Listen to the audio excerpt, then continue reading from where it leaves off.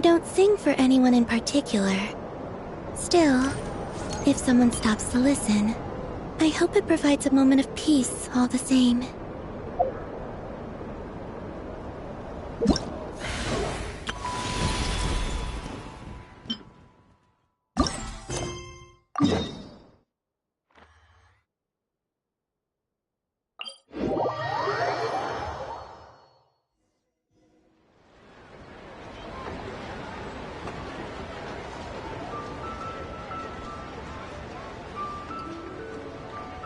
Would you like to go moon gazing? You can sit in my rocking chair and admire the view. Or we could go to the moon and gaze down at Tefat. Whatever you prefer.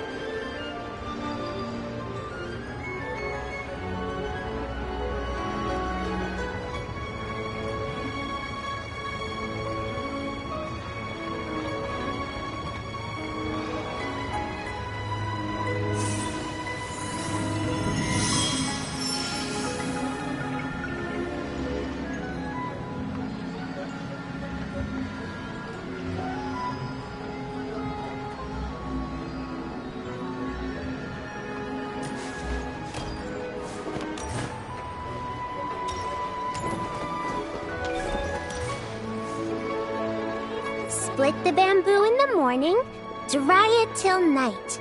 Shape and bend it nice and tight. Cross the strands to form a pattern, coat in silk, and you have a lantern. That's how you remember how to make a show lantern. Did you get all that, Chi-Chi? Morning, split bamboo, traveler. Then get silk, make paimon. What? No, that doesn't even rhyme. Look, it's them. Hey, Yao Yao! Hey, Chi-Chi! Whoa, Traveler! Paimon, you're here! Happy Lantern Rites!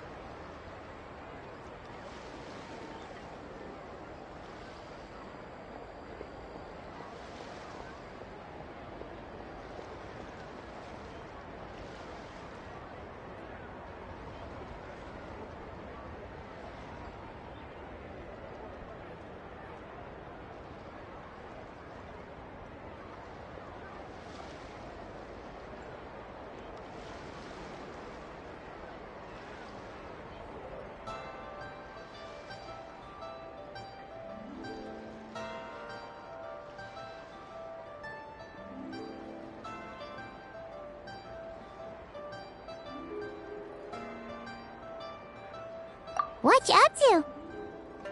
I'm teaching Chi-Chi to make show lanterns. It's a real test of finger dexterity, so it'll help keep her nice and loose.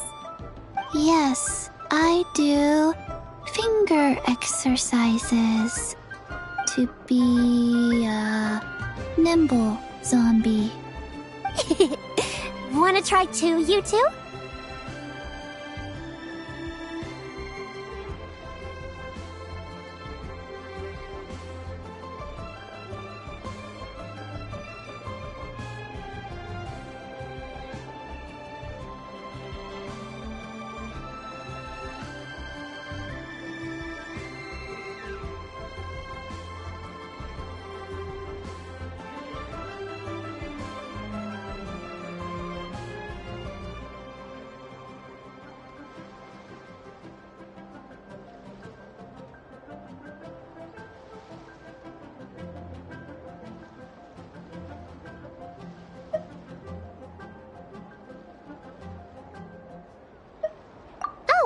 Okay. Well, we need a whole bunch this year so it doesn't get too dark at night. Too dark? What does that mean? Dr. Baiju has patients who got hurt walking at night. the moon disappeared, so it was too dark to see. The moon disappeared? Like, behind the clouds? It was Jonju, the moon devourer.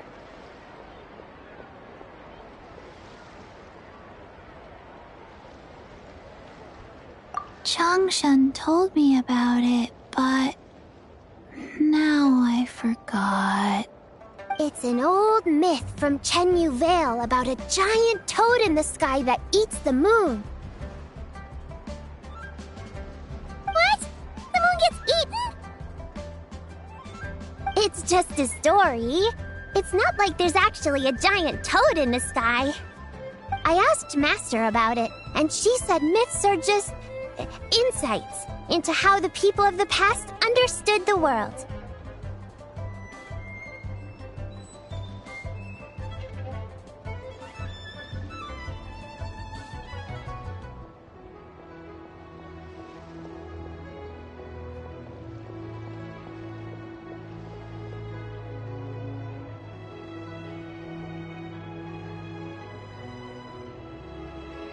Well, I didn't see it that night.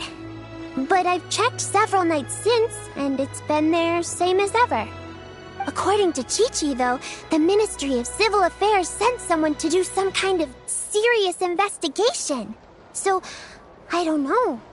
Maybe something did happen. The Ministry of Civil Affairs? This is starting to sound bad. It's okay. You can fly. Even if it's too dark, you won't fall and get hurt. Yeah, exactly. So turn that frown upside down, Paimon. Or someday you'll get a whole bunch of wrinkles and wake up looking like an old granny. What? Okay. No more frowning. But the Traveler can't fly. She could still fall and hurt herself, right? Don't worry.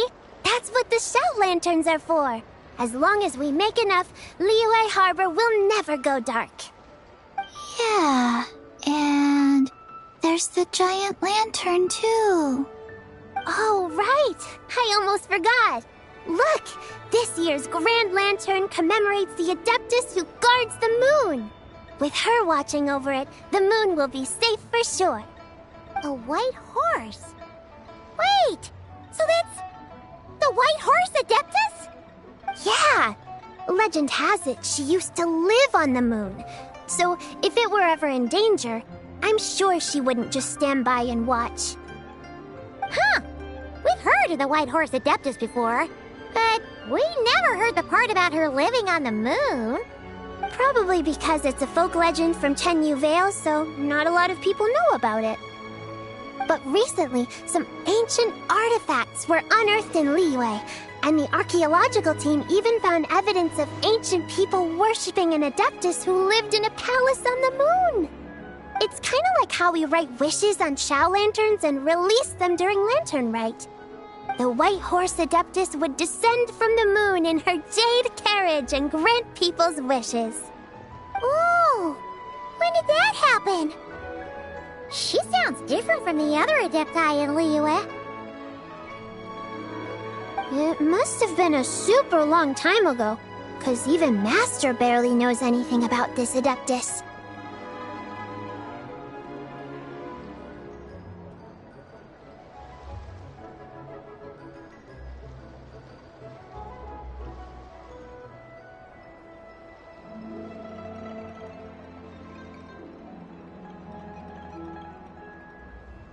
Nope. Kinda unbelievable, right? Yanfei said the White Horse Adeptus might even be a made-up legend, just like Jonju the Moon Devourer. Yeah, a made-up horse and a made-up toad. You're mistaken, children. The White Horse Adeptus really does exist. Oh, Mr. Liu from the Baiju Guest House. But how do you know that for sure? Have you ever wondered how the guest house got its name, Yao Yao? Baiju... White Colt. So, It's named after the White Horse Adeptus? That's right. And that's because one of my ancestors was once blessed by the White Horse Adeptus. Wait, really? Tell us more! Tell us more! It was a long, long time ago, when this ancestor of mine was still a young girl. She was out gathering herbs and accidentally fell off a cliff, but the White Horse Adeptus rescued her. Oh, that's it? Paimon was expecting something a bit more... special? We've heard a whole bunch of stories like that before. Patience, young one. Let me finish. After the White Horse Adeptus saved my ancestor, she told her a story about the moon and the ancient kingdom of Long Gone. My ancestor was so captivated that she completely lost track of time. So much so, in fact, that when she returned to her village, she found nothing but a desolate ruin in its place. It was as if, without her knowledge, countless years had passed in the mortal world. Huh? The most extraordinary part of all is that it turned out to be a dream. When she woke up, she found herself at the bottom of the cliff, right where she had fallen. Other than her medicine basket, now filled to the brim with rare herbs, it was as if nothing had happened, until out of nowhere, a horse's whinny echoed through the air, and when she looked up, she saw a pristine white horse leaping over the cliff. A white horse leaping over the cliff? Wow, that sure is a crazy story. But now, it's starting to sound a bit too far-fetched. Another skeptic. You sound just like my son. But I know it's true. Ancestral records don't lie. Wait, so your son doesn't believe it happened? Don't get me started. Not believing is one thing, but he even wants to change the name of our guest house. It's a disgrace, I tell you, a disgrace.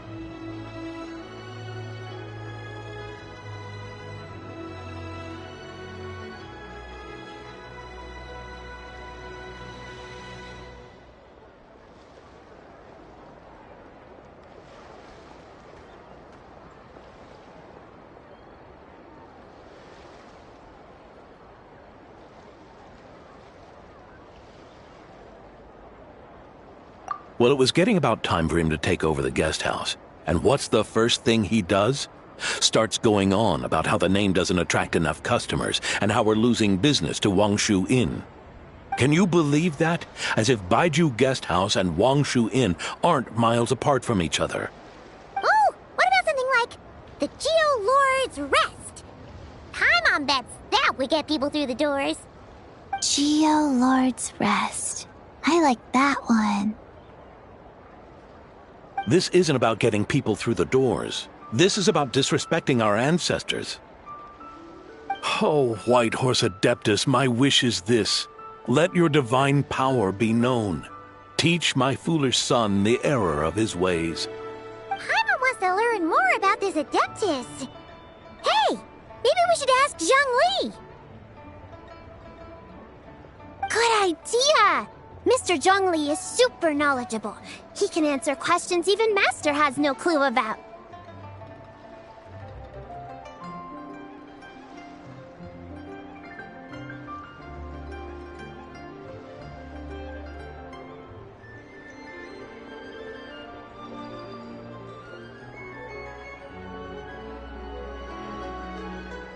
Yeah, we just saw him having tea at third round knockout. Alright, then that's our next stop. Chi-Chi and I are gonna keep making Shao lanterns. Careful on the road. Goodbye, Paimon. Goodbye, traveler.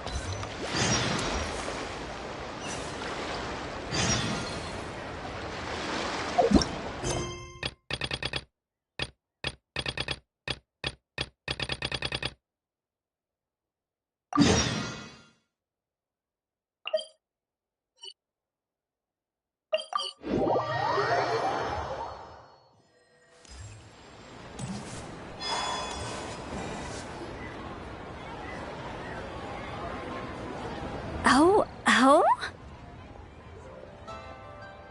Oh. Curious. Impressive, right? What's with all the commotion over here?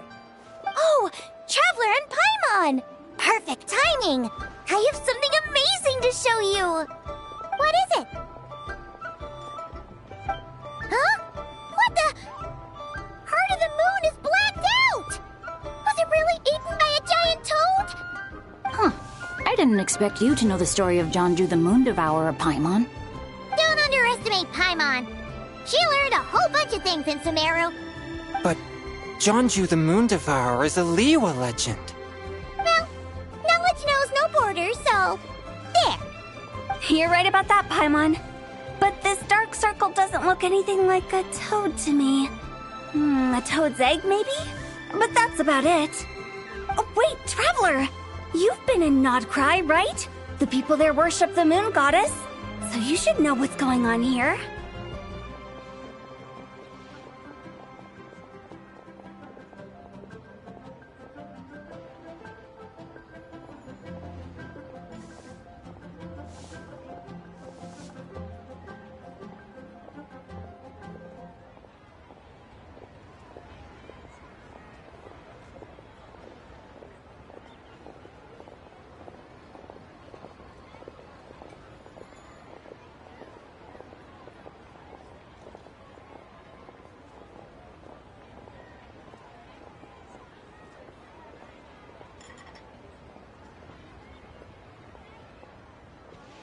Really?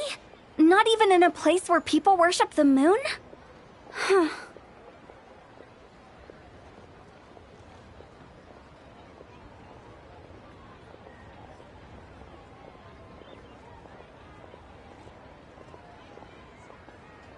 Oh yeah!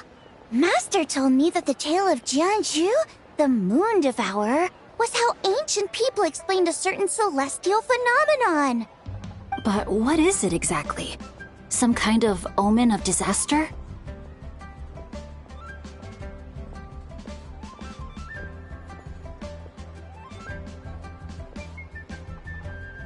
How so?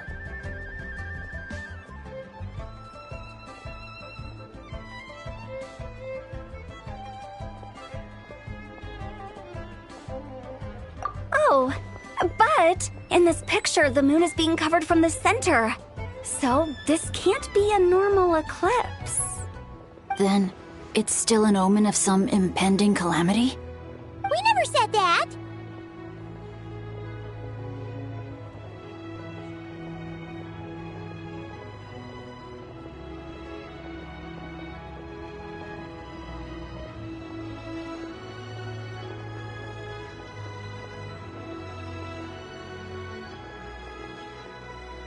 Ugh, some crazy customer left it at the restaurant.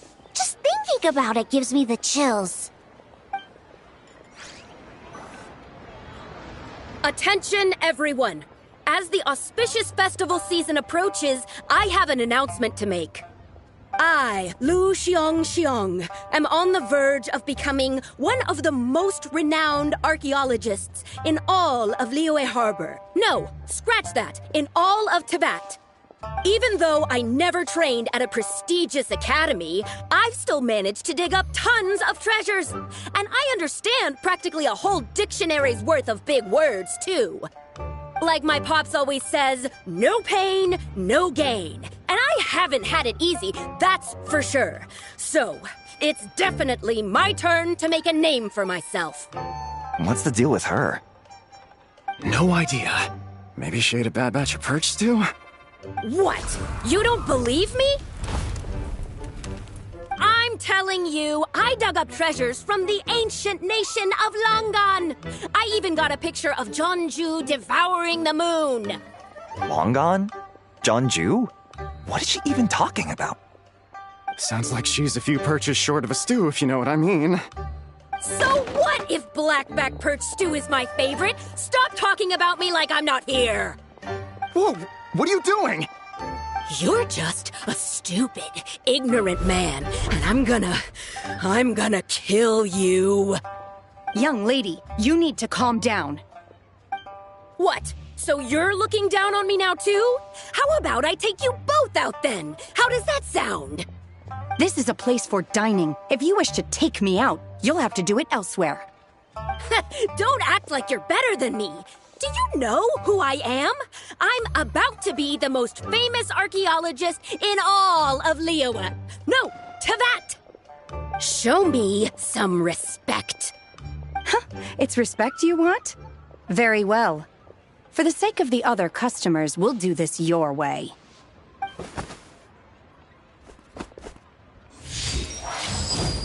What? So Shen has started the fight? She had no choice. The woman pulled a shovel out of nowhere and started going crazy, flipping tables left and right. She even injured 2 other customers. Shenna did what she had to do to restrain her, then took her to the Ministry of Civil Affairs. Thank goodness Aunt Shenhe was there. Or who knows what might have happened. Yeah. I started cleaning up after all the commotion, and that's when I found this photo. I thought it might be the one she dropped, so I rushed over to show someone. She said she took a photo of Jeonju the Moon Devourer. This must be it. Can we really trust what she said, though? Clearly, something is going on with her. Paimon's got a point. It sounds like she wasn't acting right at all. How do we know she wasn't possessed by some kind of evil spirit? Aunt Shenhe would have noticed if she was possessed. All right. But what about the part about Langan and the treasure she found? What about it? What if she raided a tomb and dug up some super special relic, then got herself haunted by an ancient ghost? One so powerful that even Miss Shenhe couldn't sense its presence. Your imagination is something else, Hu Tao. Why would an ancient ghost come to Wanmin restaurant, huh? To eat my blackback perch stew? Hey, it could happen. I'd want to eat your food if I was a ghost. Wait a second. She mentioned the ancient nation of Langan, right? Paimon's heard that somewhere before. You know what? My brother mentioned that some ancient artifacts were unearthed in Liyue recently. Mostly colored glass, fine jade, and bronze relics. Some of the text inscribed on them has already been deciphered. There were some poetic verses, but the word Langan popped up as well. So, does that mean this Langan place is real? Still, Paimon knows we've heard the name somewhere before. Do you remember, Traveler?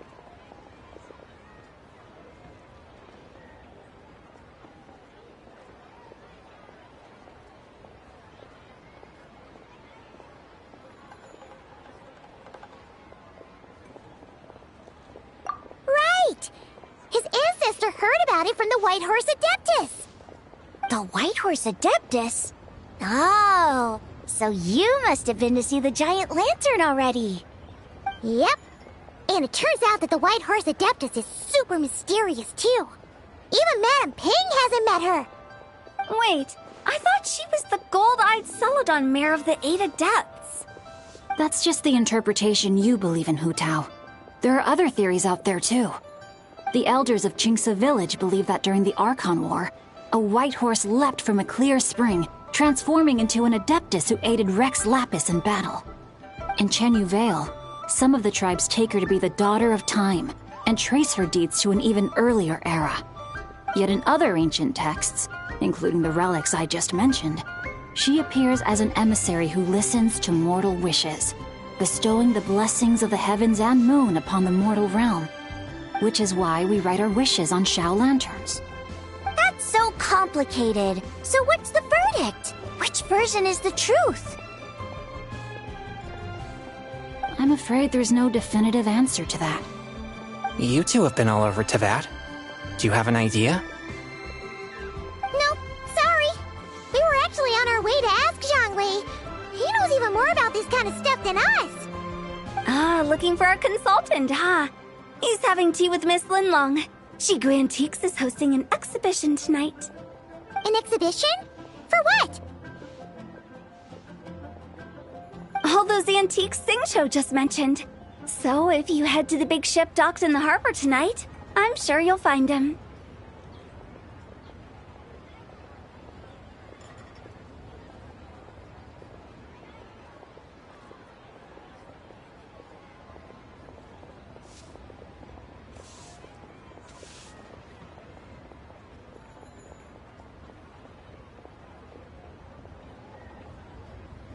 So, where to next?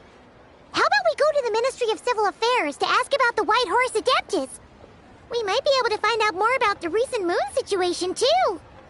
If you're heading to the Ministry of Civil Affairs, could you give them this picture for me? Since it belongs to that customer, she deserves to get it back at least. It might even help the Ministry with their investigation.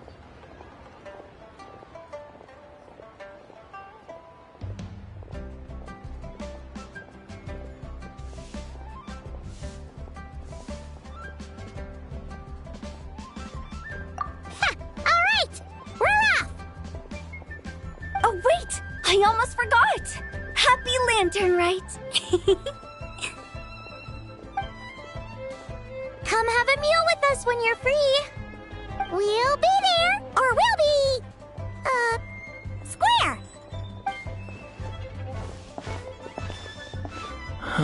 Thinking about it now, could it be possible that photograph was a fake? A fake? You mean like the customer fabricated it to gain academic recognition? Nice one, Chongyun. I never even thought of it like that. How about we go check out that place tonight? I know exactly where it is. All right. I'll get scolded if I get home too late. Live a little, Xingqiu. You act like this is a first for you. Worst comes to worst, we'll get Xiangling to cook you something delicious, okay? Well, when you put it like that, I suppose it's worth the risk. You were just waiting for the promise of free food, weren't you?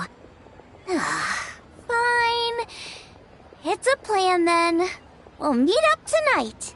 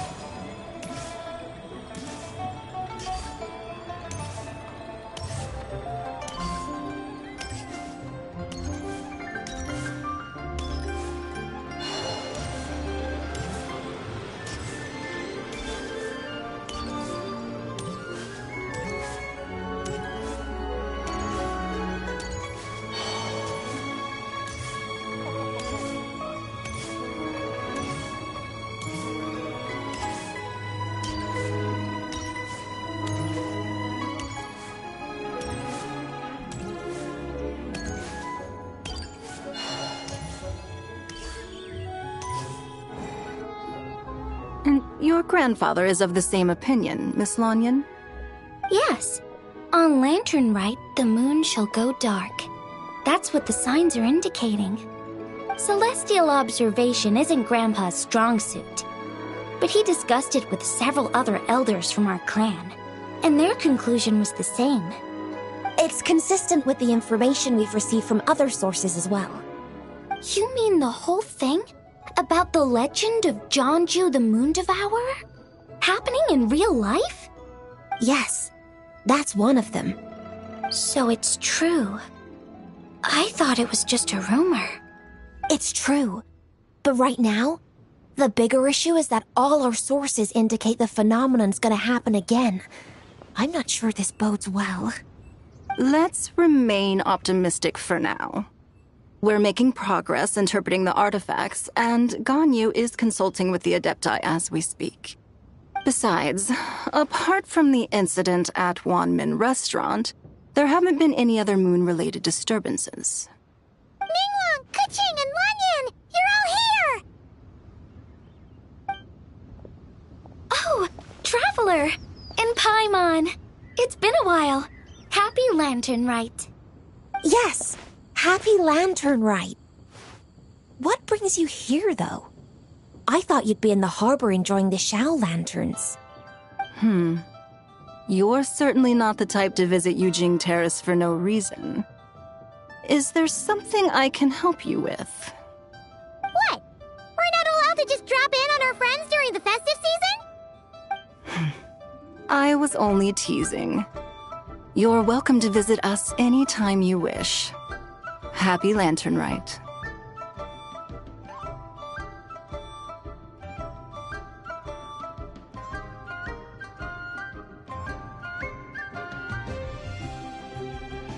Oh, and about all the moon business you were just talking about? We have something to show you. Here, take a look! Whoa! Something really did take a chunk out of the moon. Someone managed to capture a picture of it. Is this Jeonju, the Moon Devourer, then? Even though we confirmed this event took place, I still can't quite believe what I'm seeing. Where did you get this picture? From Xiangling! She found it when she was cleaning up after that customer caused a scene. She thinks they must have dropped it. Wait, is this Chawang Terrace?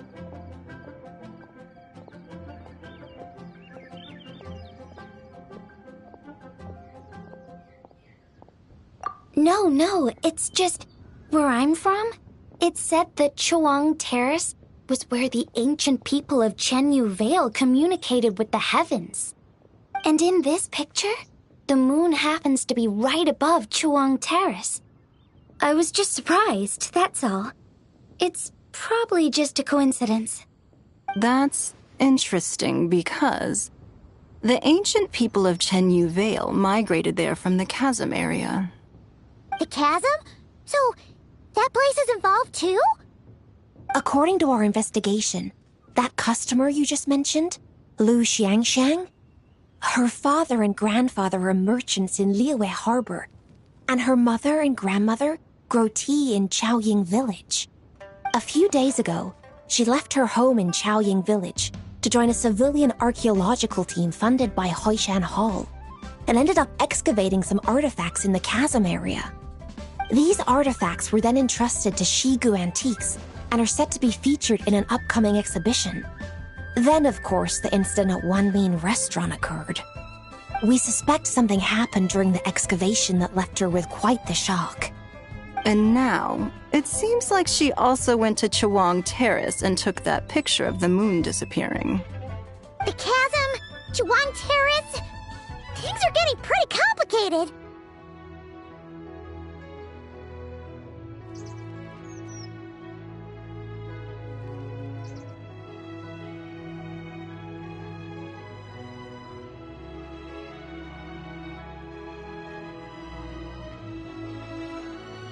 She's not in a good mental state, so we took her to Boo Boo Pharmacy to get some help. Why don't you come with me to check up on her? At this point, you seem invested in this case too.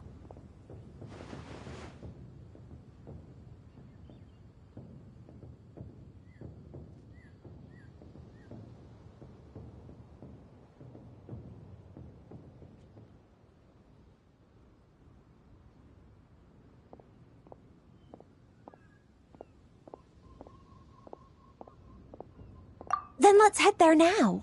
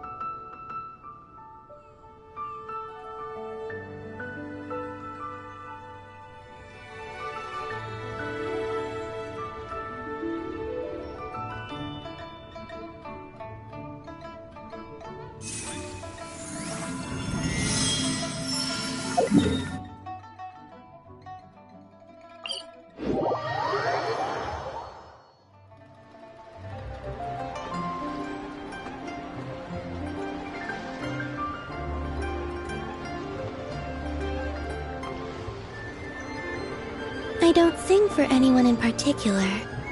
Still, if someone stops to listen, I hope it provides a moment of peace all the same.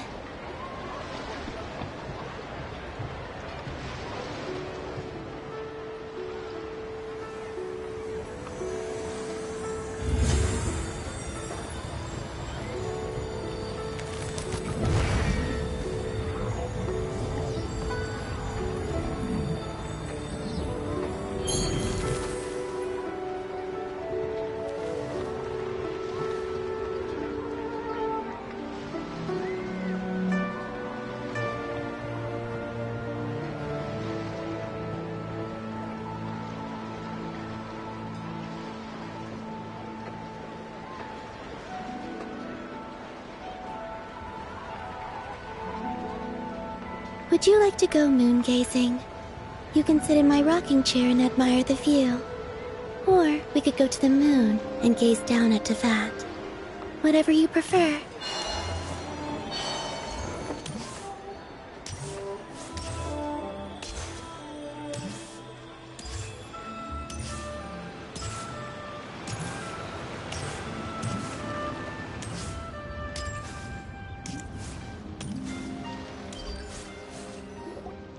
Ah, Lady Yuheng. Oh, and the Traveler and Paimon are here as well. What a pleasant surprise. Happy Lanternlit.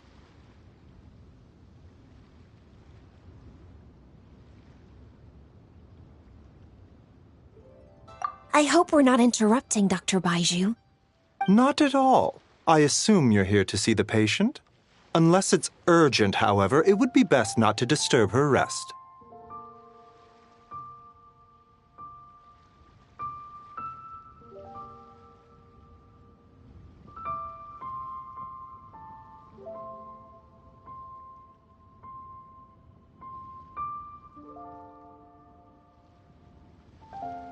It's quite unstable.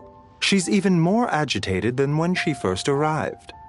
And she refused to cooperate when we tried to check her over. I had no choice but to prescribe a calming draught and to have her rest for 2 days. So she's getting worse? That isn't the news I was hoping for. It's just a precaution. Based on an earlier conversation with her, it seemed more like a fixation than anything else. She hasn't lost her mind. That's right. When we asked about it, she kept insisting she was going to be famous far and wide. Well, it might not be far and wide, but she certainly made a name for herself around Yujing Terrace. Even some of the Qixing know who she is. Not often, that's for certain. From my initial assessment, the patient appears to have experienced some sort of shock, and whatever it was seems to still be haunting her. But what could have caused such a thing? The relics from the chasm? Or the moon above Chuang Terrace that night? Come back in 2 days, and you might just have your answer. I suppose that's all we can do for now. We'll take our leave then, Dr. Baiju. Of course. If you need anything else, don't hesitate to stop by. Speaking of those relics from the chasm, aren't they being featured in an exhibition tonight? That's right. Are you planning to attend? Yeah! We wanted to have a talk with Zhang Li anyway, and Now, Paimon's even more curious about these relics.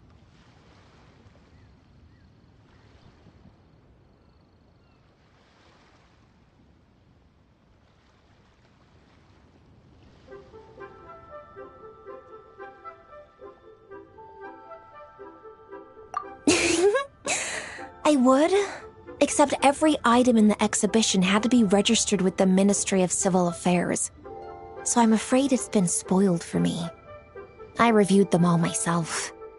There are some rather peculiar artifacts, that's for certain. We're still working on decoding the ancient text that appears on them. Yeah! The word jade appears a whole bunch, doesn't it? Huh? How did you know? Shincho told us. He said there were some ancient poems on them, too. He's quite well informed, isn't he? Well, he's right. We believe they're direct references to the ancient nation of long gone.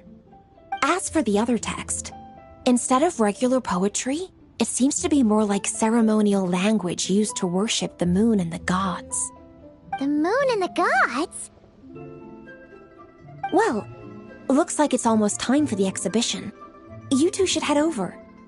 There's an usher at the harbor who will lead you to the venue.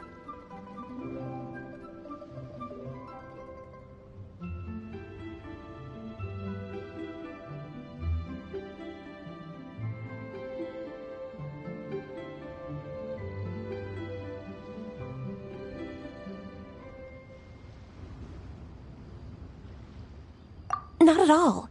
The exhibition is free to the public. The people of Liyue have a great respect for our history and are eager to learn from it. Plus, the exhibition is being organized by Linlong, the owner of Shigu Antiques.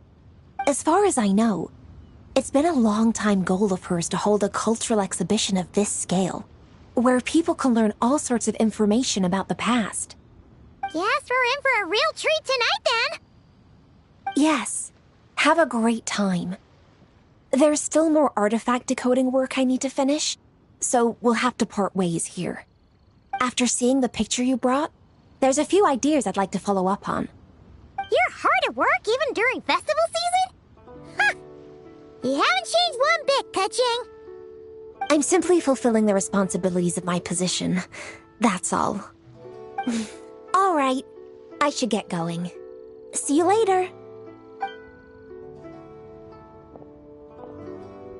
Well, guess we should head over to the harbor and find that usher.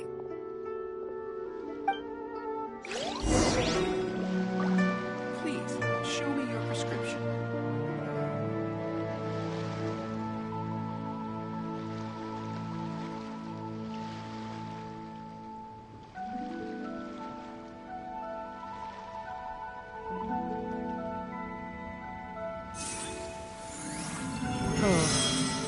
So many medicines, but no cure for heartache.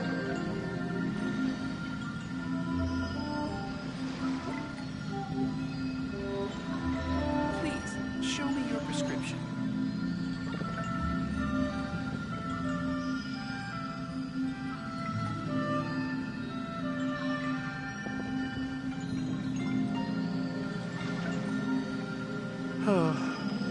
So many medicines, but no cure for heartache.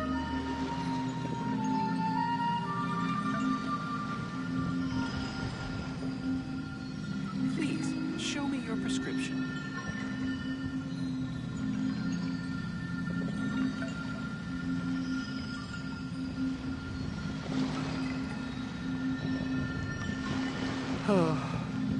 So many medicines, but no cure for heartache.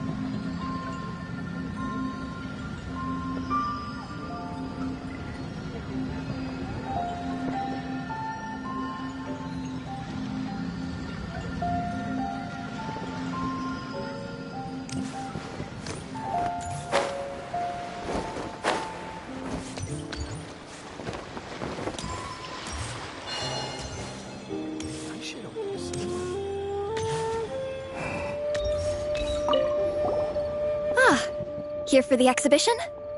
I can take you aboard. After you.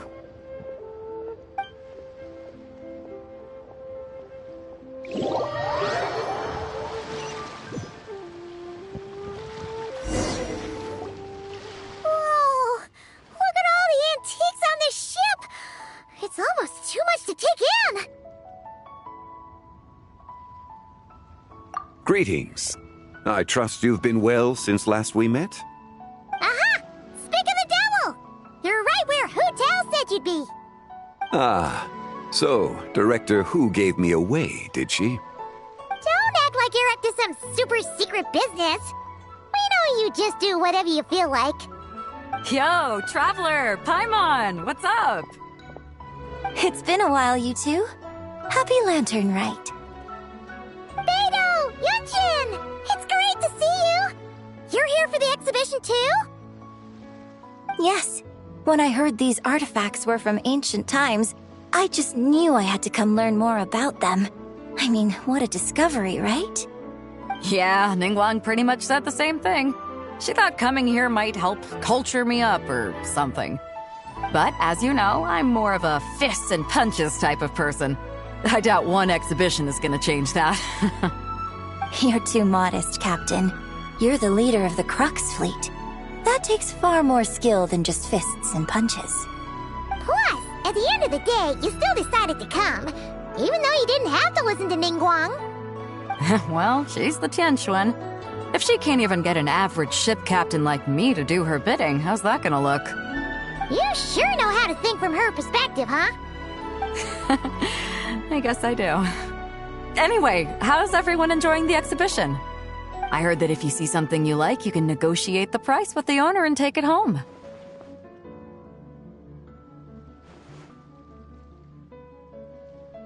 Wait, so we can buy this stuff? Indeed. Although Shigu Antiques is hosting this exhibition, many of the items come from private collectors. As long as both parties reach an agreement, you can make an offer of mora or an equivalent trade. Well, shall we continue our conversation as we look around? Let's go! Paimon's super curious about all this stuff.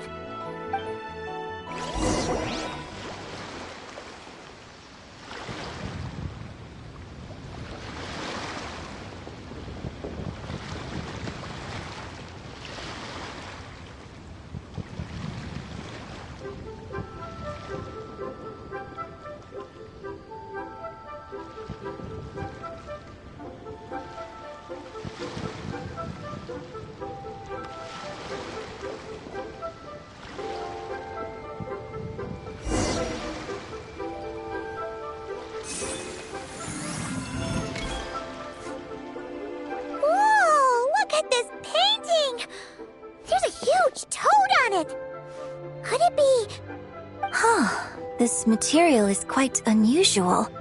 It doesn't look like paper. More like silk, or some other kind of fabric. Yeah, I was thinking the same thing. Well spotted.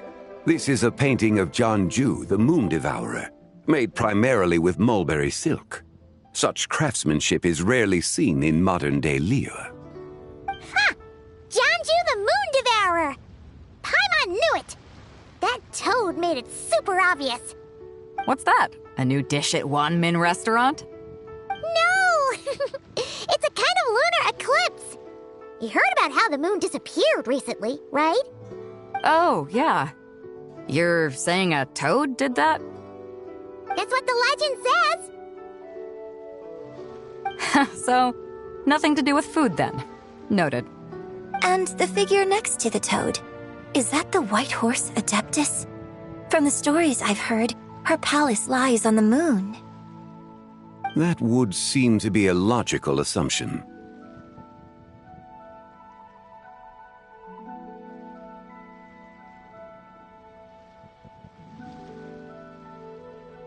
No. In fact, this item was discovered in Chenyu Vale, and many years ago at that.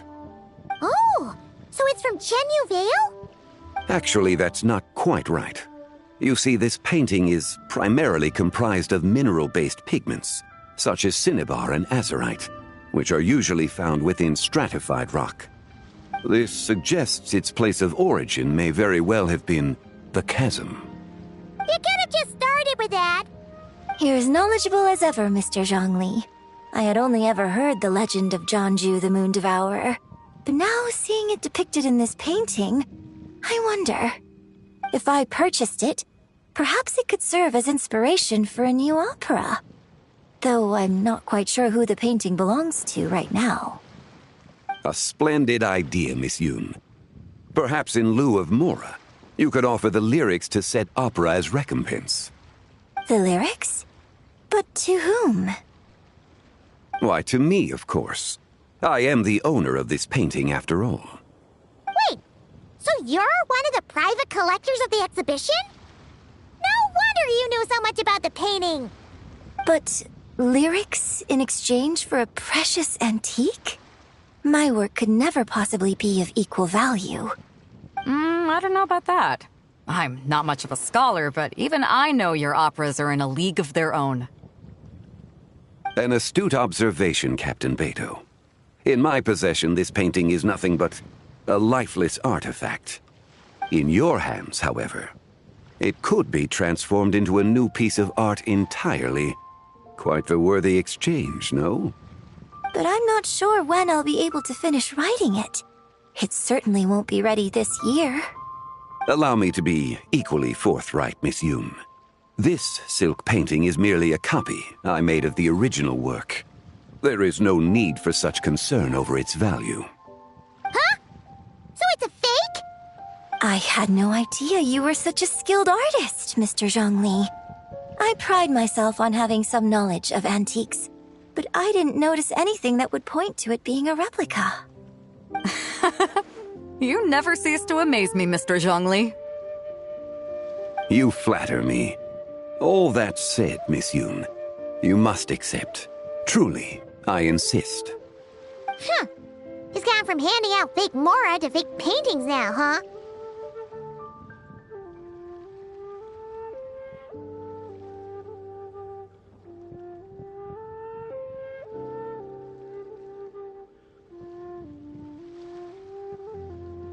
Your kindness is impossible to refuse, Mr. Zhongli. Rest assured, I'll be sure to return the favor. I shall look forward to it. Man, that was quite the find. Huh. I should buy something too, if only so I can show it off to Ningguang. Let's keep going and see what we can find.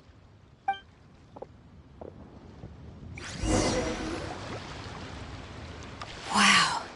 This bronze war chariot is really something. It must have quite the story behind it. I've never seen anything like it before.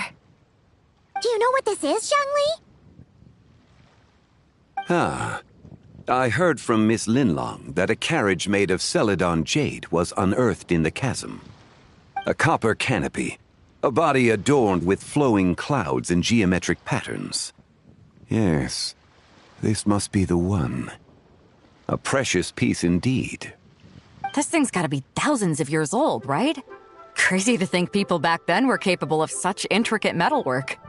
Too often, we view the past and future through the lens of the present. Objects that fascinated us as children seem crude later in life. And that's only after a few decades or so of separation. If one were to stretch time across hundreds or thousands of years, one might discover that time is not always a force that pushes things forward. It would seem the people of that era managed to create a remarkable civilization in their own right. Makes me want to get my hands on this even more. Ningguang's gonna be so jealous, don't you think? Ah, has this war chariot caught your eye, Captain Beto? Oh, you must be Linlong from Shigu Antiques. Nice to meet you. This exhibition has been amazing so far. Well, that's all thanks to supportive patrons like you and Mr. Zhongli, of course. As for this war chariot, it was discovered by an archaeological team sponsored by Hoishan Hall. The price comes in at 90 million Mora.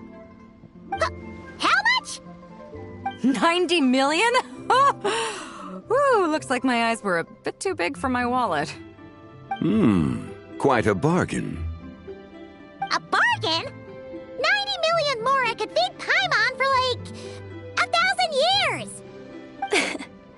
And if you actually went on an eating spree that long, perhaps you'd be considered an antique worth that kind of mora, too.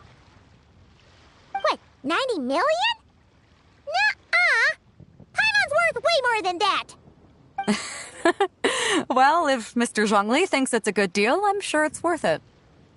Beto's putting way too much faith in Zhongli. What if he's only here to drive up sales?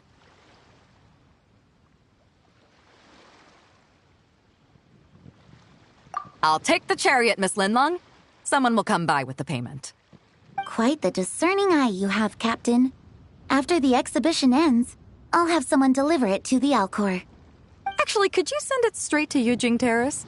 I'd like for the Tianquan to see the proof of my discerning eye for herself. Understood. Great. Yunjin and I both found something.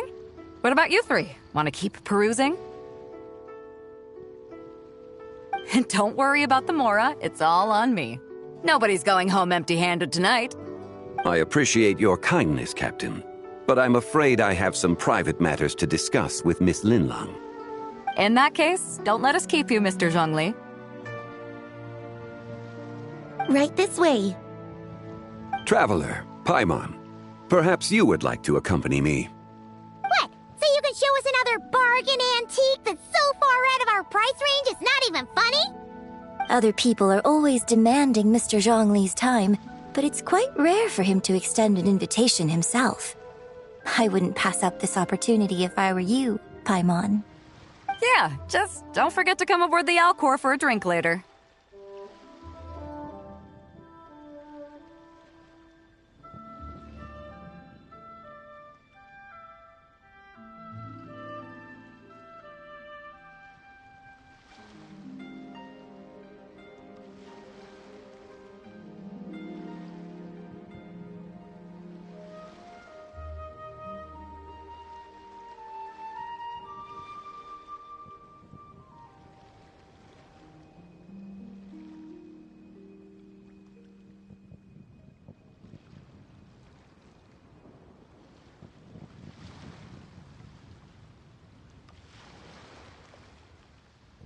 Yeah, guess you're right. Taking a quick look isn't gonna cost us anything. Let's go!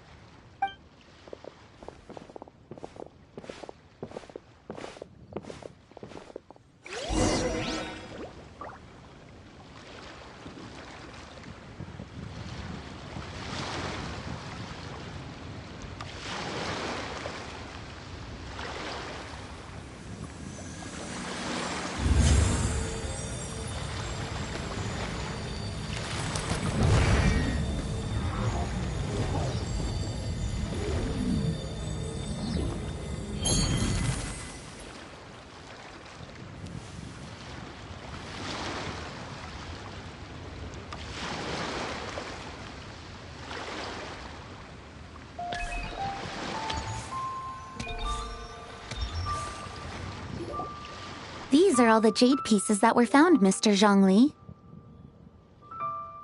Wow! So many styles! What kind are these? These are a type of ceremonial jade. You're familiar with Chenyu Vale's rain jade, right, yes? Oh, yeah! So these pieces are all used in the rain jade ceremony? Well, you may not know, Paimon, but before the rain jade rite came into practice, Chenyu Vale was known for a different ceremonial tradition that also involved jade. The bee is used to honor heaven, the Tsong to honor earth, the Gui to honor the east, the Jiang to honor the south, the Hu to honor the west, and the Huang to honor the north. These form the 6 ritual jades. It's unfortunate, however, that Miss Linlong's set is missing both the Gui and Hu pieces. Oh, I know. These jade artifacts are from such an ancient time. It's proved difficult to track them down, even for our establishment. No matter. You happen to have precisely the piece I was looking for. Huh? This broken jade token? I didn't expect this to catch your eye, Mr. Zhongli. It isn't one of the 6 ritual jades.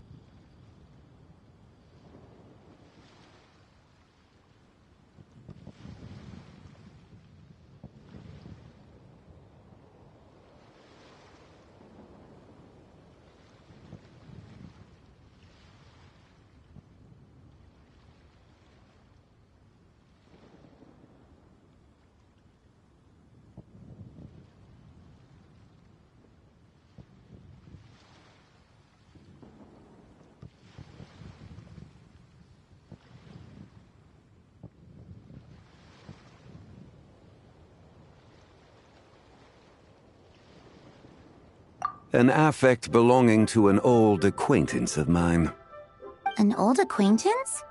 One of your collector friends, Mr. Zhongli? You could say that. Traveler, take a closer look.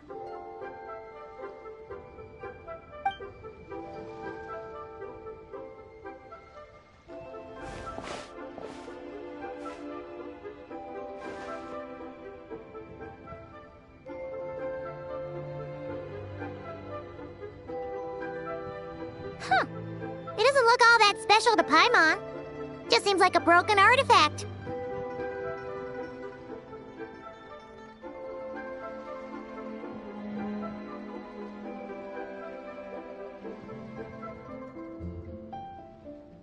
Indeed. It's been thousands of years since the moon has appeared in such a form. So, in the past, the moon wasn't always full. Then, could this missing chunk be from when Jeonju devoured part of the moon? It's worth looking into. Your insight is invaluable, Mr. Zhongli. I had no idea how special this piece was. Since it has caught your interest, allow Shigu Antiques to cover the cost. Oh, that is far too generous, Miss Linlang. Not at all. I've always wanted to give people a chance to appreciate these snapshots of history. So holding an exhibition like this has been a lifetime wish of mine. And it never would have been possible without your help, Mr. Zhongli. I merely put in a good word with a few acquaintances of mine. And it had a profound impact. Without your recommendation, I doubt half of these collectors would have come to the exhibition. So, on both a personal and professional level, I owe you my thanks, Mr. Zhongli. Wow! Zhongli actually did something useful for once.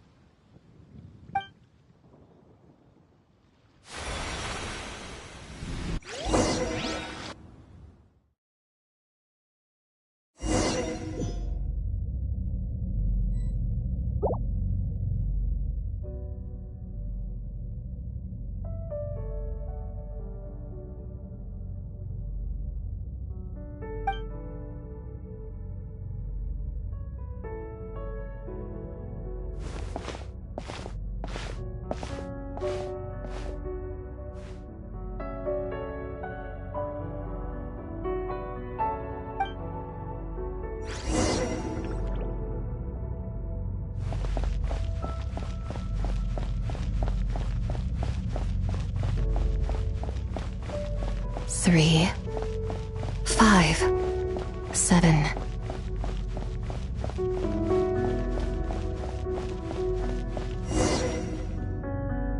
$11, 13, 17.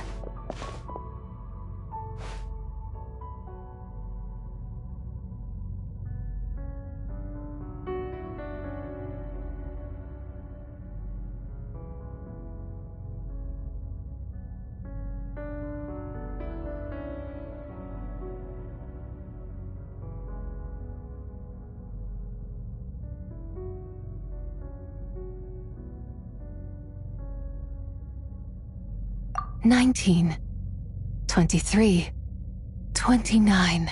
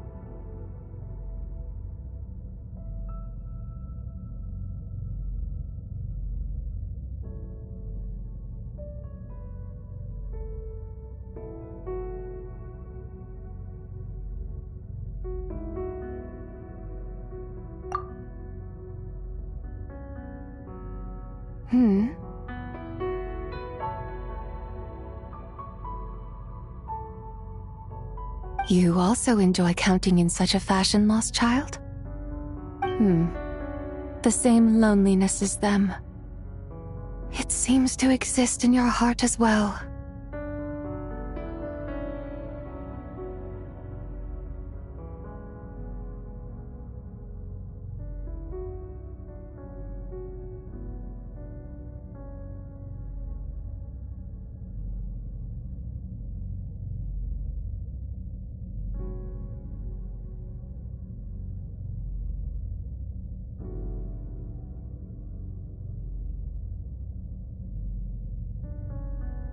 Me?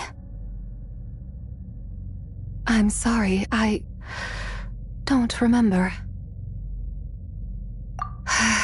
The shadow of the moon?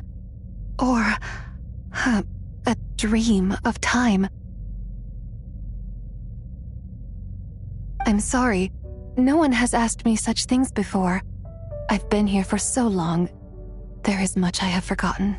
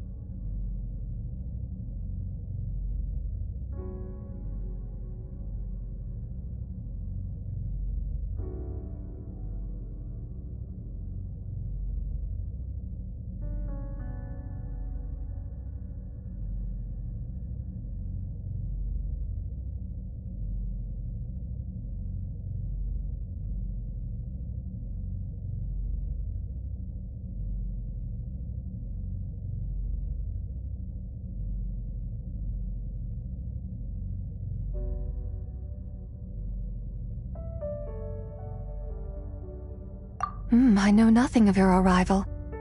All I know is the longing in people's hearts. Yet, I sense the moonlight's guidance within you, child. Perhaps that is what brought you here.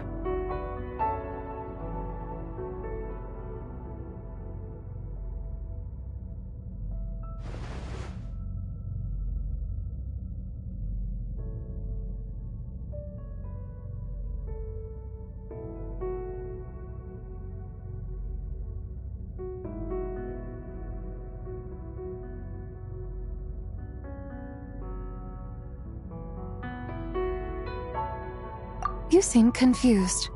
Perhaps I can help in some way.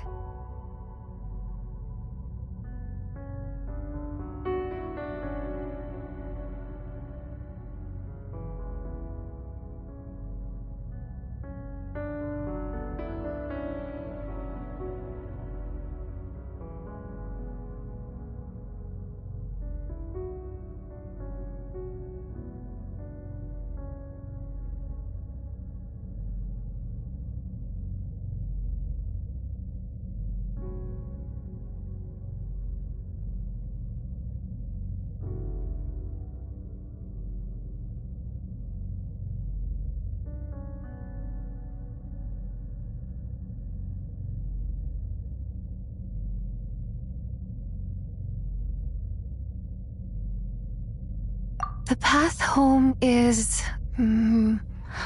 that direction. I believe someone told me that before. but I was never able to reach the end. You should take a look. No need. It would seem my time has already run out. Farewell. May the moonlight ever shine upon you.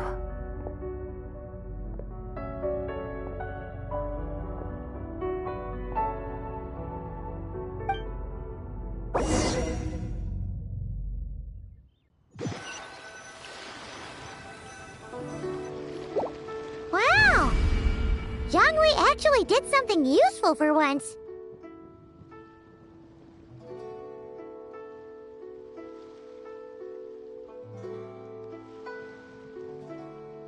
Your complexion looks rather ashen, Traveler. Are you feeling all right? Yeah, what's wrong? Does your stomach hurt?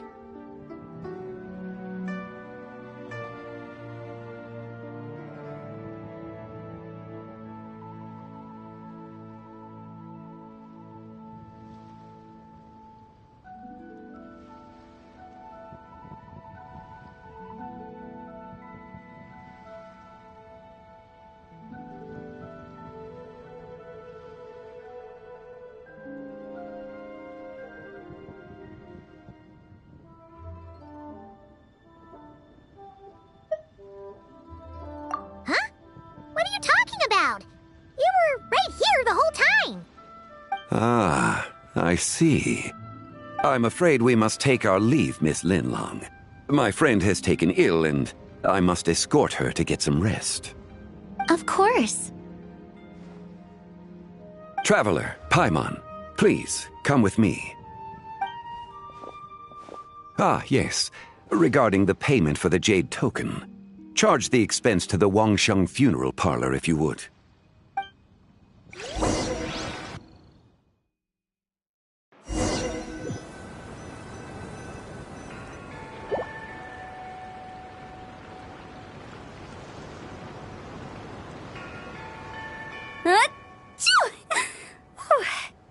Guess someone's thinking of me.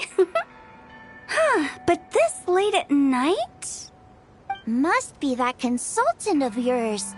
I bet he's out there spending all year more at the exhibition. Yeah, he'd be the perfect employee if he just knew how to rein in the spending. But never mind him. Let's focus on the moon. We gotta see if it gets eaten tonight. I don't think it's going to happen. We've been out here all night, and the moon's the same as ever. It is quite late, and Chongyun's getting tired. How about we head back? We can come back another time. Head back? Already? Actually, I do have a new dish I'm testing out tomorrow. And as part of my New Year's resolution, I'm trying not to oversleep. All right. Guess it just wasn't meant to be. Let's go.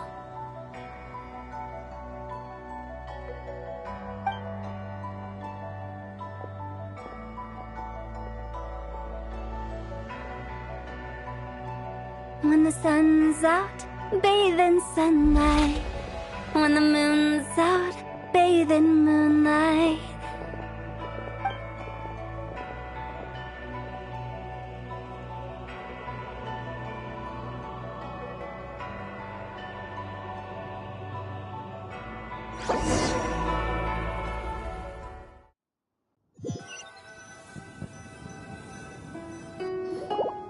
Wait, weren't we going to rest? Why did you bring us here? Because I imagine the Traveler would like to know what just happened to her. Oh, right. Ugh, Paimon's confused, though. She could have sworn you were there the whole time. Oh, how is that possible? It sounds like her spirit formed an inexplicable connection with the being in that space.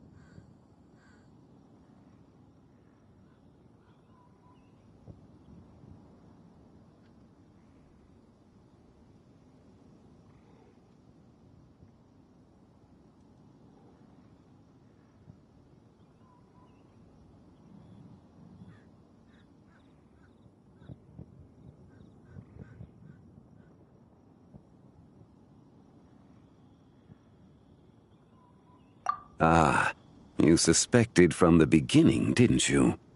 Indeed, the being you met is the fabled White Horse Adeptus, and the original owner of this jade token. Her name is Zibai. Wait, does that mean she's inside this token? No, she does not reside within this token, but rather within the moon's shadow. This token is merely a medium.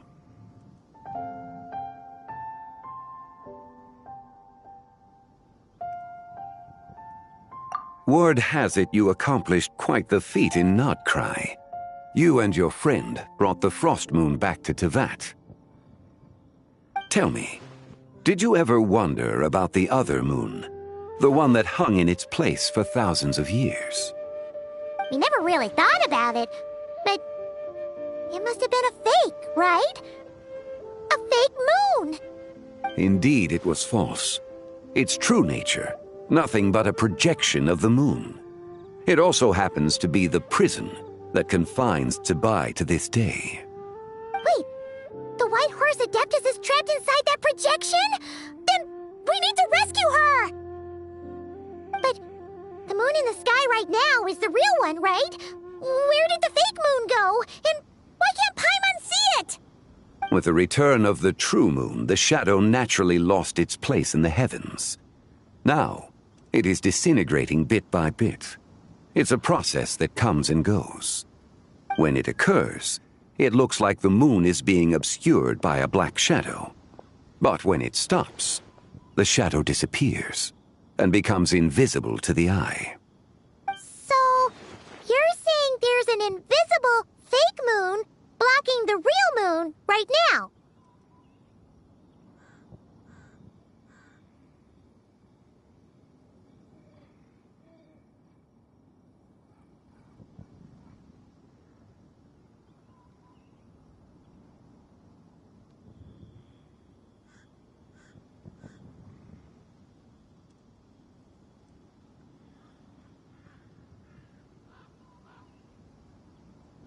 Indeed. Okay, this is not what Paimon was expecting.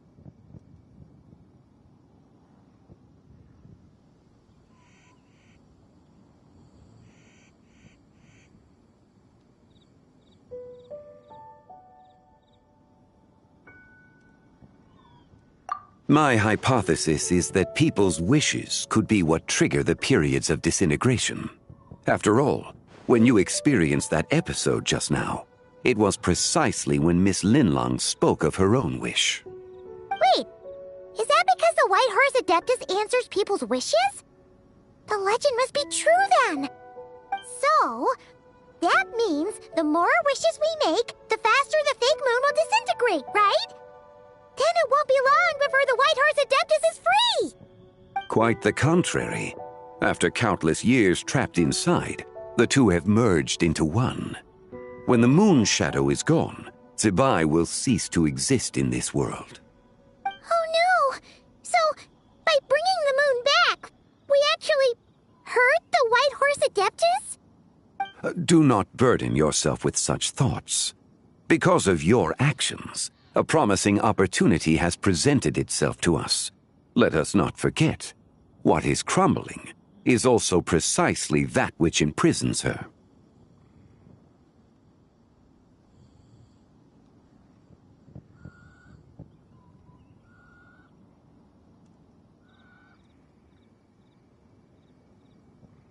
Yes, and that is why I invited you here tonight. Your connection to that broken jade token confirms that you can do what I envision. However, while I had hoped to receive your assistance, this matter could have significant ramifications. I must admit a certain reluctance to implicate you in more of Tevat's secrets. Often, the deeper one's knowledge of such matters, the harder it becomes to extricate oneself from them. You are someone who once traveled through the boundless sea of stars. I cannot help but wonder, perhaps it is wrong for your fate to become too entangled with the fate of any one world.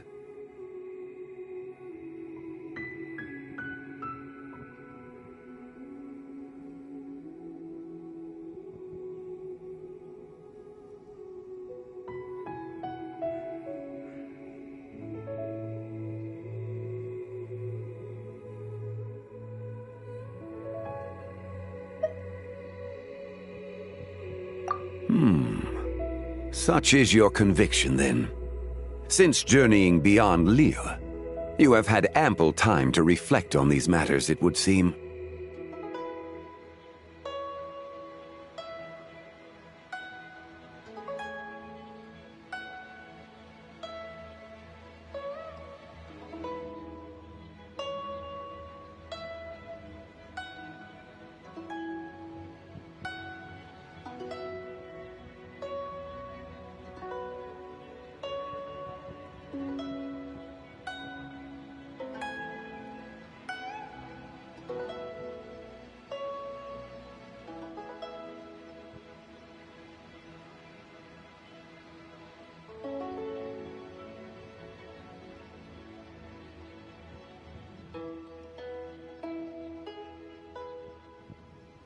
Very well. The first secret I must reveal is that Zibai has long since passed away. The being within the Shadow Moon is merely one of the 3 deadly selves she severed before her death. Wait! The White Horse Adeptus is dead? Weren't you supposed to tell us how to fix this? Now it just seems even more impossible! Please, remain calm, Paimon, and allow me to explain. The 3 deadly selves is a practice used by those engaged in spiritual cultivation. The intent is to sever the 3 vice-laden mortal selves to reveal one's true, pure self beneath. However, Zibai's 3 selves are more complicated in nature. Because in the moment before her death, someone preserved the shattered essence of her soul and placed the fragments within her 3 deadly selves. If we retrieve the 3 fragments of her soul, there is a chance we can restore her presence in the mortal realm. So that means we can bring her back to life? Yes, provided we retrieve the fragments of her soul's essence from the 3 deadly selves.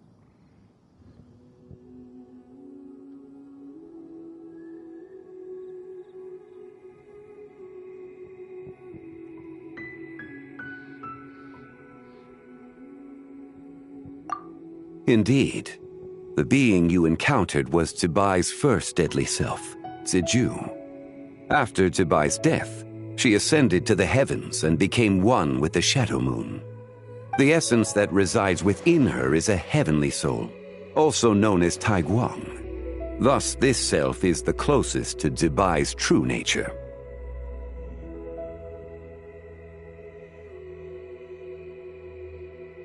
That said, because she is trapped within the Shadow Moon, we have no choice but to seek out the other 2 soul essences first. Then we can unite them as one.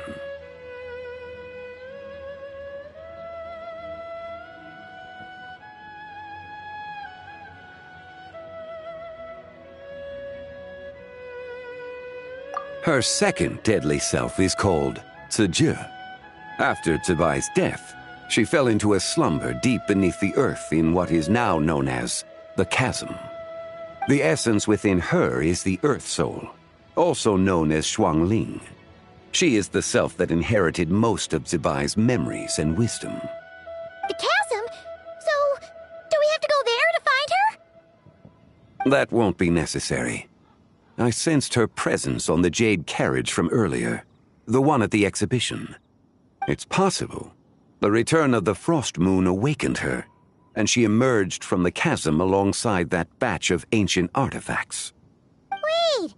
That must be why you agreed to help with the exhibition! To investigate the artifacts! Indeed. So in truth, Miss Linlong was the one who helped me.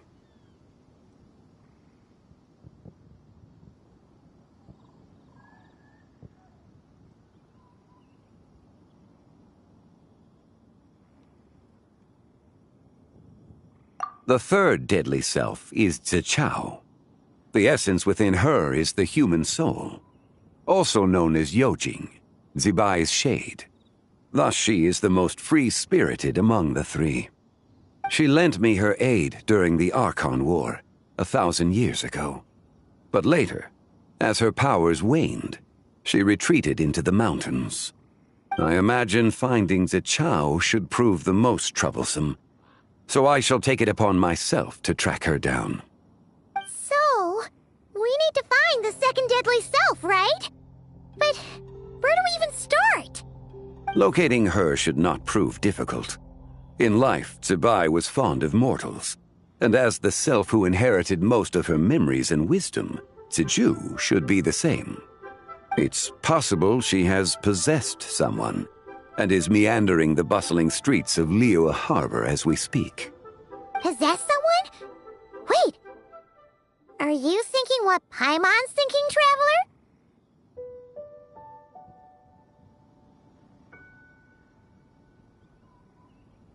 What if she raided a tomb and dug up some super special relic, then got herself haunted by an ancient ghost? Exactly!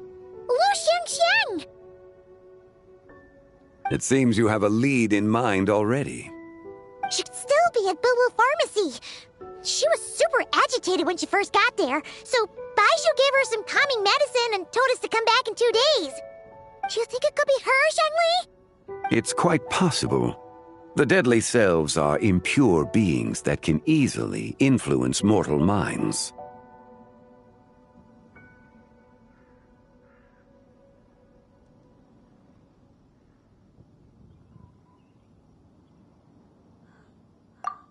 A sound plan. Well, I should get started on my own investigation then. But you're leaving already? I must. Zichao went into hiding after the Archon War. If I am to have any success tracking her down, and there's no guarantee, I should start sooner rather than later. But there's still so much you haven't told us. Like, who the White Horse Adeptus actually is, and how she died in the first place. Not to mention who it was that preserved the fragments of her soul. Should our endeavor prove successful, then naturally those answers will follow. If not, speaking of them would be rather meaningless. Aw.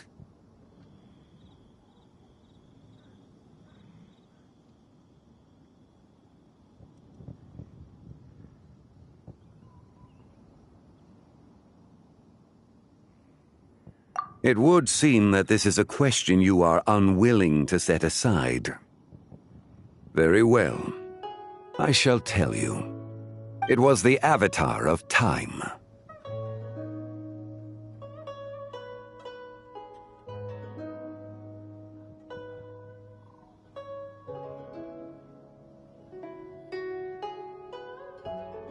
Ah, so you know of her existence. The ruler of time saved her soul. Indeed. Preserving what remained of Zibai's soul in the moment before her death. Only the power of time could be capable of such a thing. However, there is no telling what effect it has had on the 3 deadly selves. In other words, you must exercise caution when seeking out Ziju.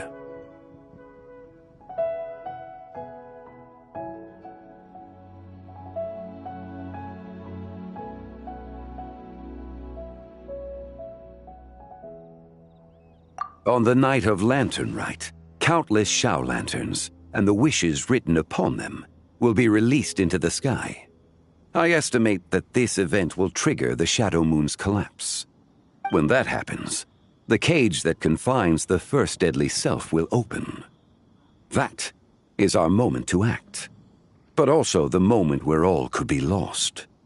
For if we fail to retrieve the other 2 soul fragments in time, Zibai's resurrection is hopeless.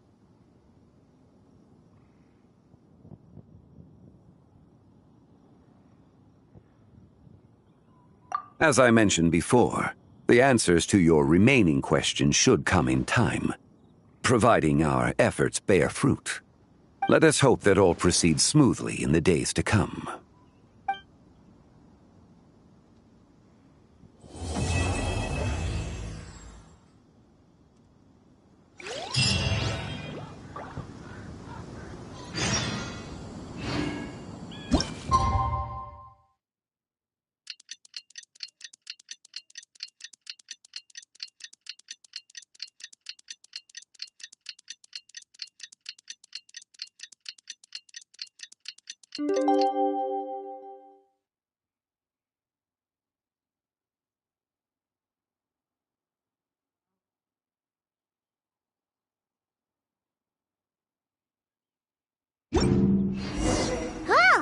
Should we head to Boo Boo Pharmacy today? Fingers crossed we learn something useful.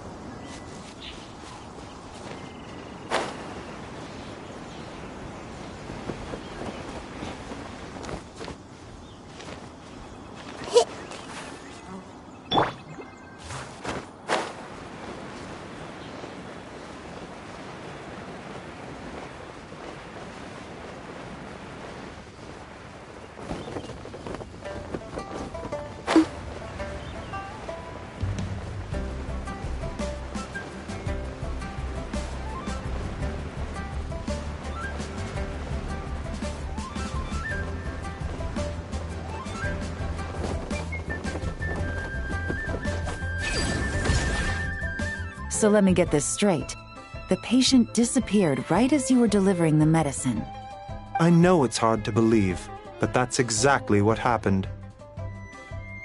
It's true. 1 minute she was there, and the next she was nowhere to be seen. Hey, it's Yelan! Fancy seeing you here! Oh, is this a bad time? Not at all. Just a small roadblock in the case I'm working. Ningguang asked me to investigate a patient named Lu Shangshang. If you're here to find her too, then you're out of luck, I'm afraid. She went missing this morning. What?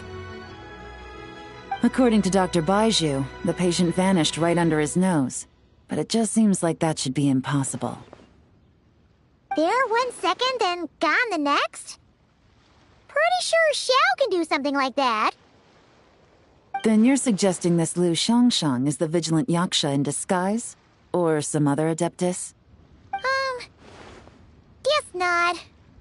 But this is so weird. How can a living person just vanish into thin air? Unless Linny decided to take his act to Liyue? Who is this Linny you speak of? He's... Oh, never mind. Paimon's just grasping at straws. Let's set aside the how for now, and focus more on the where. You mentioned this patient has a strong obsession with achieving fame and recognition? Yes. She kept talking about becoming a renowned archaeologist and making a name for herself. So, are we looking for a place where it's super easy to become famous?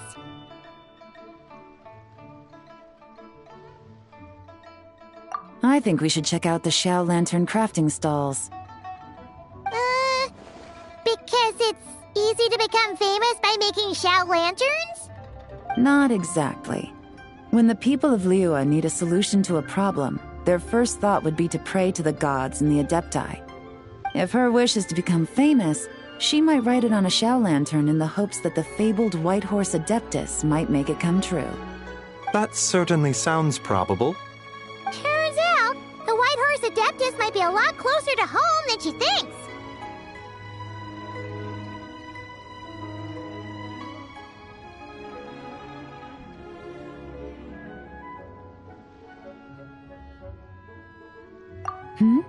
What was that? Nothing! Let's go check out those stalls!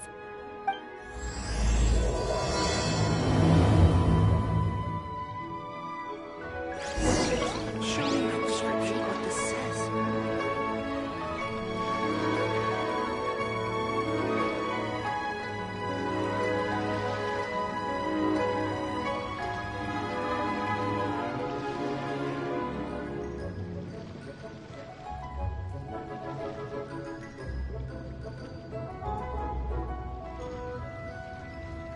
Please, show me your prescription. What this says.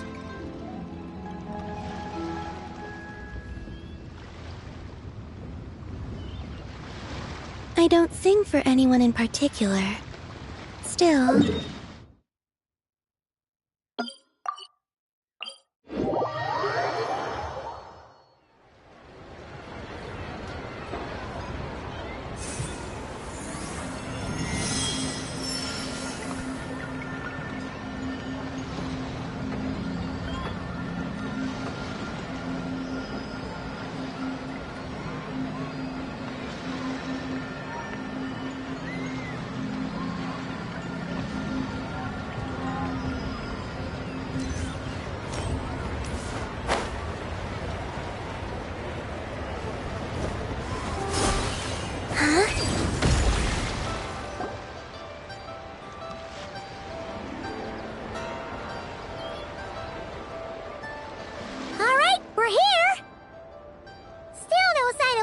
Shang though.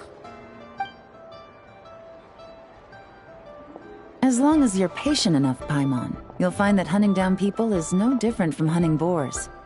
We need to blend into the environment, or we risk alerting the target. So as far as everyone here is concerned, we're just ordinary tourists. Oh, okay. If we need to blend in, then let's make some shell lanterns and write our wishes down, like everyone else. What's your New Year's wish, Yelan? I haven't given it much thought.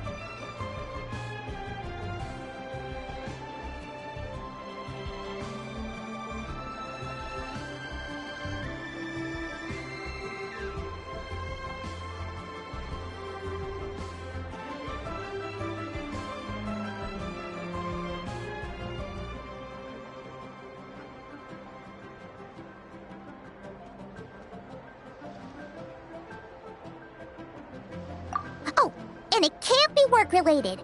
You gotta take a break once in a while, right? You're always sticking out this suspect, tailing that criminal, hunting down this gang or that.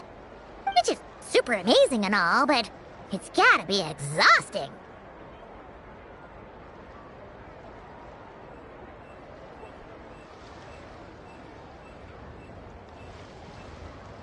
Really getting into this, huh? You said to blend in, right? Come on! It's all part of the act! So you gotta think of something! Then, I suppose, it'd be to go traveling, the next time I get the chance. Traveling? That's our bread and butter! Wanna join us? Thanks for the offer, but my desk is piled high with reports on your exploits. And that's not quite the kind of traveling I had in mind. I was thinking more the lie down and do absolutely nothing kind of travel. Ah, something a bit more easy and breezy, right? Hey, wait! We know just the place! The Easy Breeze Holiday Resort in Netland. It's super relaxing and full of fun activities. You've got the beautiful ocean and tons of cute little creatures called Asha. Seriously, you gotta go! I suppose I'll have to check it out. Hey guys, happy Lantern Night!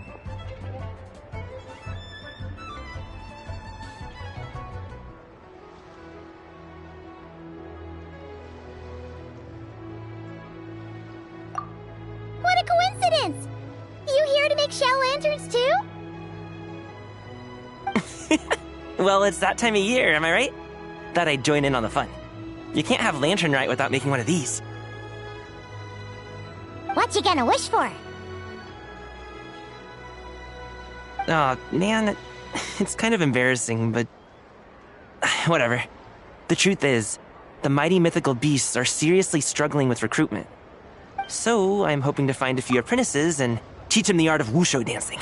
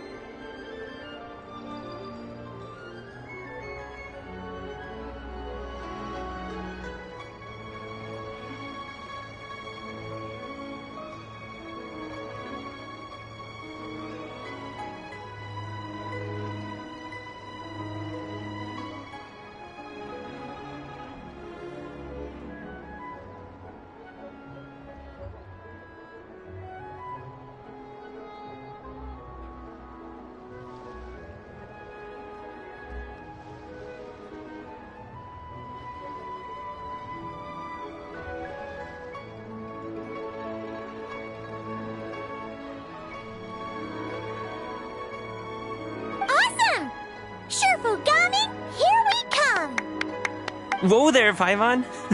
One step at a time. I actually need to find people first. Yeah, but Paimon bets people will jump at the chance to learn from you. Well, I wouldn't be so sure. Wushu dancing is super physical and takes a lot of hard work to master, so it's not easy to find people. At this point, if the Adepti can't help me, no one can. I'll do it! Huh? You just said you wanted an apprentice, right? Well, I'm offering. What do you think? Whoa, the White Horse Adeptus works faster than I thought. Traveler, it's her. Lu Shangsheng. Our target! Hey! Didn't you hear me? I said I wanted to be your apprentice! No need to shout. I heard you the first time. What's your name? Step back a bit, Gaming. This person could be dangerous. What? Hey! What are you trying to do? Do you know who I am? Get back! Lu Shangsheng, we have no intention of harming you. We just need to ask you a few questions. Get back, I said! Try to remain calm. If you come any closer, I'll...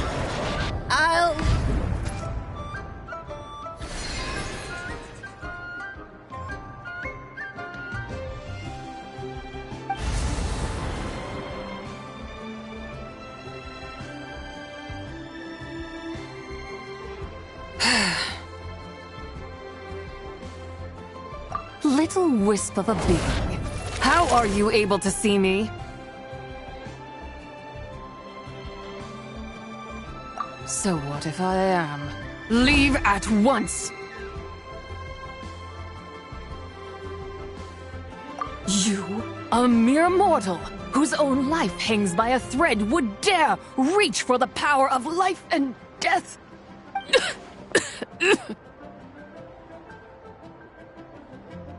Unless you wish to be condemned to eternal damnation, you would do well to abandon this foolish endeavor. I shall speak on this no further.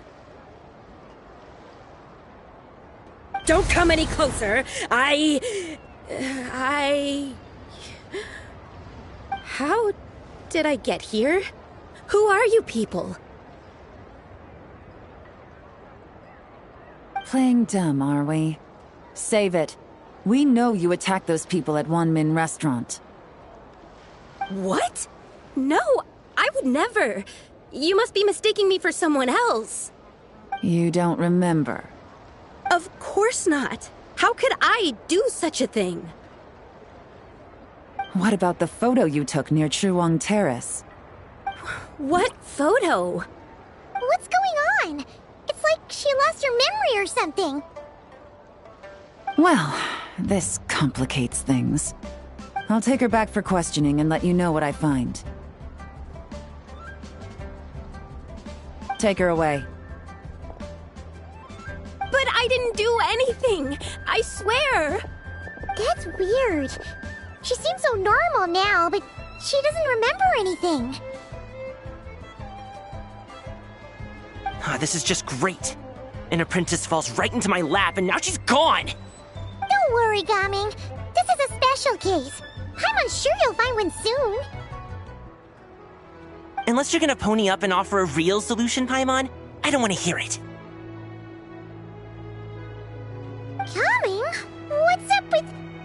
I'm done here! I'm gonna go find an apprentice, and I won't take no for an answer! Gaming, wait! Is it just Paimon, or was Gaming acting super weird just now?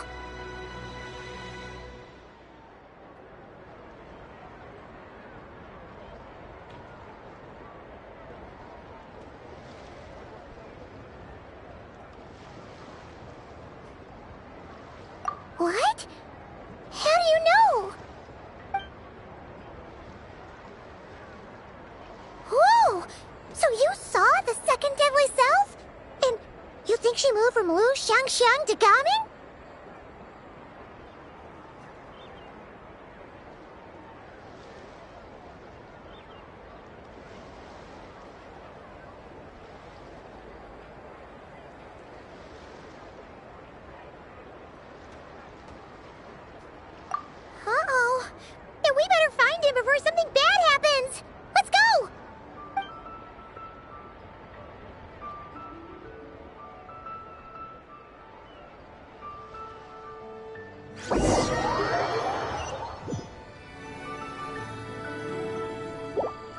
Alas, why must Cloud Retainer inflict such woe upon us, Mooncarver? By the order of Rex Lapis, we were supposed to make haste to the harbor to stand watch. Yet we arrived late, for you, in your inscrutable wisdom, chose that very moment to tend the mint. It is no wonder Cloud Retainer banished us to the wilderness in anger. A pity only that I, blameless as I am, was made to share in the punishment. Blameless indeed. You speak as if it was not you who decided to plant all that mint in the first place. Yet now, in its wretched state, overrun by blight and vermin, you would turn away? Utterly heartless, I say. Were I truly that heartless, would I have rescued those seedlings from this desolate wasteland, granting them haven in your hallowed garden? Alas, if blame must be laid, let it fall upon Cloud Retainer for failing to recognize the virtue of our plight. Ah, at last a sentiment with which I can agree. If ever Cloud Retainer is away, we should steal into her abode and plant a veritable field of mint. A tempting little ruse, is it not?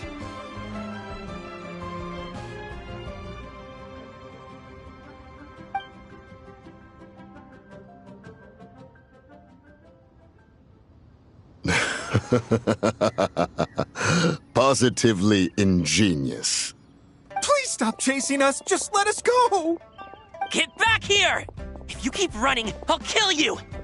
Please, we don't know anything about wushu dancing. Just leave us alone. What? You think I'm not good enough to teach you? Just agree to be my apprentices, and then we can talk.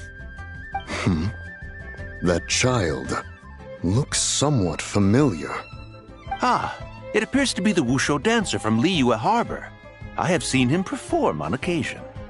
Come, let us take a closer look. Has trouble befallen you, young one? Perhaps we can offer aid. Oh, thank the gods. Please, sir, you have to help us. This guy's trying to force us to become his wushu dancing apprentices, and he won't take no for an answer. Oh, so it is you who require aid, not the other way around. Get out of the way, old man! This is between us. Preposterous. You dare to presume we are of a mature age? Listen here, brazen youth. Skilled you may be in the art of dance, yet your offstage demeanor leaves much to be desired.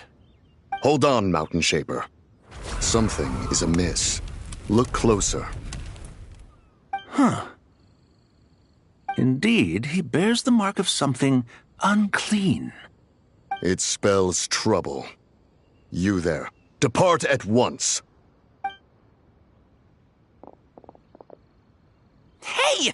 You drove off my recruits, old man! You'll just have to take their place, even if you're a bit on the decrepit side. Many years it has been since a being has dared speak to us in such a manner. Now let us see what evildoer has sought to use you as its puppet, young one. You two, you're Adepti! Does that strike fear in your soul? Whoa! Two Adepti recruits just fall right into my lap? That white horse sure knows how to grant a wish. Coming! Slow down! Wait for us! Jeez, take a hint, will you? I told you to stop following me!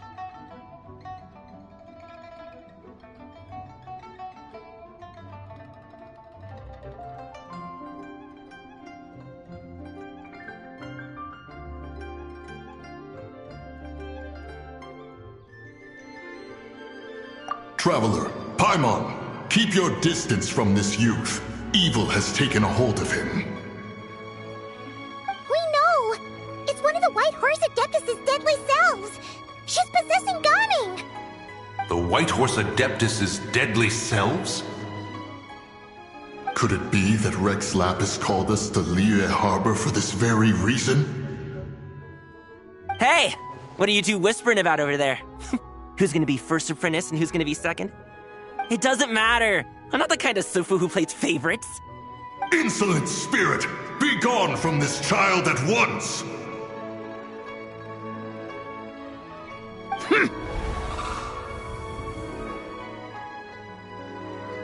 Little mite of a mortal.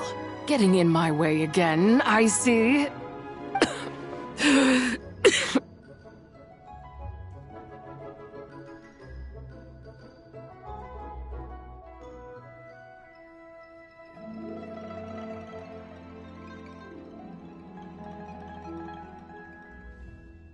That is no concern of yours!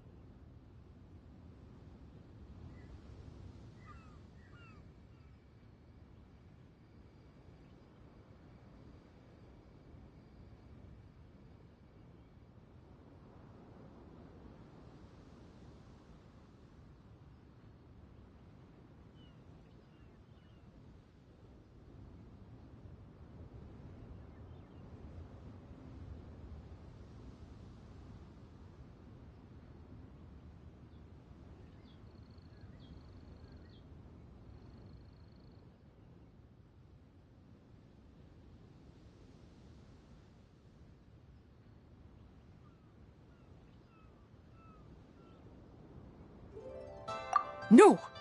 Only by doing it myself will I find peace. Otherwise, rage will consume me. If I lose control, all will turn to dust. The curse of time. The memories this body holds. Come no closer! This is your final warning. Insolent spirit! Be gone from this child at once! Huh? Traveler and Paimon? And two Adepti? Where are we? Weren't we just making Xiao lanterns in the harbor? Gaming! You're back! Ah! Sun is most scorching. Agitation stirs within me. I require cooling mint to beat this heat. And speaking of, Cloud Retainer has scorned this verdant wonder long enough. It is time for her to feel its wrath. The wrath of Mint! Mountain Shaper, where are you going? Oh no! Now Mountain Shaper's acting weird! Oh, you don't think it spread to him, do you? Spread to him? Quickly now, explain to me what has been happening.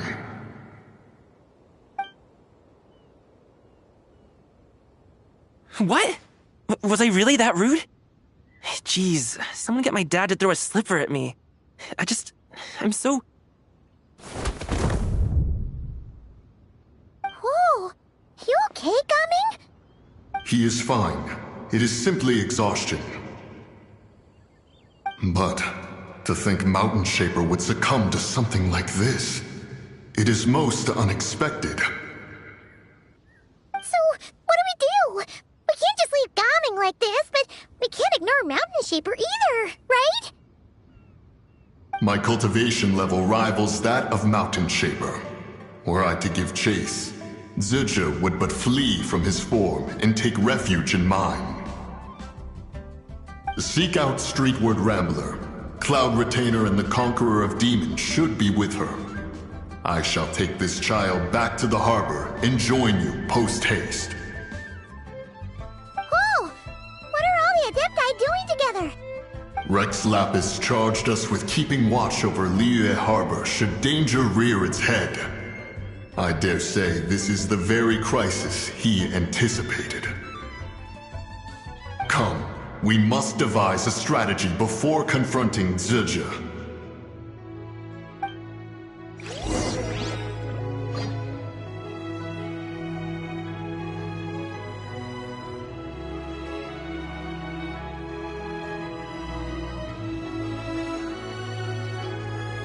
I used to take long walks in Silver Moon Hall every day, so don't worry about me.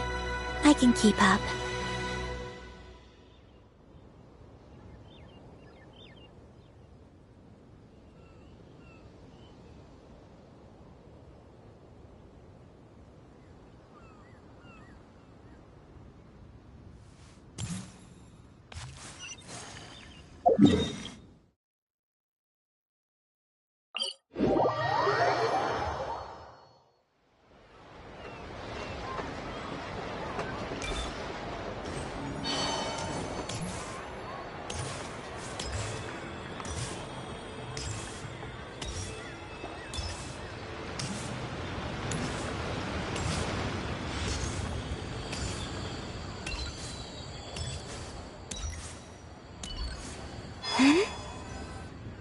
The White Horse Adeptus? You mean the mysterious white mare that aided Rex Lapis during the Archon War? Even if it's not her, there must be some connection. She always avoided us back then, and I never knew why. Rex Lapis's recent trip seems to be related to this person as well. Xianyun! Madam Ping! Xiao! Great! You're out here! Ah, Traveler. It has been quite some time.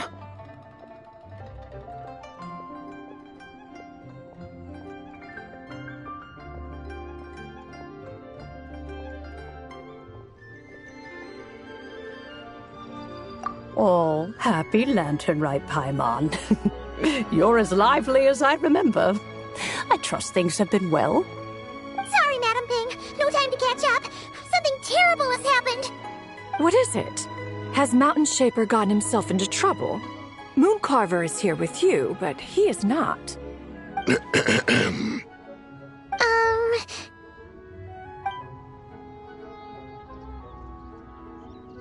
The Wrath of Mint? That old fool dares to utter such nonsense behind one's back. Yeah, that's not really our biggest concern here. So, even a mere deadly self of the White Horse Adeptus was able to possess Mountain Shaper and affect his mind. No wonder Rex Lapis told us to gather here and await his orders. Mountain Shaper's cultivation is inadequate. He was caught unprepared. Were it one of us, Zizhi would hardly have found a vessel quite so ready for the taking. Hey, that's not what you said earlier. Where is Mountain Shaper now? A question that hardly bears pondering. Obviously, he intends to plant mint in the vicinity of one's abode. Ah, then he poses no great threat. We might as well let him be. Once he fulfills his wish, it's possible that Zizhi will relinquish him of her own volition. Your ulterior motive is most obvious, Mountain Shaper. You two hope for Mount Eltsong to be covered in mint. One can see it clear as day. Not to mention, deadly selves are born of malevolent human desires, and naturally pose a great risk to the form and mind of all living beings. We cannot let this go unchecked. Let me handle it. I have relevant experience and know how to deal with such situations. One has no doubt of that. Yet your involvement would likely end in armed confrontation. In one's own estimation, the time for such measures has not yet come. Before his departure, Rex Lapis knew that Zizhi was active in Liyue Harbor, yet told us only to wait. It would seem, then, that Rex Lapis did not believe extreme measures were warranted here. Yes, this is quite a peculiar case. After all, Zizhi's possession does not seem to come with ill intent. It's more like she's guiding those she possesses to fulfill their own wishes. There is another matter of import, however. I sense tremendous resentment emanating from her. What could be its source to render her so unable to find peace?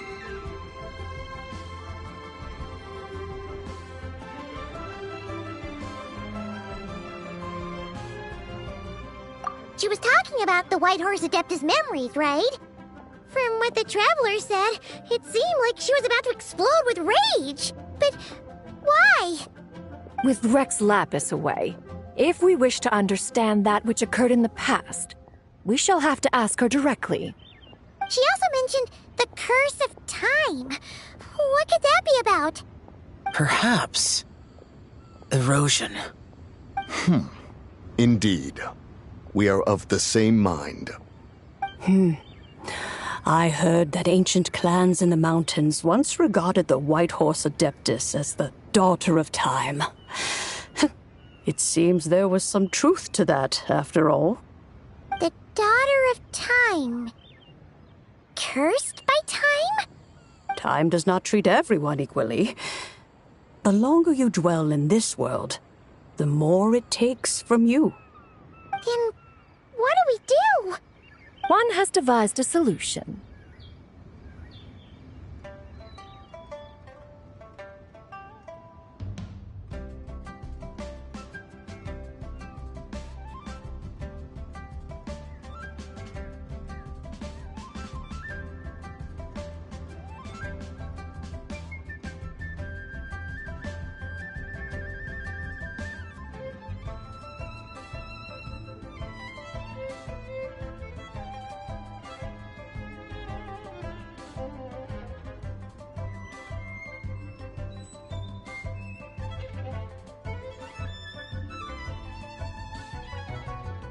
Based on what you have told us, it seems that Suju is in the habit of leaping to a different host when provoked. One's plan is for us to block all escape routes while you confront Mountain Shaper, forcing Suju to reveal herself. Then, if prior experience stands, she will have no choice but to possess you. However, not only are you able to sense it, you are also unaffected by the peculiar state of stasis. In other words, in that moment, you would have the chance to either subdue or persuade her. That is akin to walking straight into the lion's den. Allow me to go instead. Yeah, isn't this plan a bit too risky? Why doesn't Paimon try first? After all, even if she got possessed, it's not like she would pose a danger to anyone.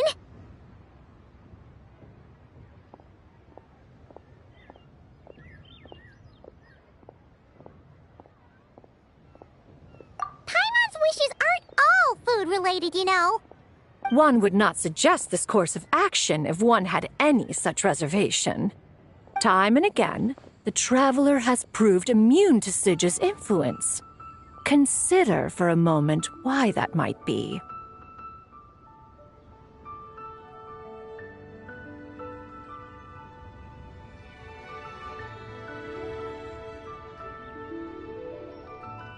Oh yeah, that's what the first Deadly Self told you, right? Perhaps your time in Nodcry left you with the blessing of the newborn moon goddess, traveler. And this White Horse Adeptus clearly has a profound connection to the moon. Indeed. Indeed. I see. Have you other concerns, Conqueror of Demons? I was just trying to fathom why Rex Lapis left without explaining the situation in detail. But now I think I understand.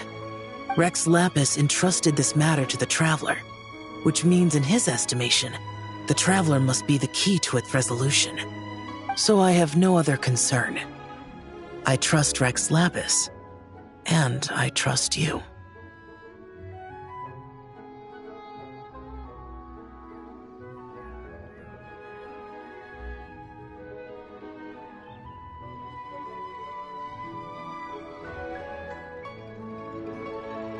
Then we are all in agreement on proceeding with this plan? Very well. We should depart at once, lest we lose our chance. Let us see whether that old fool truly dares to face one's abode with Mint.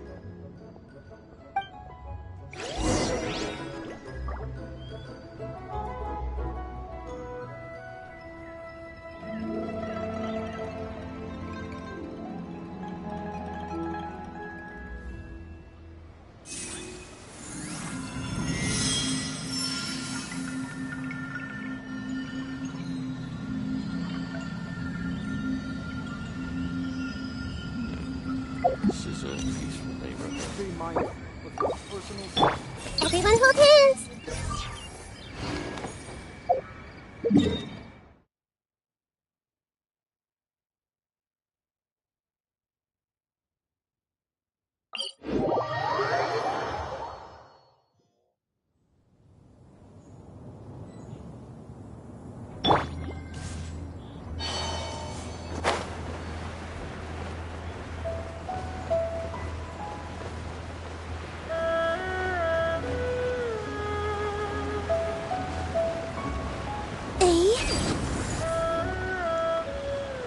One mint, two mint, let us plant a whole slew of mint! Once I reach 10,000, Cloud Retainer's abode shall be Mount Outsong no more, but rather Mount Mint Song! Oh, to behold the look on her face when she is confronted with such verdant splendor! Mountain Shaper, you dare disturb the tranquility of one's abode! Do not take personal offense, Cloud Retainer. He is not in control of his faculties. Exactly. Let it go this once. Zidja is the one driving him to do this. Huh? But Zidja just helps people fulfill their own wishes and desires. Not now, Paimon. Oops. Sorry, Mountain Shaper. Paimon might have just thrown you under the bus. When he wakes up, we shall have words. Everyone, to your positions.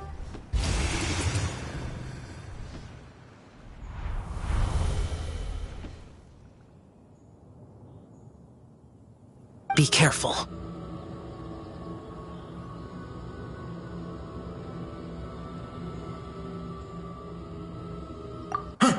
A pest?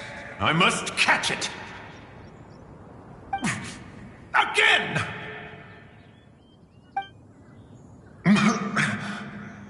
Oh, young one, it is you! Don't tell me. Cloud Retainer sent you?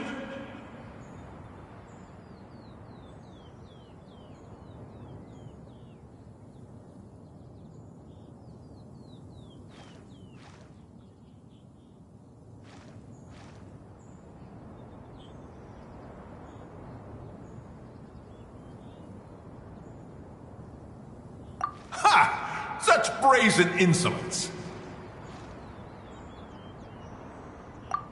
Such presumption, such boundless avarice. That wretched adept's impudence knows no end. If she dares lay a finger on my garden, I shall smash her cuisine machine to pieces! You think I am one to fold so easily?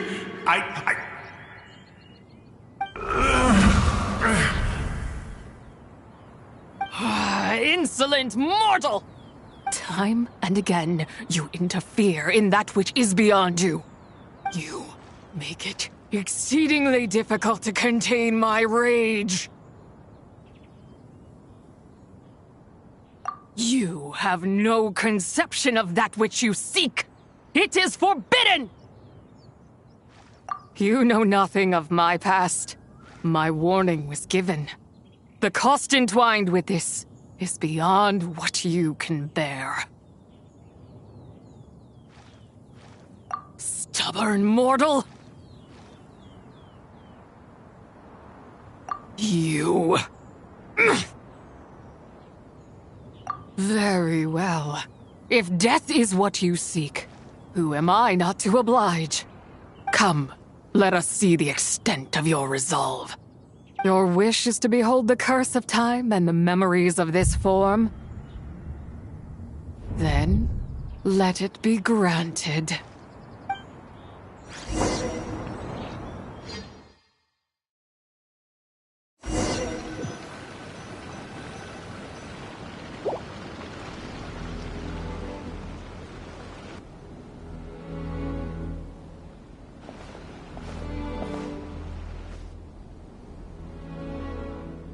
You who seek death, stand before me.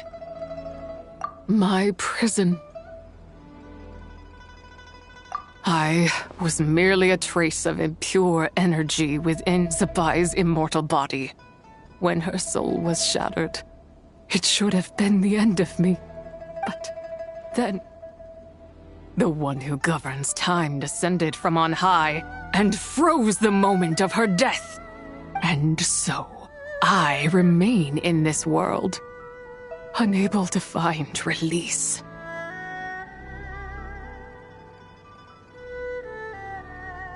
A mortal who knows of her existence and would dare to speak her name.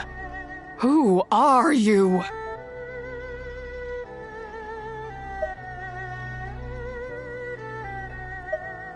Help. No, there is nothing we can do for each other. Her power, the one who governs time, it has surrounded me ever since. A blessing and a prison, all at once. No, I have been asleep in this prison for countless years, until a familiar presence woke me. Then, through that mortal girl's eyes, I saw it. As pure and bright as ever, unchanged across the millennia. It was the moon. That place is called Chewang Terrace? Did later generations rebuild the altar in a new location? It looks just like the one used to honor Tsupai. Could it be that traces of what happened back then still remain in this world? That memory is embedded deep within the essence of Tsubai's soul. It is one that should have been forgotten.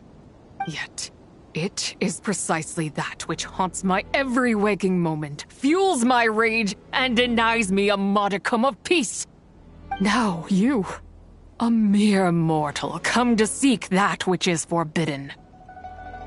So, let us see whether the fire that fuels your ambition is a hero's wisdom or a fool's courage. I shall relinquish control over this body's curse and let it devour everything within sight. Run as fast as you can, lest this prison become your grave.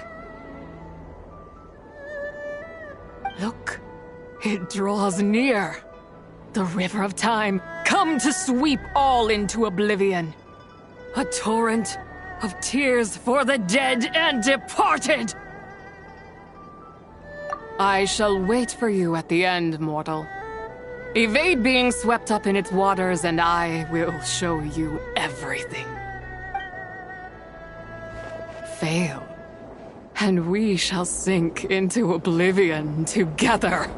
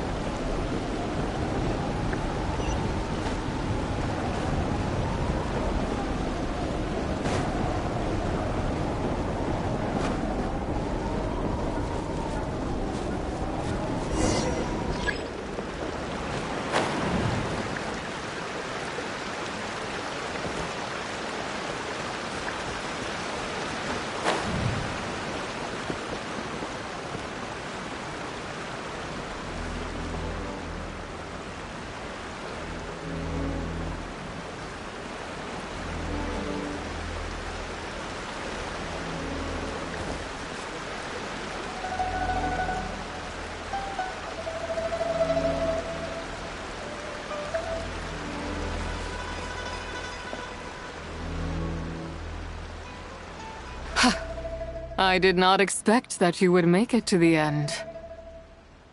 Yes, it would seem even time cannot hold you back. In that case, perhaps this truth is one you can bear. Come, let your wish be granted.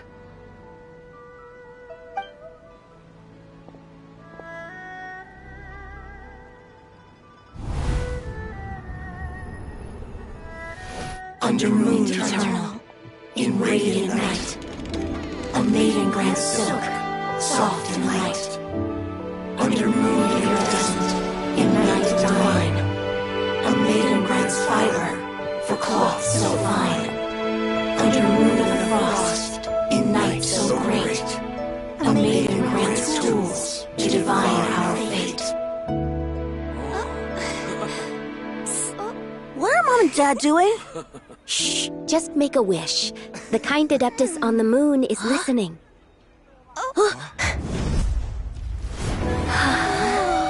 Look, it's Lady Tsubai. Wow! Lady Zubai? Is she powerful? Of course. She taught us how to grow grain and beans, millet and rice, how to peel hemp and reel silk, spin thread and weave cloth, how to cut stone and build houses, cast bronze and forge tools.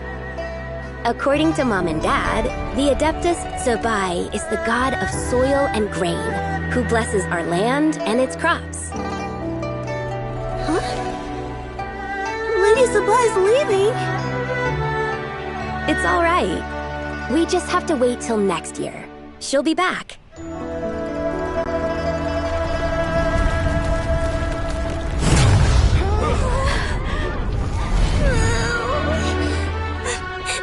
Mom and Dad are gone. Why hasn't Lady Zubai returned? She'll come. We just have to believe. What is that?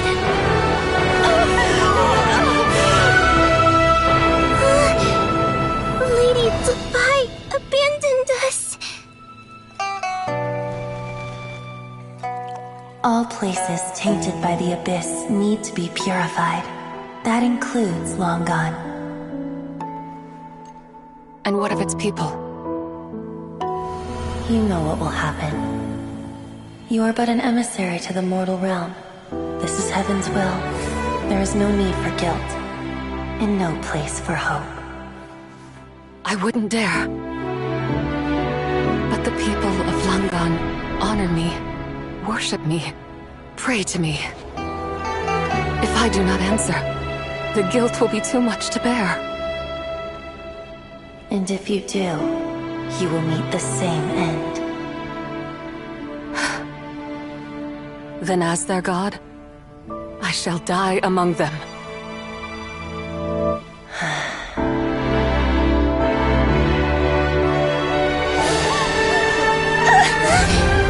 Look!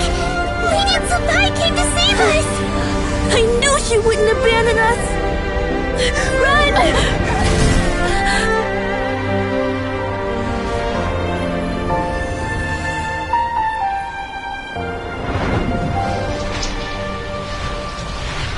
You have done enough.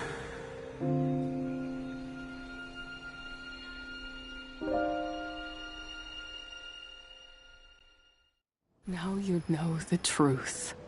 These are the memories that suffocate me where I stand and crush me under their weight.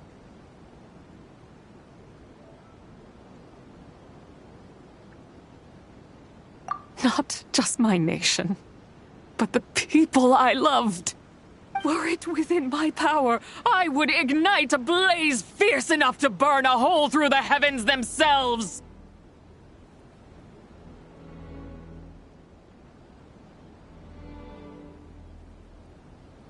It was a time of war, one that ravaged heaven and earth. Remnants of the battles tainted with cursed power fell from on high and devastated Langan. The heavens decreed that the tainted filth had to be cleansed. No matter the cost, if I just had more time, I could have helped more people to escape.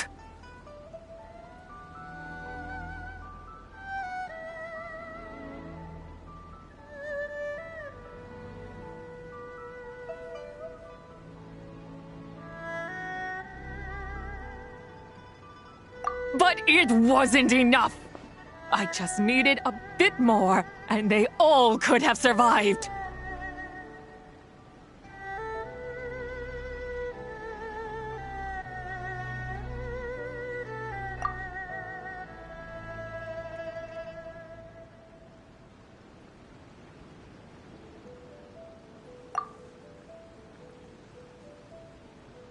I never imagined there would come a day where I found peace. So long this rage has been within me. Yet here in this moment, it has stilled at last. Thank you. If you wish to bring Zubai back to life, mortal, then you may take the part of her soul that lives in me. Just remember, From this moment onward, the fate of Langan's Fallen rests on your shoulders, and that cannot now be changed.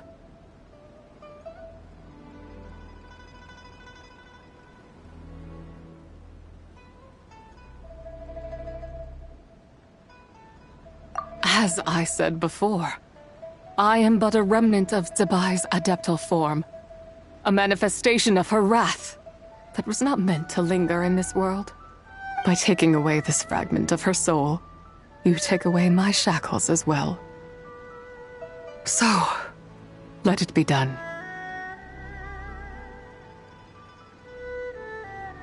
Ah, it's your turn to grant one of my wishes, is it? Very well. In regard to my fate, and that of Langan's Fallen, I know there is little I can demand of you. However, should another raise a war banner against the heavens someday, let my name be set upon its cloth.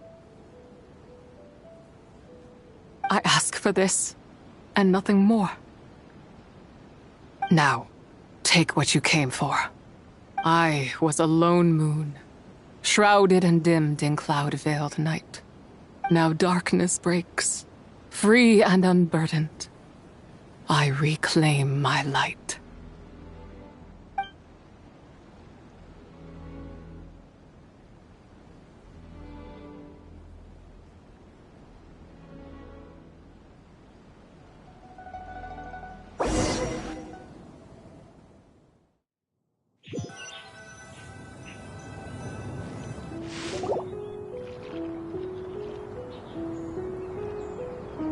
You think I am one to fold so easily? Ah, young one. What brings you here? My, what exquisite mint seedlings. Was it you who planted them? I had not taken you for one so versed in the horticultural arts. I must insist that you visit Mount Hulao. There is much we could learn from one another. Ah, but this is Cloud Retainer's abode. She does not appreciate the verdant wonder that is mint. We should leave at once. If she sees us here, there is little I can do to protect you.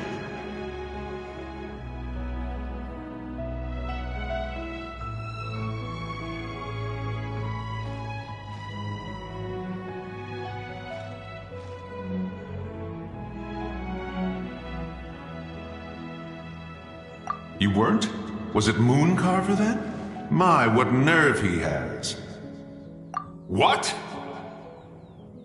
Looks like Mountain Shaper is back to normal. Has the matter with Zizhi been resolved then? Wow, that was fast. That took, what, like a second? A second to us, perhaps.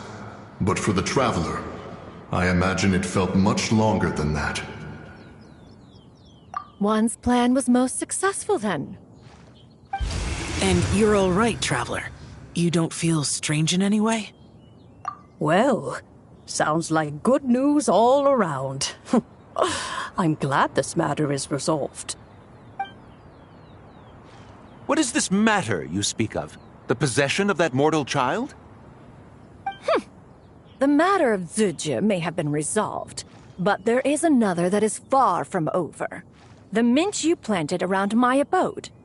Perhaps you have a moment to spare for a little chat, Mountain Shaper.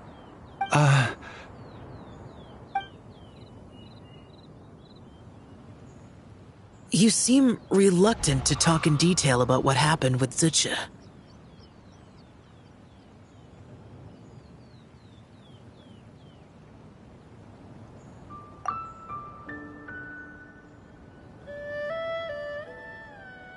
Don't worry. I won't ask you to reveal her secrets to me. And I doubt the other Adepti will either. Huh? You don't want to know what happened?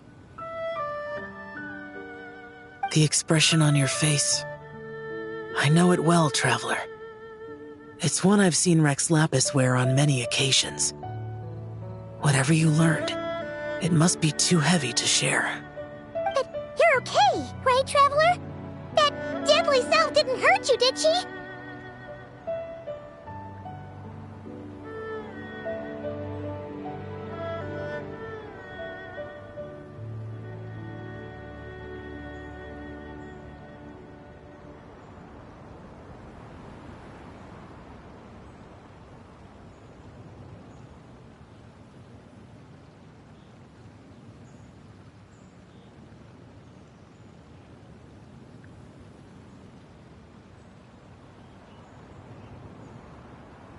Well, as long as you're not hurt, Paimon doesn't need to know anything else.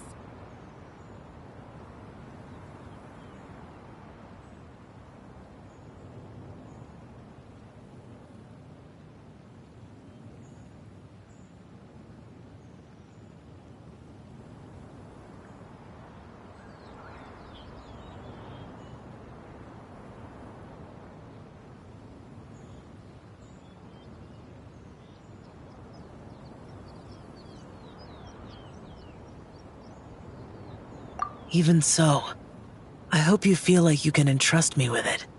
If I learned anything from our time together, it's that one should not have to shoulder such a weight alone. Not to mention that certain knowledge brings danger in its wake. I would never want you to feel forced to be the sole keeper of such secrets. Yeah, kinda like how one person can't finish a whole slime, you know? Better to grab a bunch of friends and eat it all together.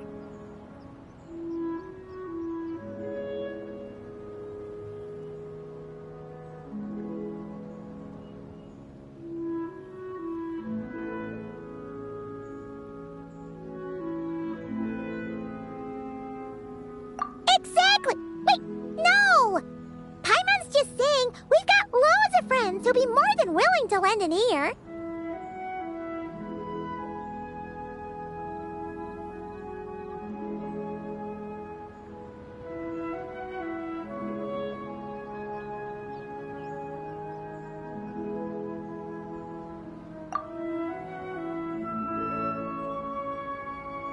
I never knew there was such a tragic chapter in the ancient past of this land. So, the people of that nation worship the White Horse Adeptus as the god of soil and grain. It would seem, then, that Rex Lapis had a similar reason for withholding the details of his recent trip. I've often wondered if he had companions to stand by him before we met, or if he was forced to face things alone.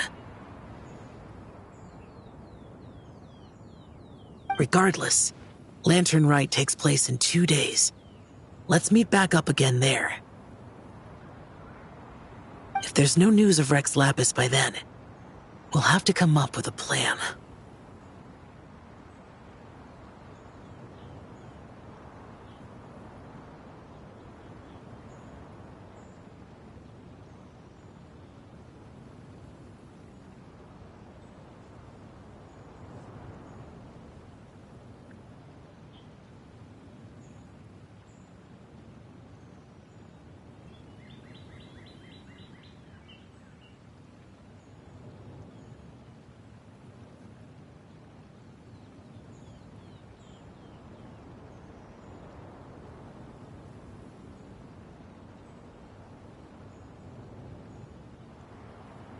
Fingers crossed it all goes well.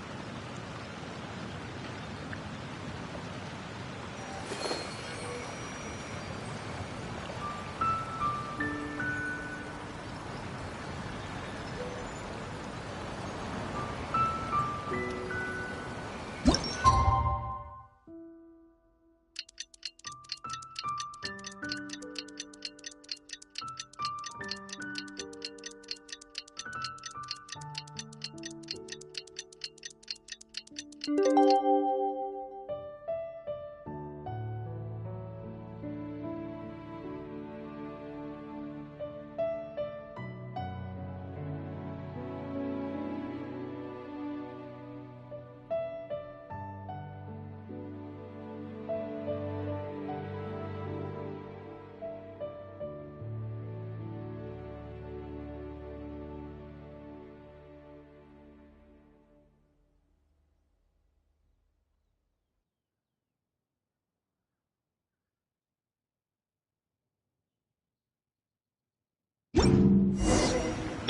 to meet back up with Xiao. Let's head to Mount Outsong.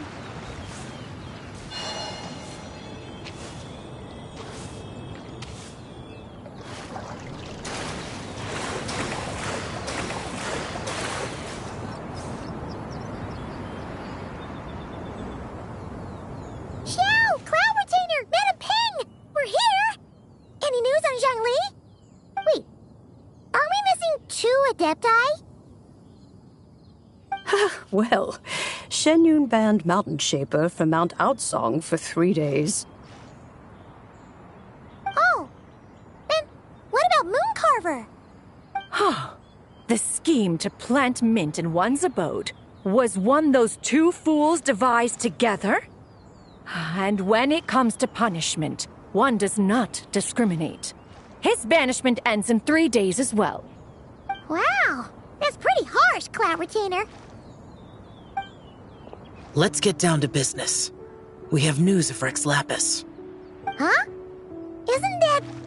Yes, Rex Lapis's geopillar. It descended from on high this morning.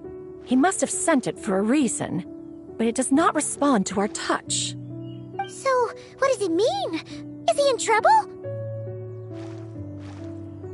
Not necessarily. It could be a message only a specific person is meant to receive. Traveler, you alone spoke to Rex Lapis before he left. Oh, so it must be for the Traveler. Give it a try.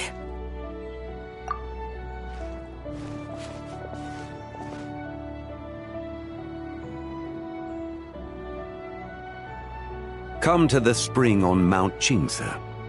I have left an entrance for you.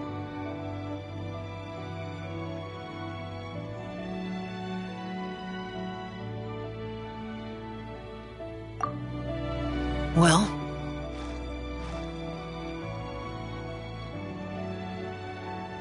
Just as one surmised, it seems that Rex Lapis will not countenance our involvement in this matter.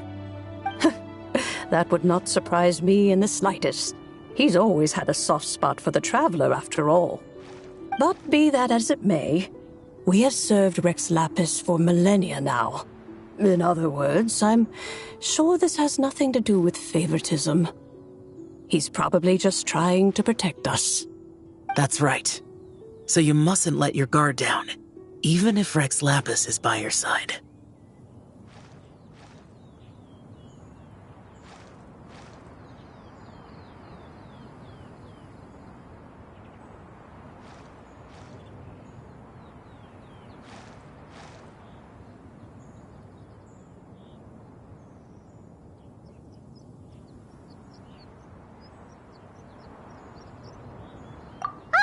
Let's get going. We'll try not to keep you all waiting.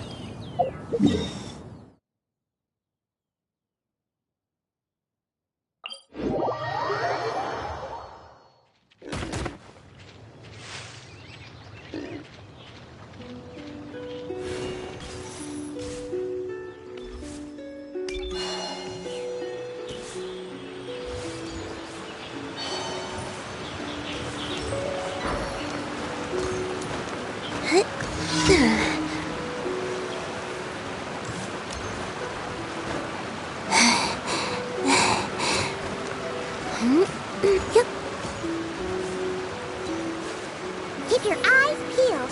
There should be a around here somewhere.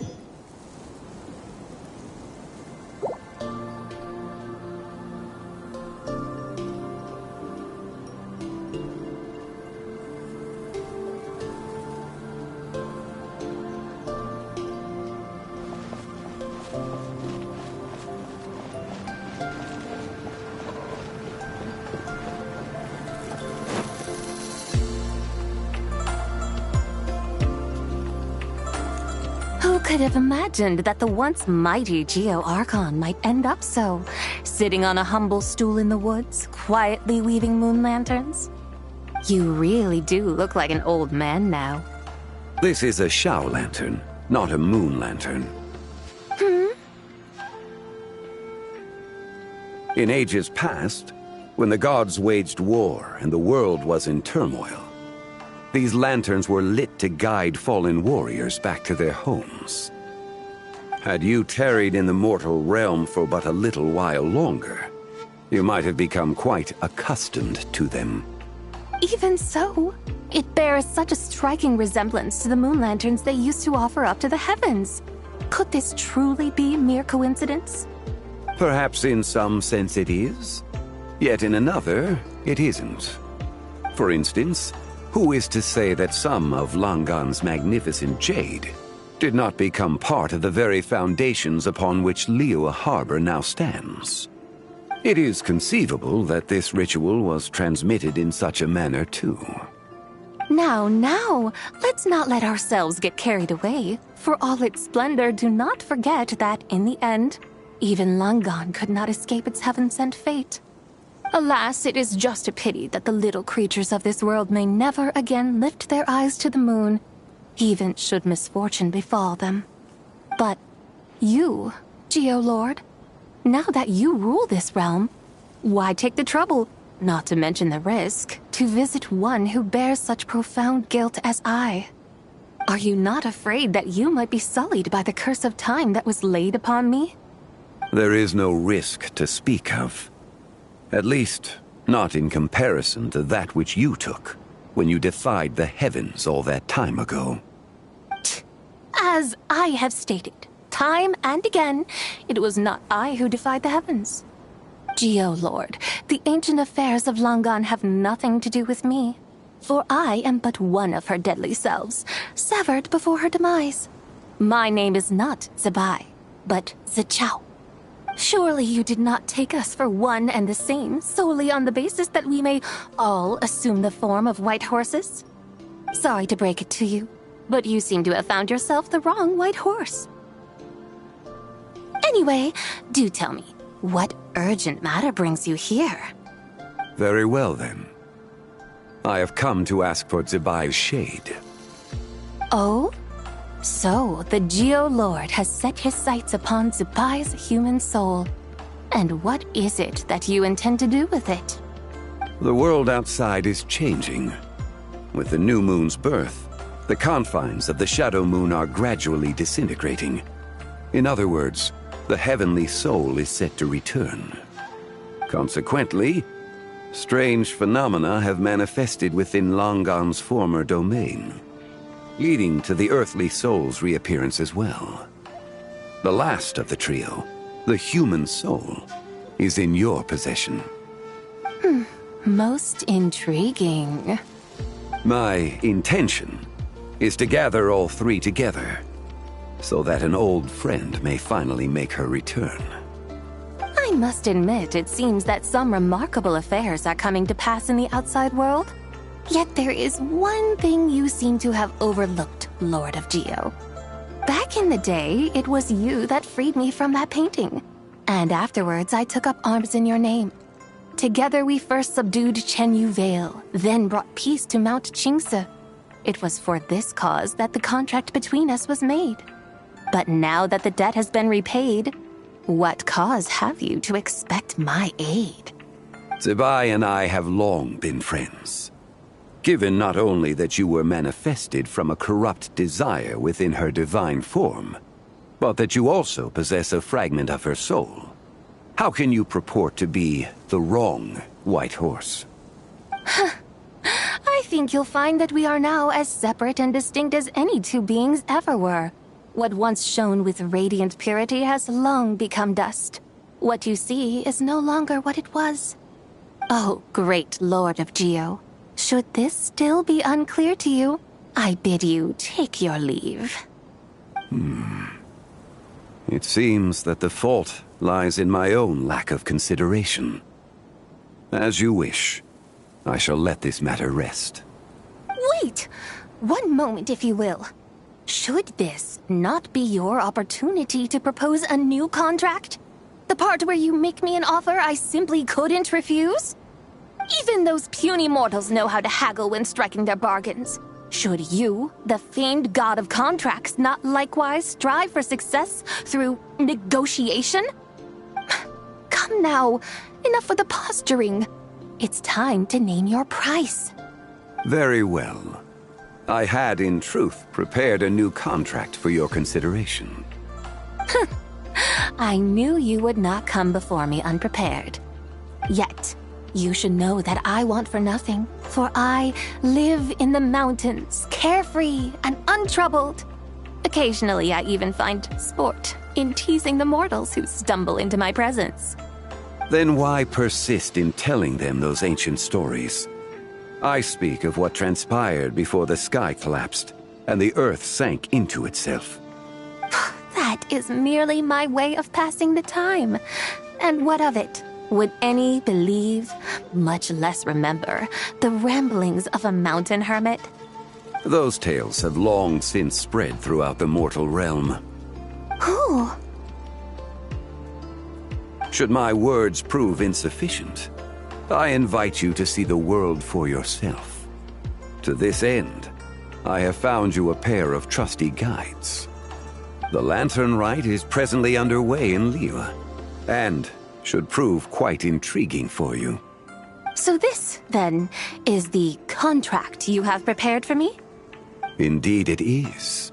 Think of it as a contract for a one-day festive excursion. Surely you do not hope to offer this in exchange for Tsubai's shade. The foundation of my very existence for a little excursion seems a little steep, wouldn't you say? Why not see for yourself? You can always decide afterwards. The final determination, of course, shall rest with you. Is that so? Then perhaps this deal might not be entirely off the table after all. Where then are these guides of which you speak? Hey, it's Zhongli! Oh, we've been looking for you everywhere. We thought you might have gone missing.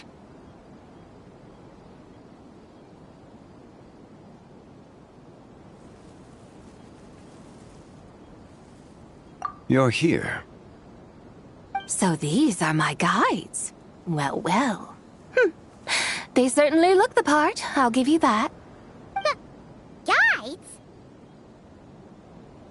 Oh, you poor innocent little creatures. The benevolent Lord of Geo has soaked you to me, which means that for the rest of this day, you belong to me. Sold us to you? Just what have you gotten us into, Zhongli? The situation is not quite as dire as that would sound.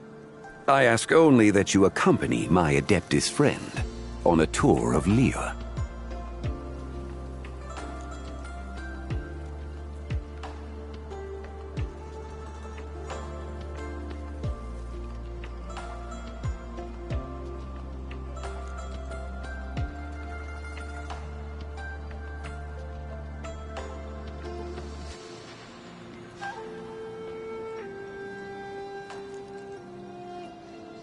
I would suspect that depends on how well you entertain me.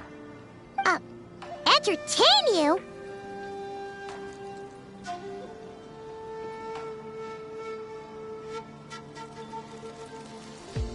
Let us start with this Liyue Harbor, of which I have heard so much. Nowhere is quite so fascinating as a place teeming with little mortals. How come this Adeptus sounds so different from what Paimon imagined?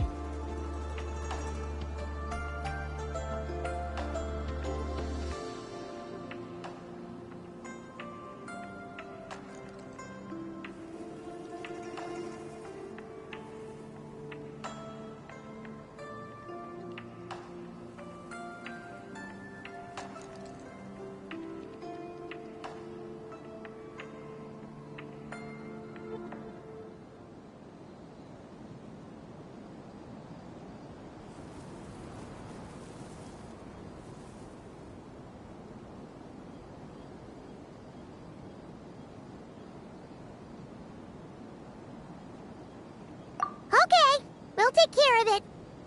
Get ready to find out why they call Paimon the best travel guide in all of Tibet.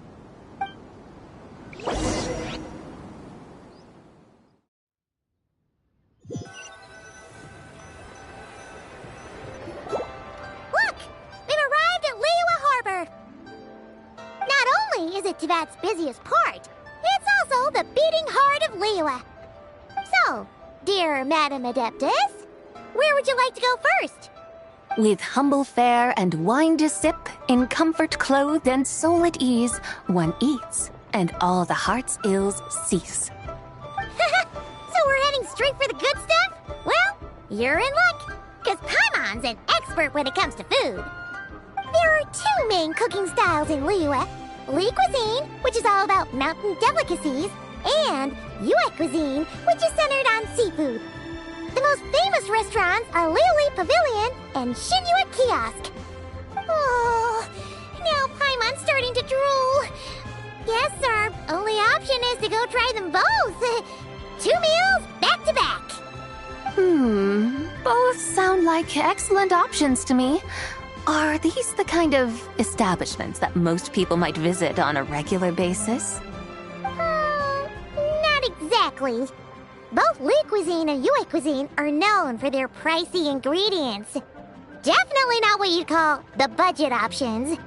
But don't you worry about that. Just think of it as Zhang Li's little treat.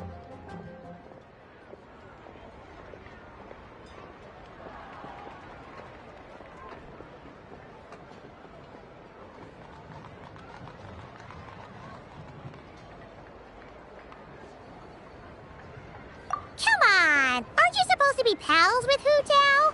I'm unsure we can afford to spend a little more of her mora at least.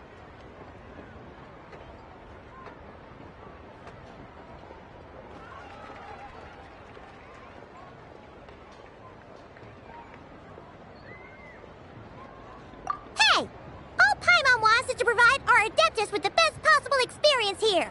Don't you want that too? Both certainly sound like worthy choices. Just now, though, I happened to see a porter pass this way.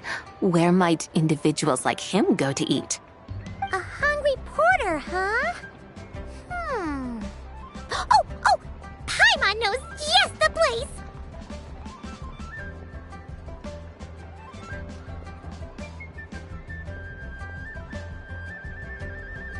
Yep. Nothing fancy schmancy there. Just tasty dishes made with simple ingredients in a variety of different styles. Most importantly, it's great value for money, too. No wonder everyone loves it, huh? Oh, and the owner happens to be a good friend of ours, too. One mean restaurant. Yes, even the name itself feels lively and down to earth.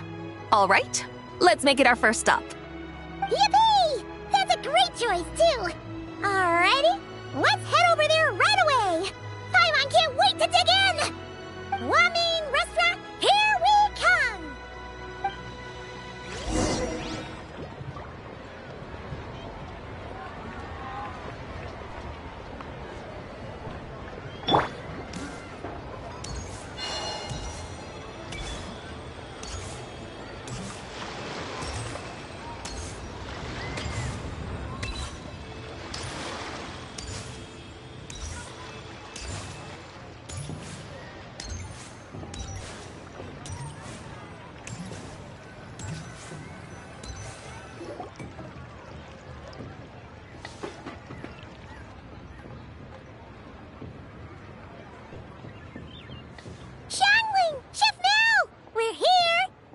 Oh, hello there. What a surprise to see you two. Welcome, welcome.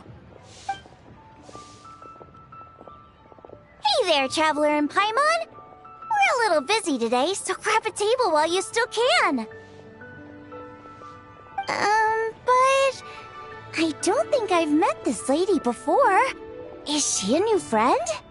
You could say that.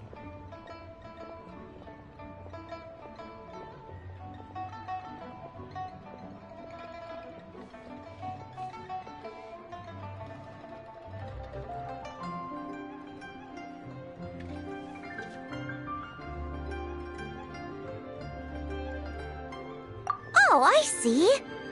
Well, hey there. A friend of the Traveler's a friend of mine, too. Don't worry, we'll take good care of you. Just order whatever you want, it's on the house. By the way, I'm Zhangling. I cook here at Wanmin Restaurant. What's your name? Miss Xiangling, have you ever heard of the White Horse Adeptus? Of course. What about her? I am her, and she is me. Huh? You mean you're an Adeptus? Oh, you young'uns cracked me up. Come on, Xiangling. You've got to keep up with the times.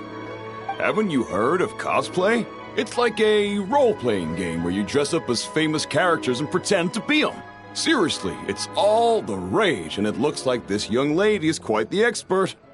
Your friends sure keep their fingers on the pulse, huh, Traveler? Wow, Dad. Didn't know you were so tuned in.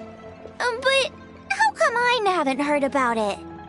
You gotta listen to our customers. Didn't I tell you to spend less time chasing after wild vegetables and more time making friends? You're even more out of touch than I am. Hey, I like making friends too. Isn't that what I'm doing right now? Anyway, even if it is just a costume, is it alright if I still call you White Horse Adeptus? Of course it's all right, because that's exactly who I am. Okay. I can see you're really committed to the role. How about I call you the real White Horse Adeptus instead? In that case, you can call Paimon the real Traveler.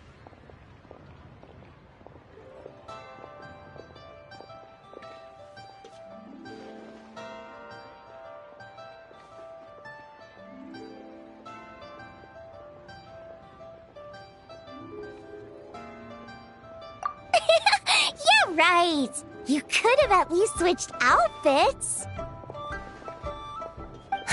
Puny mortals.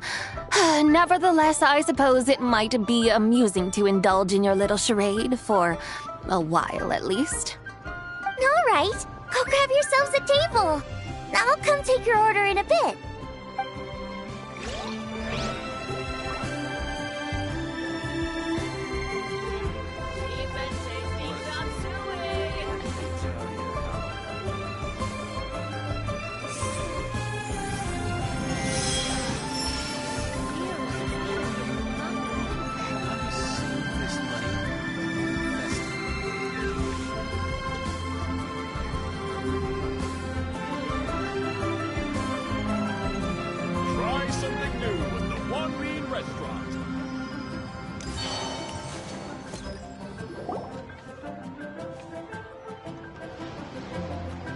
Hello. May I ask if Miss Xiangling and Chef Mao are here? Yeah, they're just over there. Wait a sec. Aren't you? So, what would you like to... You're... Hello, Miss Xiangling. It's me, Lu Xiangxiang, the one who broke some stuff here at your restaurant a few days ago. I just wanted you to know how sorry I am. I honestly don't know what came over me. Please forgive me. Oh, it's you. You really gave me a fright that day, young lady. You didn't actually get food poisoning from our blackback perch stew, right?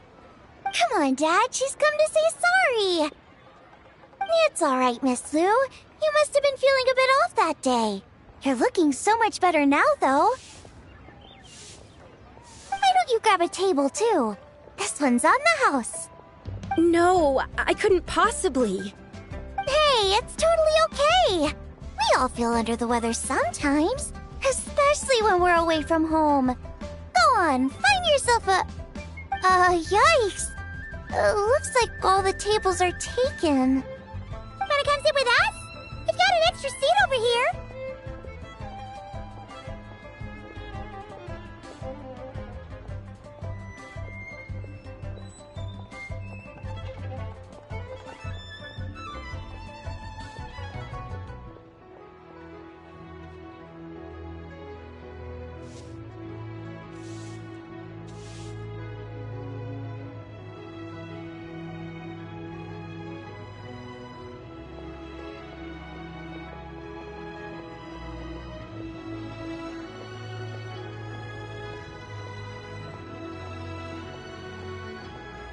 Thanks, guys. So what would you like to eat today? Feel free to order anything you like. I should very much like to sample your renowned poisonous blackback perch stew. It wasn't poisoned. That was all on me. So that's one portion of blackback perch stew. How about you guys? Paimon wants...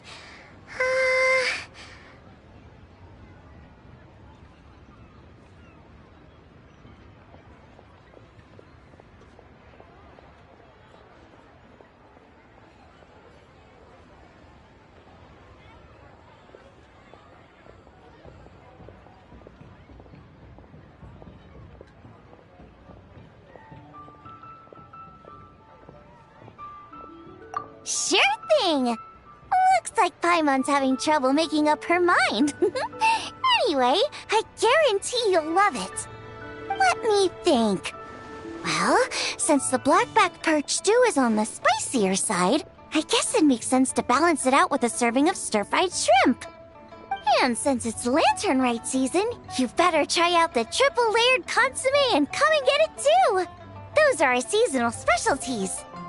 As for the carbs, since we've got a full table, how about some right at home? Along with our special chili mince cornbread buns.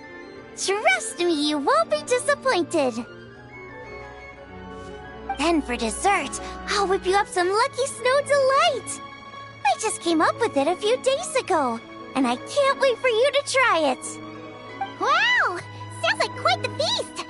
Looks like Paimon's in luck today! Am I the only one who thinks that's way too much? Not at all. Don't worry, I know what I'm doing. And to top it all off, our star dish, Adeptus Temptation. You should know that we don't often serve this here at Wanmin Restaurant. But since this is my first time cooking for the White Horse Adeptus, I'm pulling out all the stops. Okie dokie, just sit back and relax.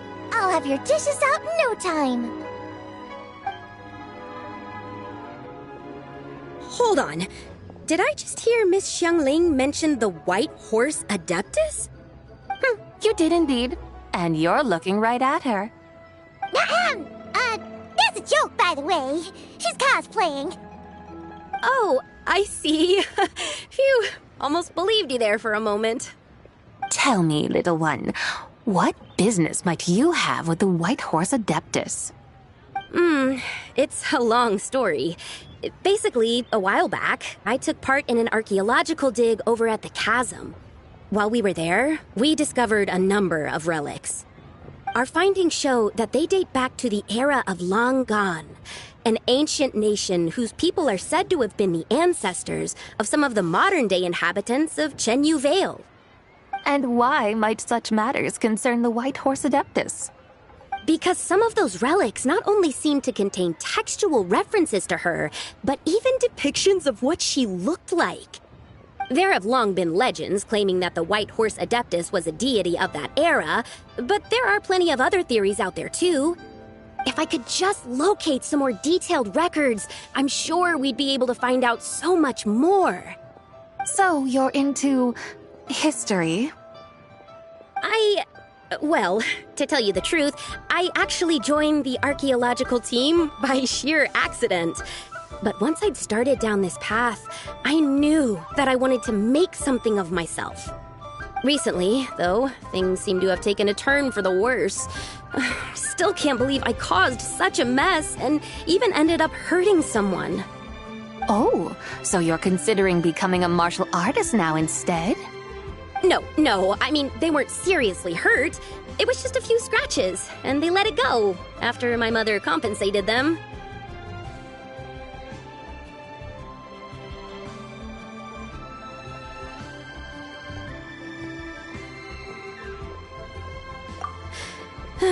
Either way, my career's pretty much over. And even though both the victim and the Ministry of Civil Affairs say they won't be pursuing the matter any further, my father says he's going to punish me according to our family rules. Family rules? Yeah, he's decided to ground me. I'll have to return to Chaoying Village after Lanternlit, and goodness knows when I'll be allowed to leave again.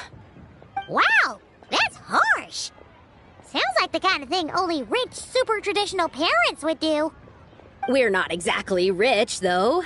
All we own are a few tea fields in Chaoying Village and a guest house in Liyue Harbor. A guest house? It isn't Baiju Guest House by any chance?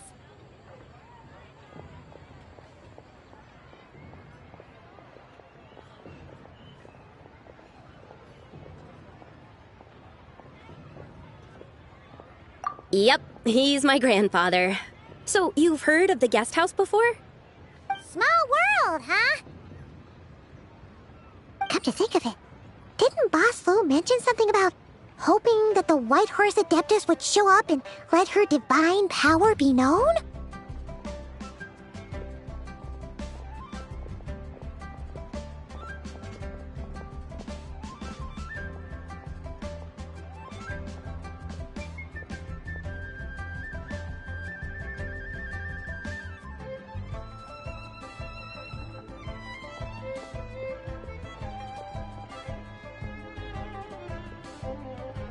Sure, but Paimon's guessing this wasn't exactly what he had in mind.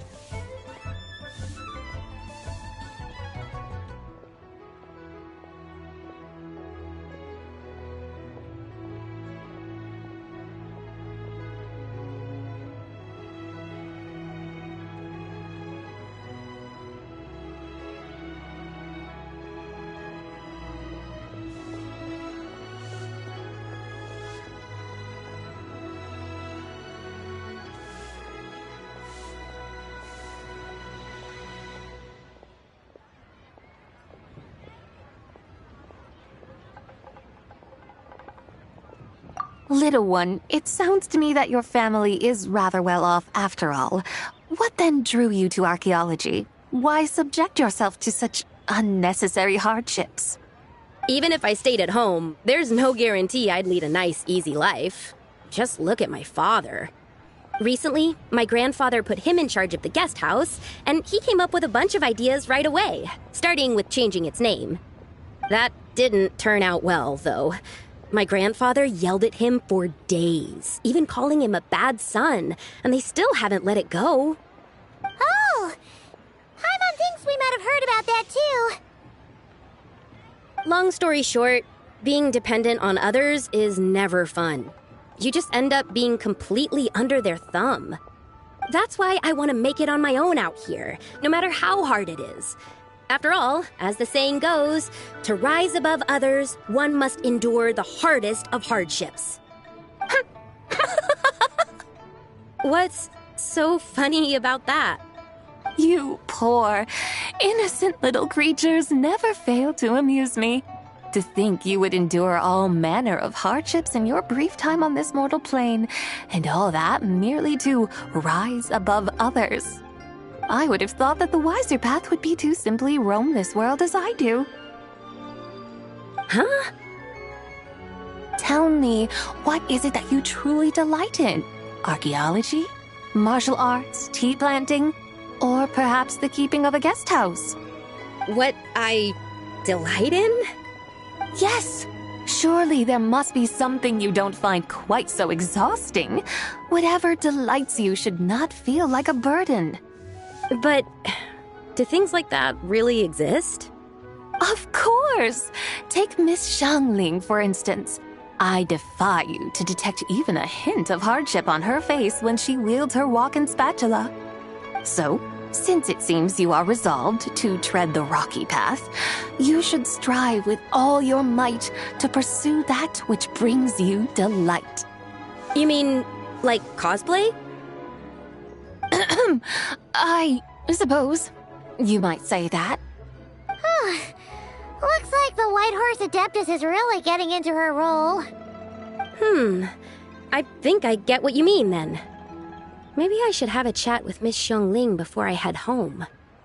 Okay, everyone. Sorry to keep you waiting. Here's your food. Wow. It all smells so good. Oh, finally! I get to try that famous poisonous stew. Hey! Didn't you hear what Shang said? It wasn't the stew.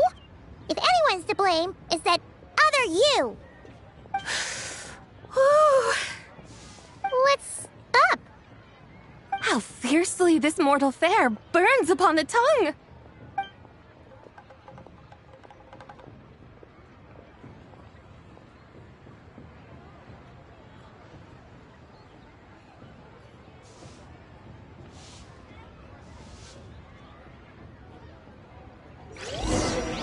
Chop suey!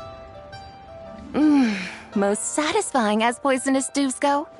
So, where to now? Time, I think, to seek out some diversion? Oh, there's plenty of entertainment options in Liyue. Paimon will tell you that. The locals like to drink tea, walk their pets, play chess, watch operas, attend storytelling performances. Storytelling performances? You know, like listening to people telling stories. They're usually based on old Liyue legends, just like their operas. Stuff like the Divine Damsel of Devastation, Through the Eyes of a Dragon, or the Sanctification of Tao Do. What about the story of the bright moon that sits in the sky above us? Paimon doesn't think she's heard that one. Still, the moon does come up quite a lot. It's even in the name itself. The Yue in Liyue actually means moon. Since we're on the subject, you like telling stories yourself, right? Why don't we go check it out? In that case, I'll have to trouble the two of you to lead the way. Awesome! Let's go! Third round knockout, here we come!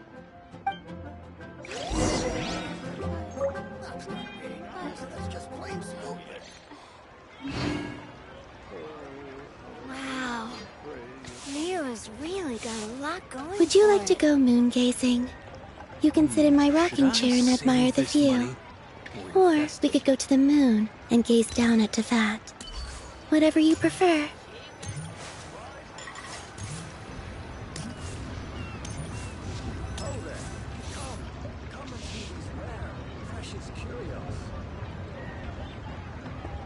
What a tongue twister! I'd have made a complete fool of myself if I tried to say it on stage without practicing it first. Huh! Call yourself Iron Tongue, Tien. Wobbly Tongue, Tien, more like.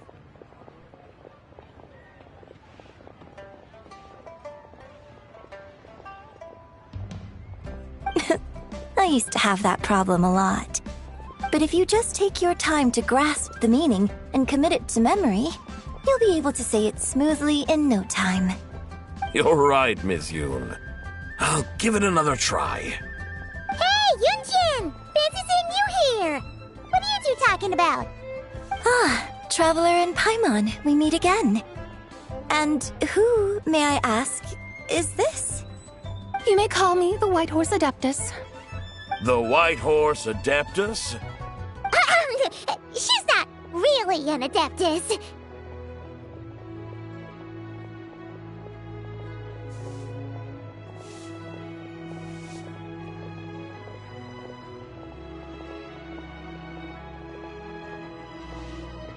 I see.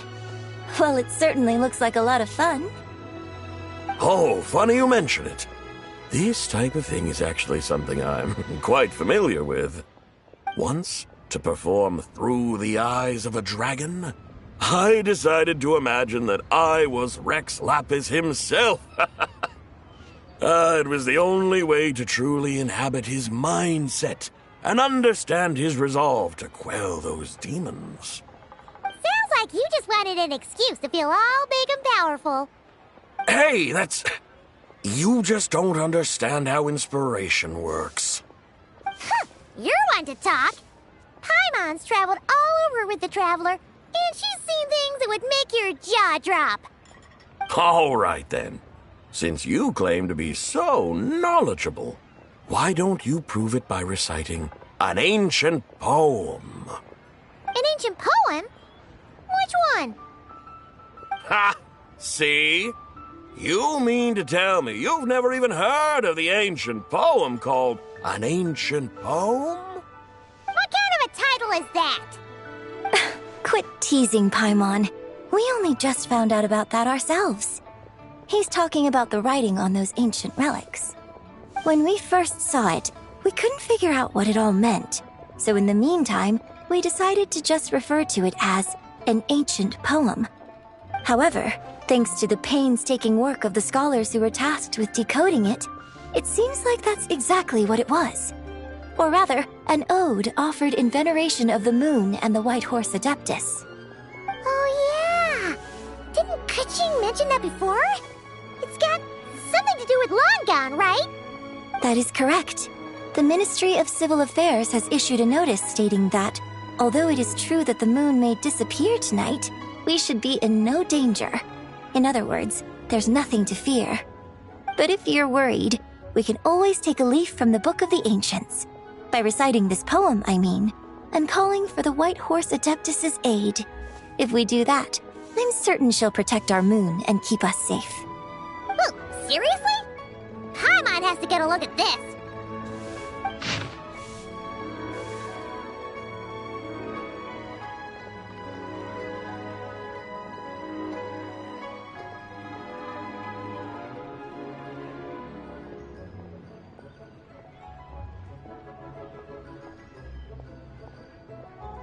Under moon eternal, in radiant night, a maiden grants silk, soft and light?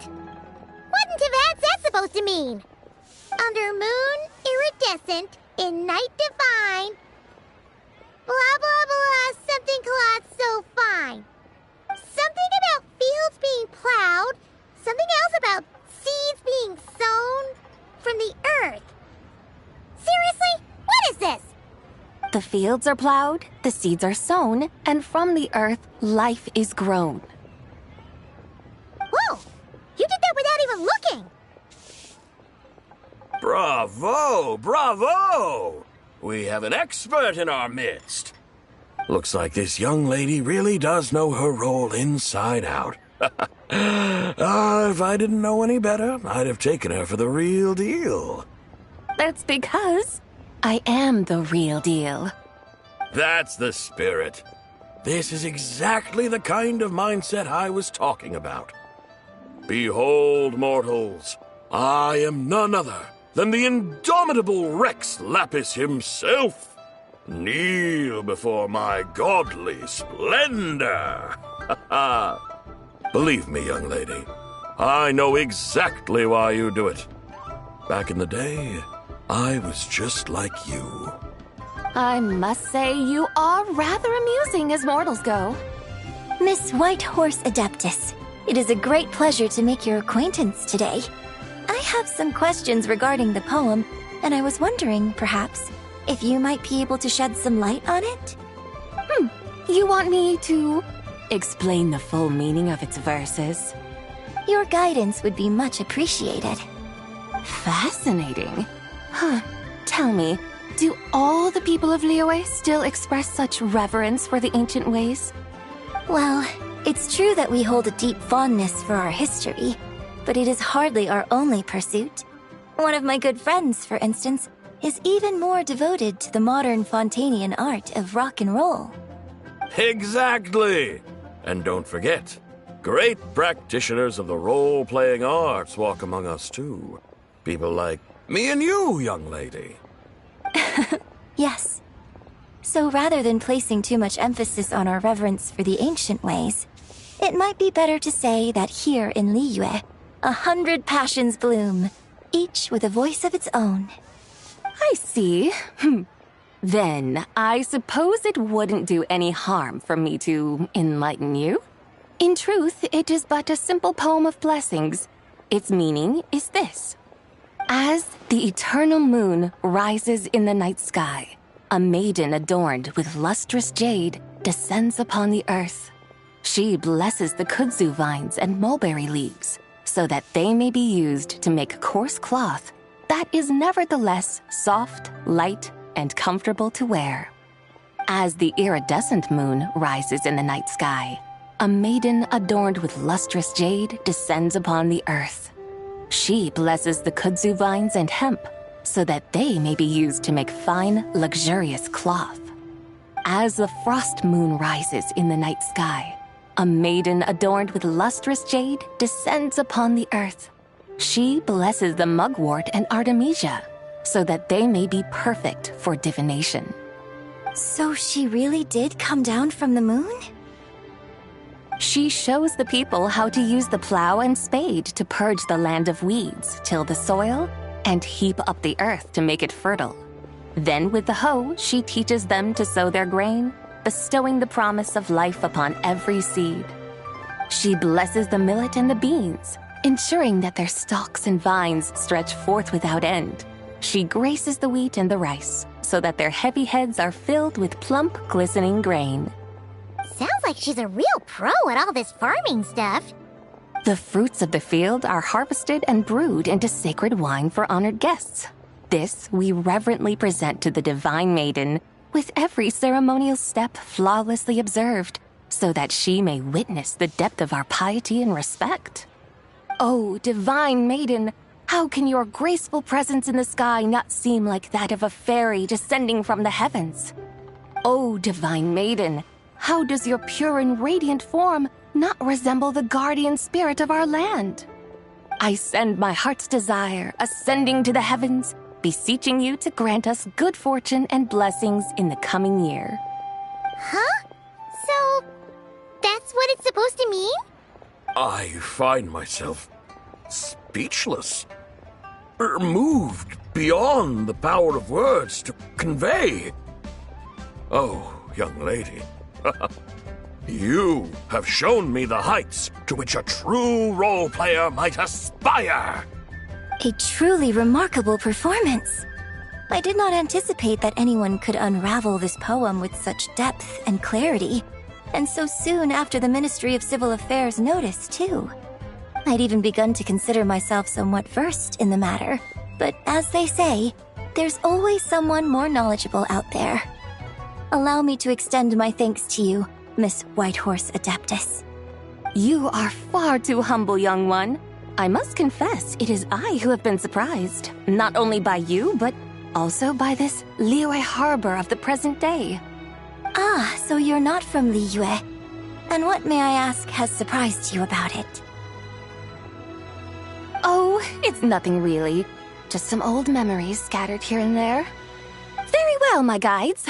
I suppose it is time we set forth on the next part of our excursion. I'd like to go see that wharf now. What say the two of you? No problem. We'll take you wherever you want. Oh, leaving so soon? Before you go, allow me to introduce myself. I am Yunjin, director of the Yunhan Opera Troupe. May I ask your name in return? My own name is scarcely worth mentioning, but since you asked, perhaps I'll tell you the title of that poem instead. Huh? So, it isn't actually called an ancient poem? Of course not. Its real title is Odes of Long Zabai. Odes of Long Zabai.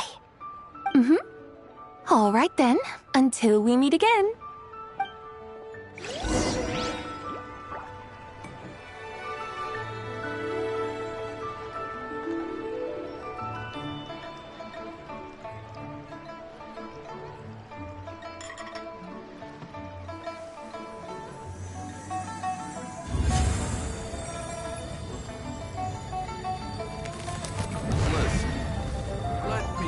you how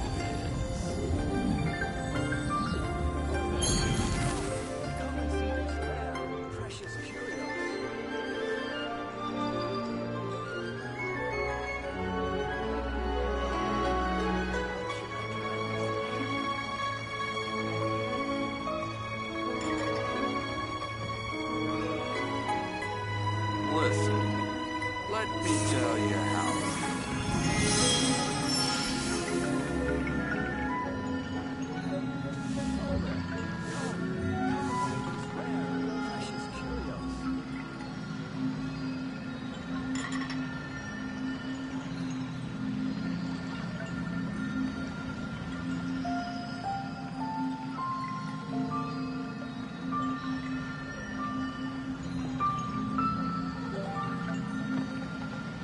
Listen, let me tell you how it is.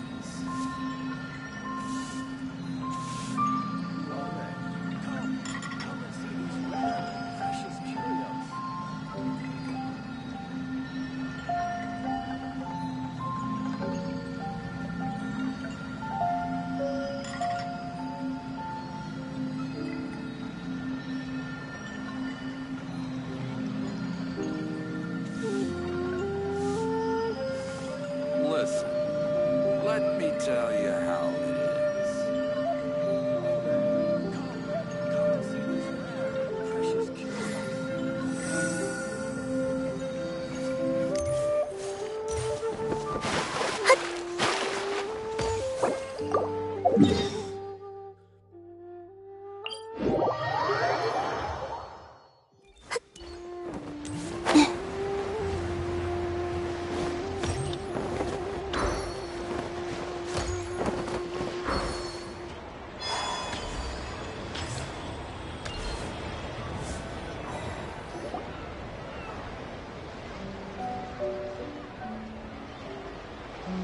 Hey, Ganyu! I almost forgot to mention. On my recent trip to Notcry, I came across something really fascinating in the Frostmoon Scion's library. I found records in their collection of another divine envoy living on the moon. A divine envoy on the moon? You don't think it could have been referring to the White Horse Adeptus too, do you? No way to say for sure. Still, the similarities between our legends are intriguing, to say the least. Isn't it amazing? Especially when you consider how far apart we are. It truly is. We might live in different lands, but when we look up at the night sky, we all see the same moon and stars. Right? It's like we're all bound together, no matter where we are. When you think of it like that, it's almost as if our friends from other nations will be right here celebrating with us. Isn't that a wonderful thought? No wonder you were so excited to go see the giant lantern when you first got back. Sounds like you're a real fan of the White Horse Adeptus, huh? I guess you could say that. Just a pity she's so elusive. Even Granny's never met her, you know? Maybe she really is just a legend after all. Hey, Yanfei and Ganyu! Trust, Paimon. The White Horse Adeptus is as real can be. Huh? Oh, look! It's the Traveler and Paimon! Feels like I haven't seen you two in, like, forever. Happy Lantern Rite. It's so good to see you again. Hey, you two. Happy Lantern Rite.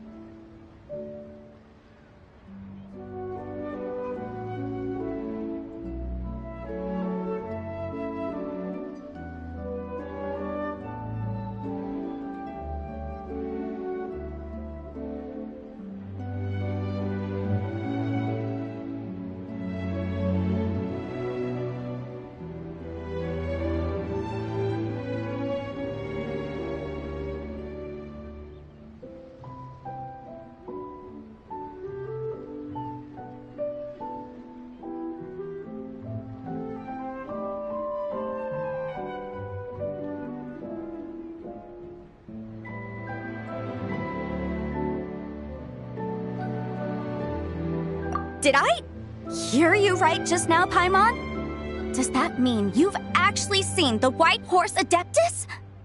She has indeed. And now, so have you. Huh? And you are? Why, who else? The White Horse Adeptus, of course! Could you maybe start with something else next time?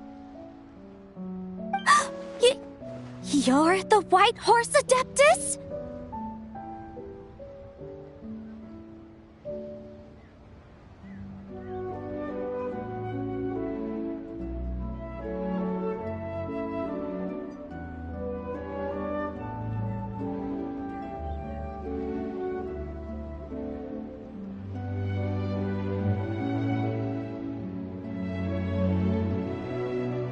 That's right! Allow Paimon to introduce you to our new friend, Zichao. She's been low-key obsessed with cosplaying the White Horse Adeptus ever since we met her. I see.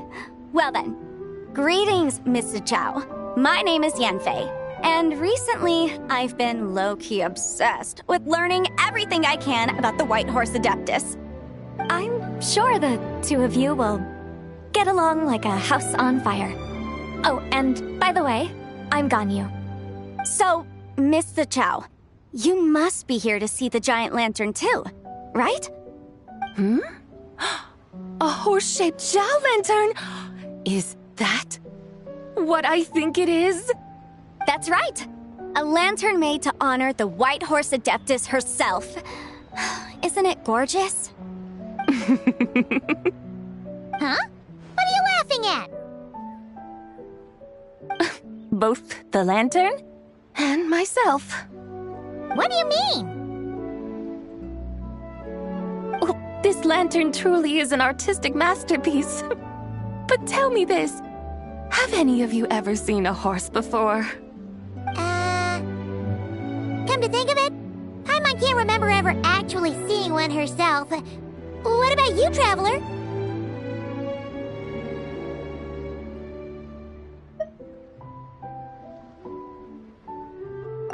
This horse appears to be mid-trot, but it has adopted what is called a lateral gait, where the legs on one side of the body move together in unison.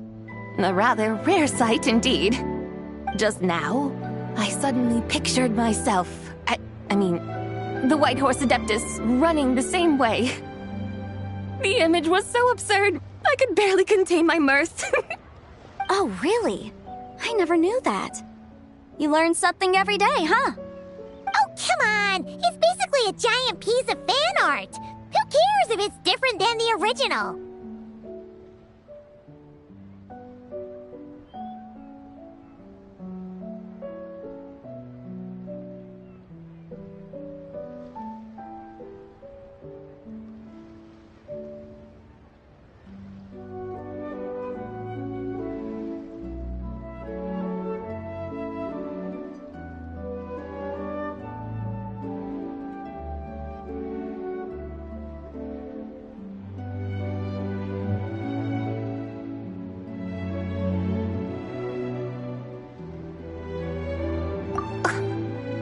I was merely laughing at my own ignorance.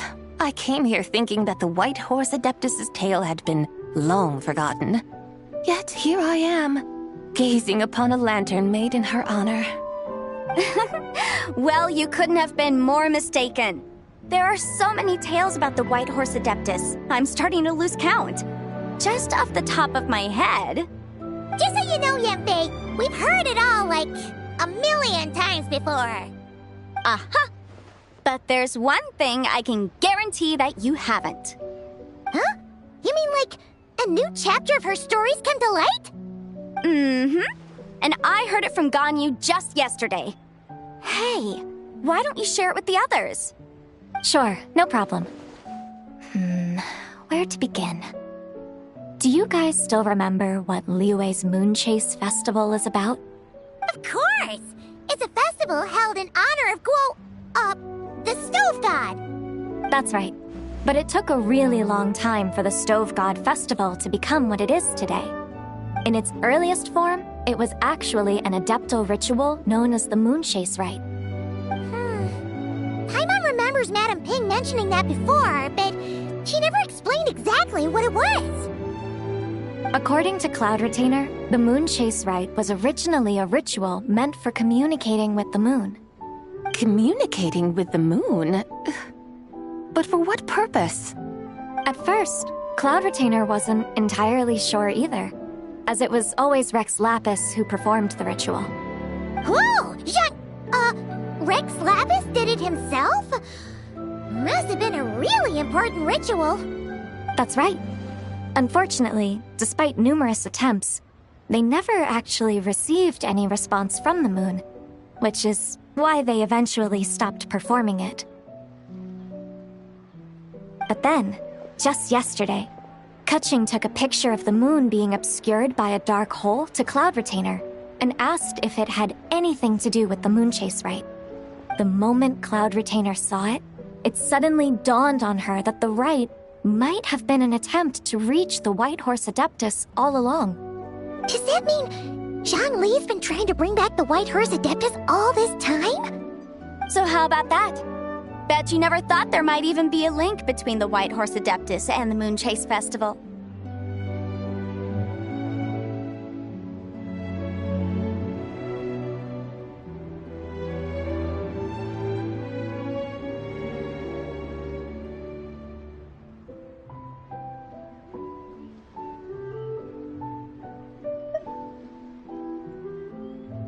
If Kutching hadn't taken that picture to Cloud Retainer, we would never have known any of this.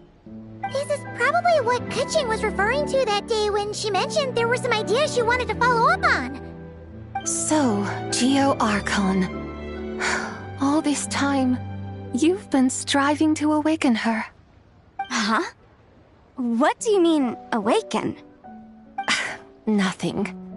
What I truly meant to say was, this new insight you've provided has been truly eye-opening.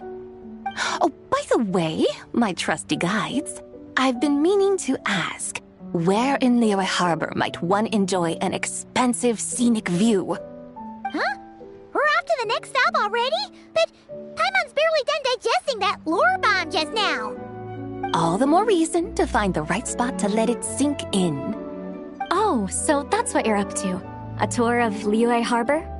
In that case, if you're looking for a spot with a panoramic view, I'd recommend Yujing Terrace. That's a great idea. Since the terrace is on higher ground, the sea view from up there's so much better.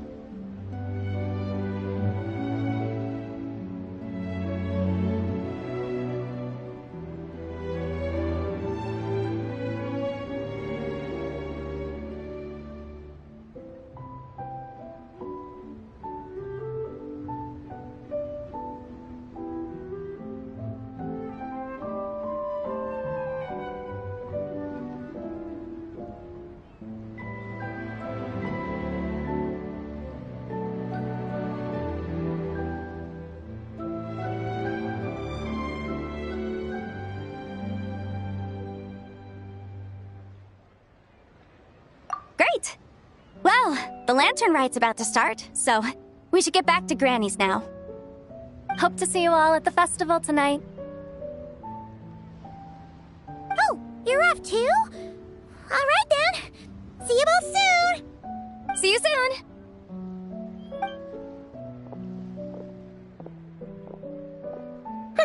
Very well, my guides. what are we waiting for? Okay, you're the boss. Eugene Terrace it is. After all, the customer's always right.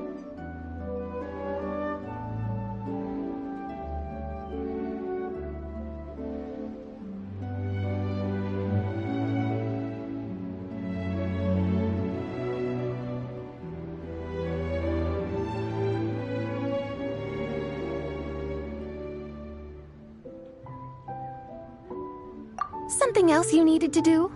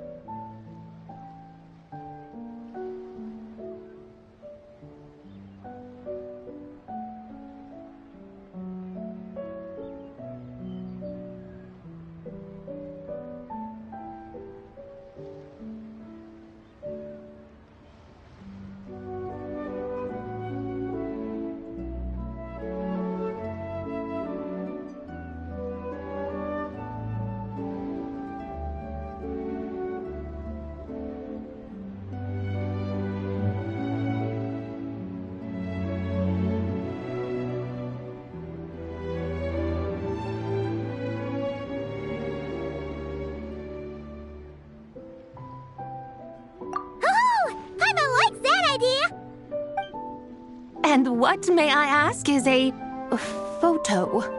It's this awesome invention that lets you record moments in the blink of an eye! Except, you've gotta try not to actually blink. Oh? What must I do in preparation, then? Nothing! All you gotta do is choose a pose. The Traveler will handle everything else.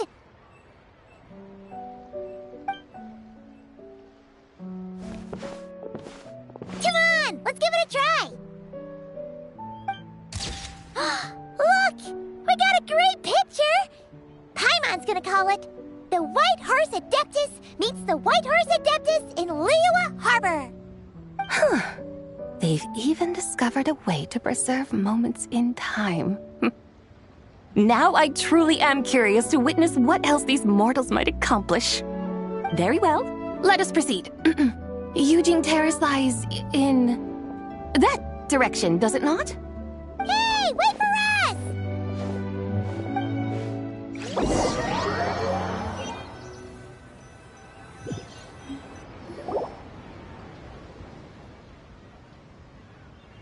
Truly a marvelous view if ever there was one. It seems the charm of this Liyue Harbor is only heightened by the sun's dying light. And soon, people will start releasing their shell lanterns to mark the most important day of the year. Practically everyone will be with their friends and family, eating a big meal, chatting, and even setting off fireworks. Trust Paimon, it'll look even more amazing then. What do you say? Want to stay to see that? No need. Let us bring this weary day to a close. Weary day? You mean you didn't enjoy your tour? I had imagined you would arrange for me to witness some grand spectacle. Perhaps the descent of divine beings, the manifestation of the sacred before mortal eyes, or the appearance of a selfless hero come to aid the helpless and downtrodden. Or, should that not come to pass, then at the very least spend a little more coin. For that, it seems, is how one finds true enjoyment. Alas, but there was none of these. Instead, we merely filled our bellies, listened to tales, and gazed upon a crude imitation of my likeness. And now the sun begins its descent. What a day of quiet tedium. Well, we're so sorry. If we'd known that was what you wanted, we'd have done it all differently. It's all that Zhang Li's fault for not making the customer's requirements clear. Well, it's too late now. Do you still believe I would part with that soul fragment, now so intertwined with my very being? but...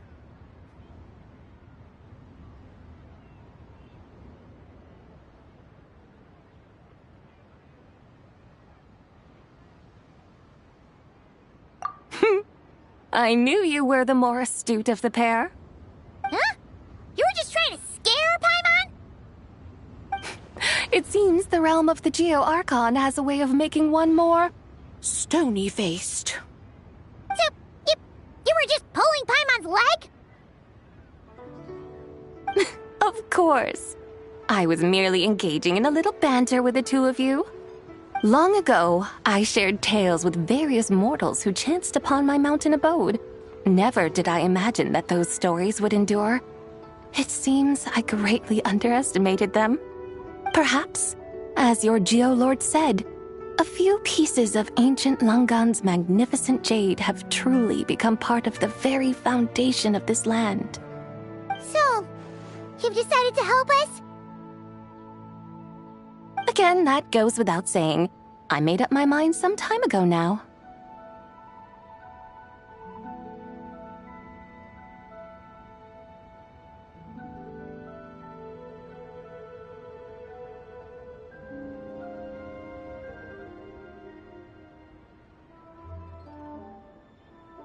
When I beheld a rather intriguing scene as I set foot in this city, I saw porters passing through the alleys, setting down heavy wooden crates from their weary shoulders. Peddlers pushing carts as the kites and lanterns upon them rustled gently in the breeze. I saw cooks cooking, actors acting, scholars reading, soldiers marching, children playing, elders resting, officials officiating, and the common folk absorbed in this or that, reveling in the simple joys of life. Some, it seems, have already found that which stirs their hearts, while others continue to fret, troubled by uncertain futures. Yet, in this gentle and serene order, each holds fast to their anticipation, not only for the celebrations to come, but also for the first light of the morrow. Scenes I once yearned to behold now unfold before me, no longer in Langan, but in Liyue Harbor, thousands of years on. How wondrous is this mortal realm. Thank you, Whitehurst Adeptus! Thank you so much! Adeptus, Adepti, perhaps the singular art in which we are truly proficient is that of sequestering ourselves within the high mountains. But once we leave our mountain refuge, we find ourselves drawn back to mortal ways all the same. So, it is I who should offer my thanks to the two of you. Traveler, Paimon, you have made this day more delightful than any I've known in a long, long time. Come now, and take what it is you need. You mean, like, right now? But don't you think we should wait for Zhangli? That won't be necessary. All things shall meet again in their time. For the waters know no rest, and the flowers their appointed season. One need not fear that life is but a journey of goodbyes.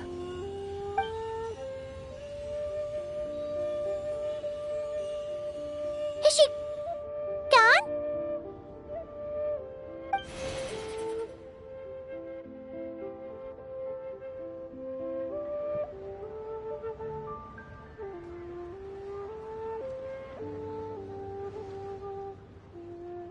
Yes, she's gone.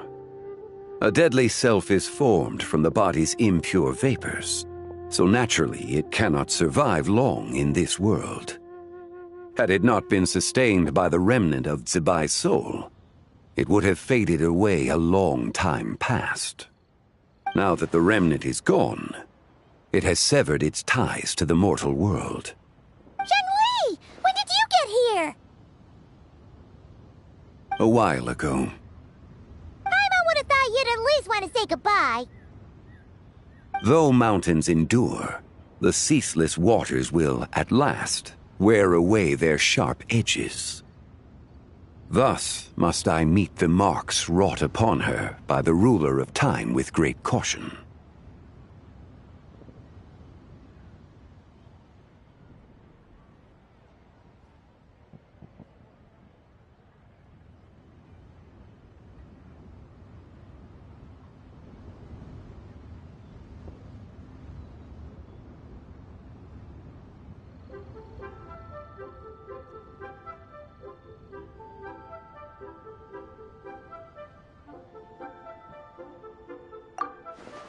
It may be goodbye for now, but someday we will meet again. Really? And when might that be? Who can say for sure? Years and years from now, perhaps. Or maybe tonight, at the Lanternlit.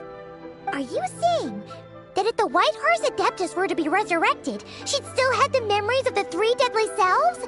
That she'd still remember us? We will find out soon enough.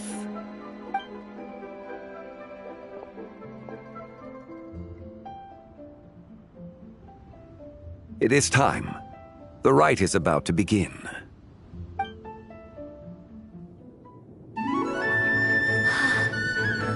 The rite is about to begin.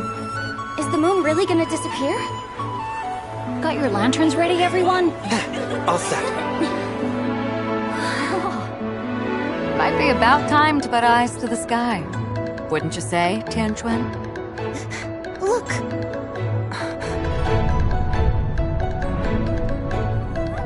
When the sun's out, eat the sun. When the moon's out, eat the moon.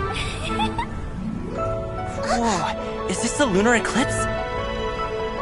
Under moon eternal, in radiant night, a maiden grants silk, soft and light. Under moon iridescent, in night divine, a maiden grants fiber for cloth For so you. fine. Under moon of frost, in night so great, a maiden grants tools to divine our fate. The fields are plowed, the seeds are sown, and from the earth, life is grown. The seedlings stretch, the crops do rise, and all unfolds before our eyes. Fruits are gathered, sweet wine is poured. These gifts we offer to our Lord.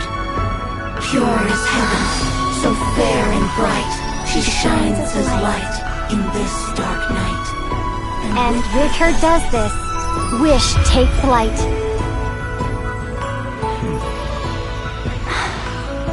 Devoted soul, scattered and unbound. Let this lantern guide you home, by its light be found.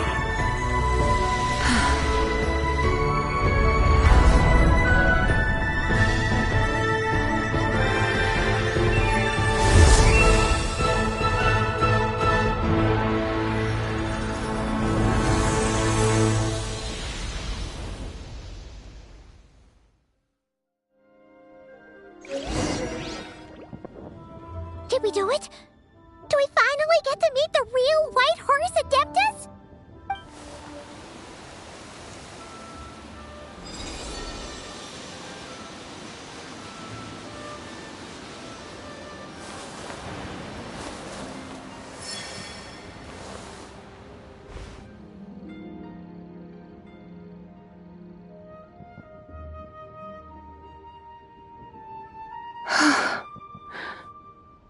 This place. Where am I? A familiar land, now known by the name of Liyue. Liyue? The peaks adorn the clouded moon. Then, who might you be? Oh no! She seems to have lost all her memories after all. And those countless lights in the sky. What are they? These lights, each like a dwelling in glad accord, usher in this day of joyous rebirth. And whose rebirth might that be? That of my old friend, Zibai. Zibai? Yeah, that's you! Don't you remember anything at all? That's... me? Oh, yes. The envoy of the Lunar Palace. My name is Zibai, indeed. Then you must be...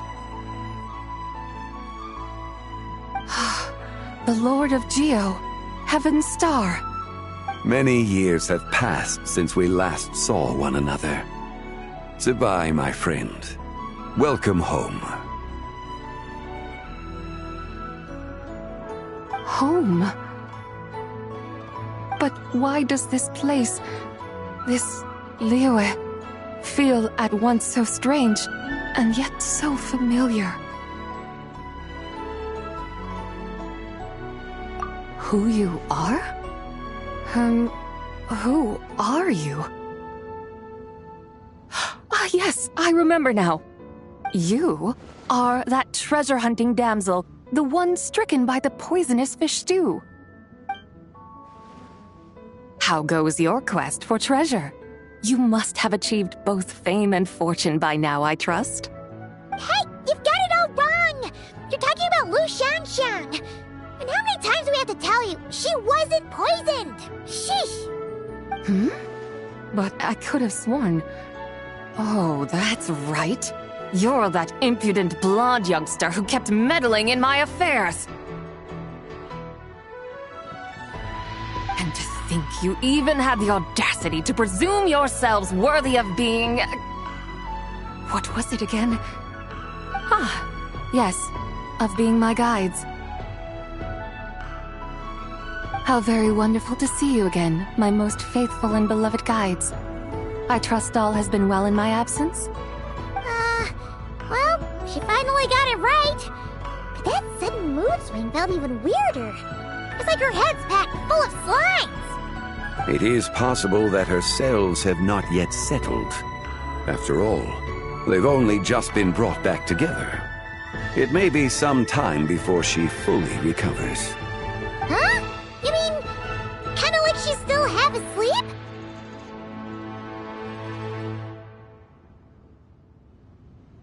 That I cannot say for certain. Perhaps a few days.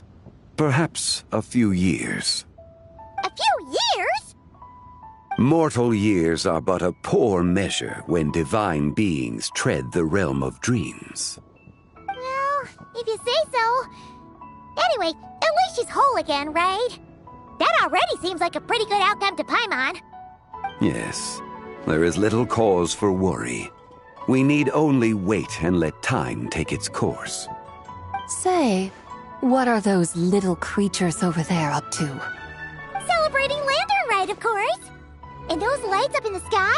Those are all Shao lanterns. This year, each and every one of them carries a little wish inside. Lanternlit. Then, may I join in too? Of course! Why else do you think we've been running around like headless chickens these past few days? Tell you what, Traveler, why don't we take the White Horse Adeptus out to celebrate? Who knows? Maybe seeing some familiar faces might help her find her feet?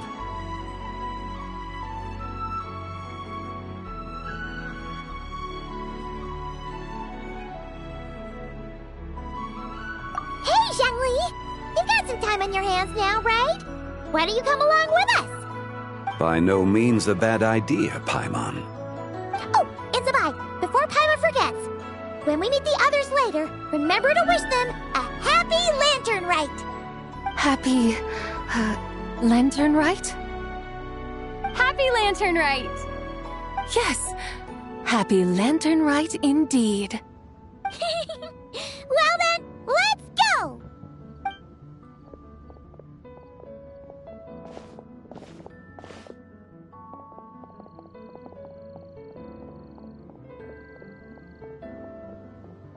Lanternlit. A night of joy, reunion, and moonlit blessings for all.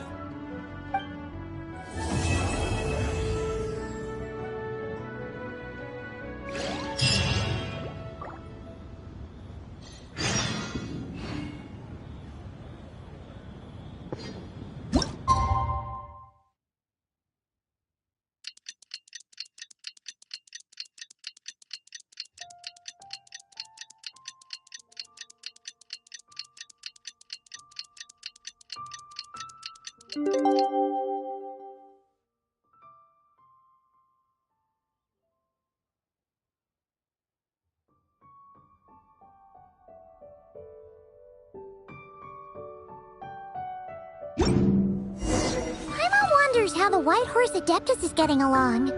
Maybe we should check in on her? We could ask Zhangli where she is.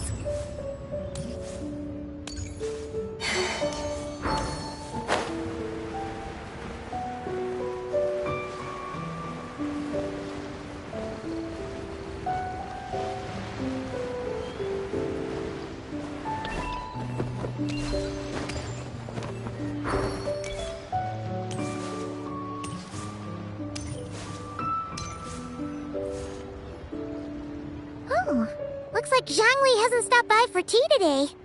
Hey, are you two looking for your friend? Try going up that way. Is Zhangli up that way? No, but that young lady who was dressed up as the White Horse Adeptus the other day is. She's your friend, right? I just saw her head toward Wanmin Restaurant. I was wondering why she was eating alone. But then you two showed up hot on her heels. Oh, what luck! We were just on our way to find her. But what's she doing at Wanmin Restaurant? I have no idea. I said hello, but she completely ignored me. She couldn't have forgotten who I am, right? I mean, we're kindred spirits, aren't we? Maybe she's still half asleep, but her brain might be a little fuzzy. Oh, that makes sense. I was wondering why her eyes were so red. Her eyes were red? Oh, that doesn't sound good.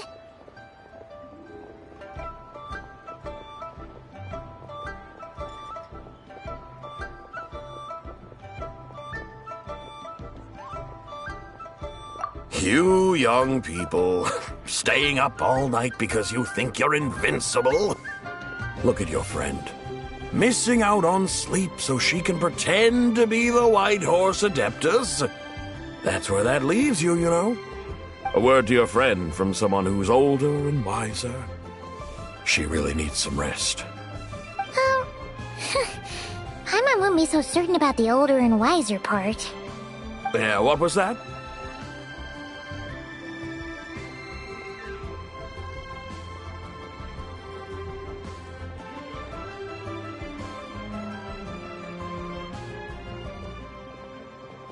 Hurry along, then. Oh, and don't forget to come back and check out my Rex Lapis cosplay when you're done.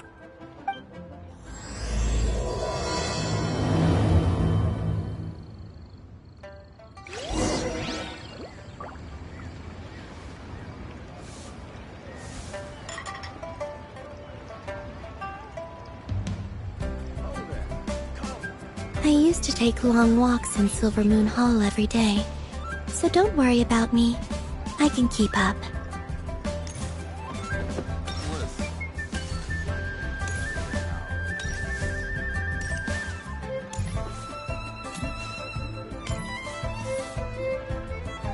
Where's the proprietor? Come out and see me at once!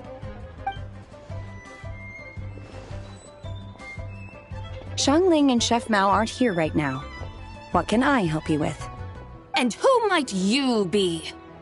My name is Shenhe. I work here at Wanmin Restaurant. Shenhe. Are you that crane adeptus who loves planting mint? It's been a few days. Have you improved your gardening skills? Did you manage to cover the slopes with mint? Mint? I don't know anything about mint. But I am familiar with Qingshen and glaze lilies. Ha! Already casting mint from your mind. How can a practitioner of self-cultivation be so fickle, chasing after every new plant that catches their eye? I'm not sure I get what you mean. Are you delirious from hunger? Would you like something to eat? Shenhe! White Horse Zabai! So this is where everyone is! Traveler, Paimon. It's been a long time. Happy Lanternlit.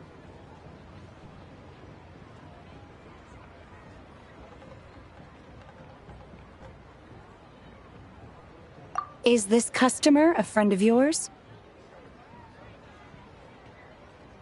Don't mind her, Shenhe. She's just a little cranky because, she didn't sleep well last night and she's only just woken up. Look how red her eyes are. I see.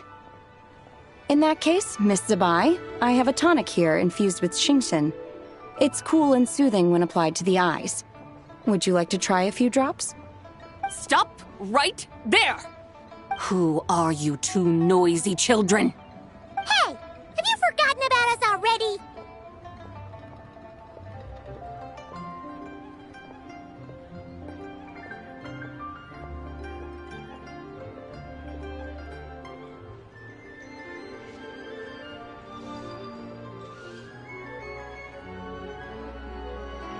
Guides. Yes, I seem to recall something about some guides. Ah, yes, now I remember. What luck! I was just looking for someone to show me the way to Elong Wharf. Huh. Is she starting to come around?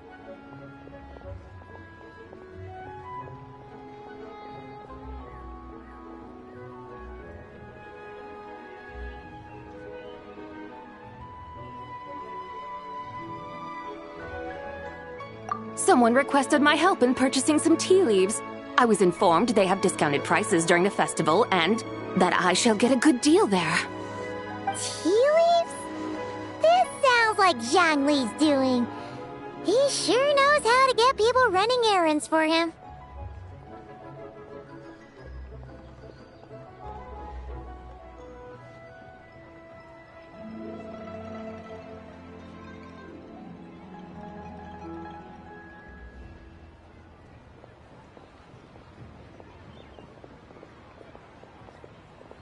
Your friend Rex Zhongli initially requested the most expensive tea, but then a young lady in a hexagram hat mentioned he'd burned through the Wangsheng funeral parlor's yearly expenses at an exhibition a few days ago. As such, he is only permitted to buy items that are discounted this month. Oh, that's his boss, Hu Tao. It's about time she realized the problem and put a stop to his spending sprees.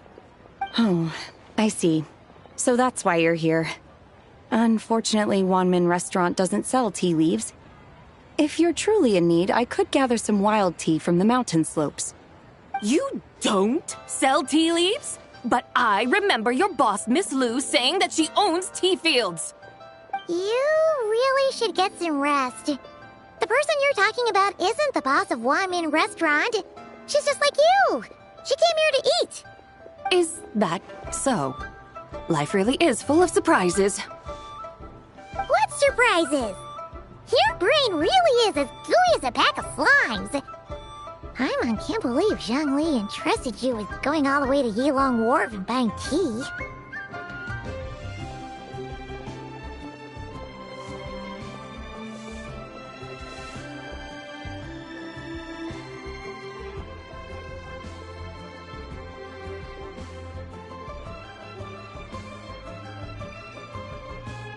That would be excellent, my dutiful guides. Ah, yes, Miss Crane. I apologize profusely for my improper behavior just now. Please forgive me. I completely understand. Master often says that the human body is like a mechanism in need of regular maintenance. When a person cannot rest at night, they are sure to become irritable and on edge. Miss Crane, you appear reasoned and compassionate on the surface, yet I sense dark forces churning within your spiritual core. Those red ropes you wear are what bind them, am I correct? Oh, you can sense that? Indeed. I also sense that with your strength, you might try undoing one or two of those bonds when training. Untie Shen has ropes? Wouldn't that be risky? Though the use of red ropes to bind the soul is a wondrous technique, practitioners must eventually learn to break free from external aids and look within themselves for restraint. Master has told me similar things, but I am not ready yet. Your self-cultivation has progressed far enough. Then I will seek further guidance from my master. If you still have doubts, you can find me at the Baiju Guest House. I'll be taking up residence there for a while. For now, my dutiful guides, let us be off.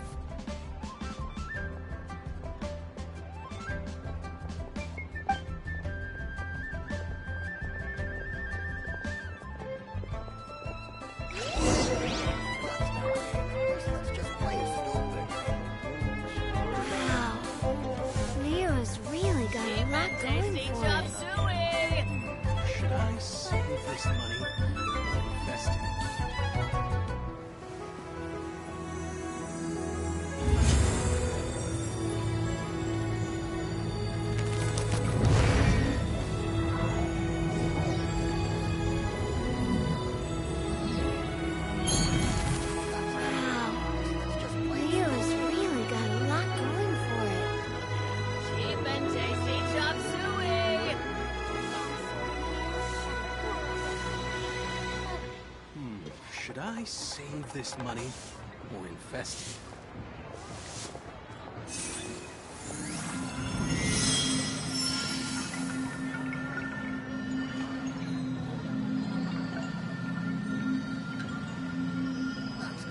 Wow. Leo's really got a lot going for it. Tasty chop suey!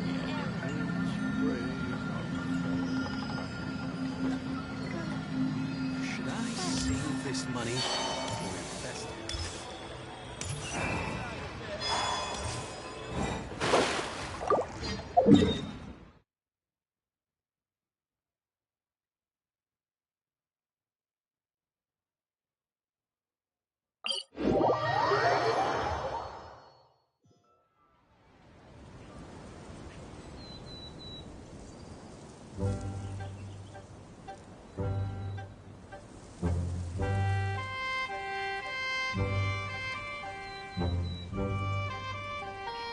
I don't sing for anyone in particular. Still, if someone stops to listen, I hope it provides a moment of peace all the same.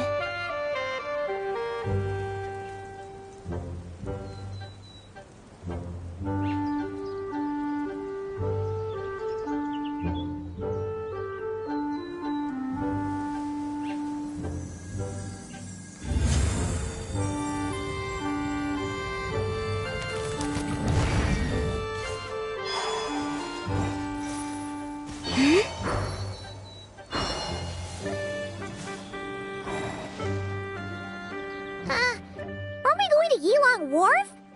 How do we end up on this mountain? Is that small town over there not Elong Wharf? I sense a familiar scent wafting through the air. You're right! Except for the smell part. Paimon doesn't smell anything. That is because this scent is the essence of jade, which can nourish the spirit. Oh, yeah! Shenyu Vale does have a lot of jade, but Paimon didn't think jade smelled like, anything. Naturally, this has reminded me of something. And what's that? A few simple tricks for mastering one's power.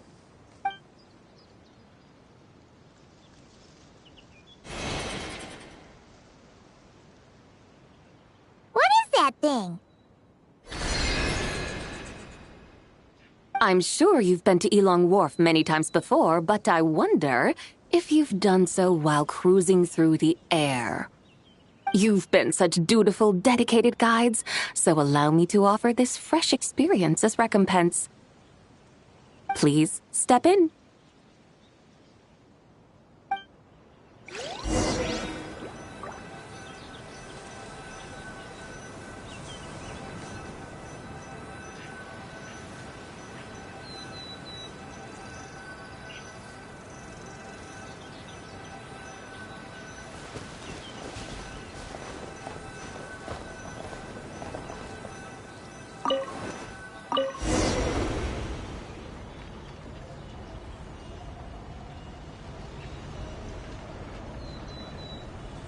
This is amazing! Paimon feels just like an Adeptus flying through the sky. What is this thing? I created it from my memories of the chariot of the Lunar Palace. Many years have passed since I last laid eyes upon it, so there may be some discrepancies. Nonetheless, it is functionally much the same. A lunar chariot? Wow! Paimon never imagined she'd get to ride in one! So, Sabai, does that mean you used to work on the moon? Work. That's an interesting way to phrase it, though I suppose you are correct. I was once an angel, a member of a race tasked with guiding humanity. Then, graced by serendipity, I became a moon envoy. Huh? What's a moon envoy? Some kind of super important angel? As you would understand it, a moon envoy is a job title. Any angel, or non-angel, can become a moon envoy. Does that mean you're not the only one? Of course not. Though my memories are still hazy, I vaguely remember some of my colleagues. There was one who liked to take on the form of an ibis. An ibis? Could it be... Can all moon envoys turn into animals? Does that mean Lauma could take that job? She can turn into a deer, and moonchanters are some sort of Luna envoy anyway, right? Moonchanter? I have no idea what those are. Oh, okay then.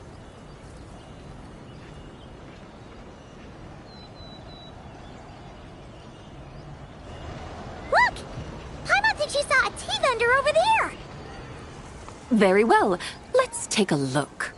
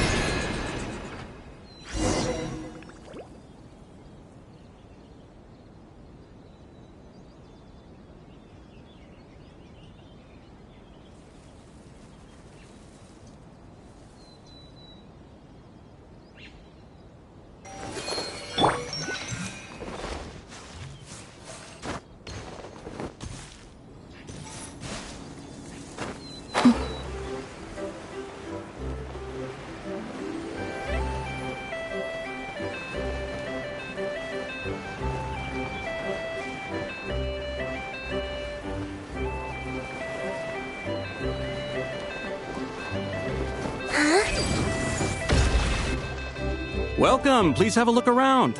We only sell teas of the finest quality sourced directly from Chaoying Village. Right now we're offering a special discount for Lanternlit. Look over there! Discounted tea!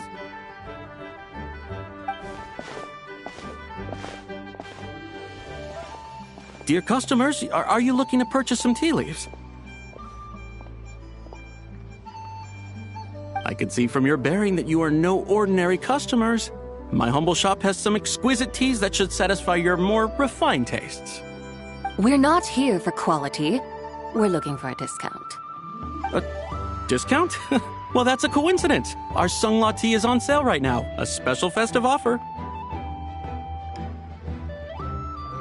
Something about the name of that tea sounds familiar to Paimon. Buy 3 boxes of Sungla tea during the festival to get 10% off. Buy 4, get 20% off. Buy 10, but...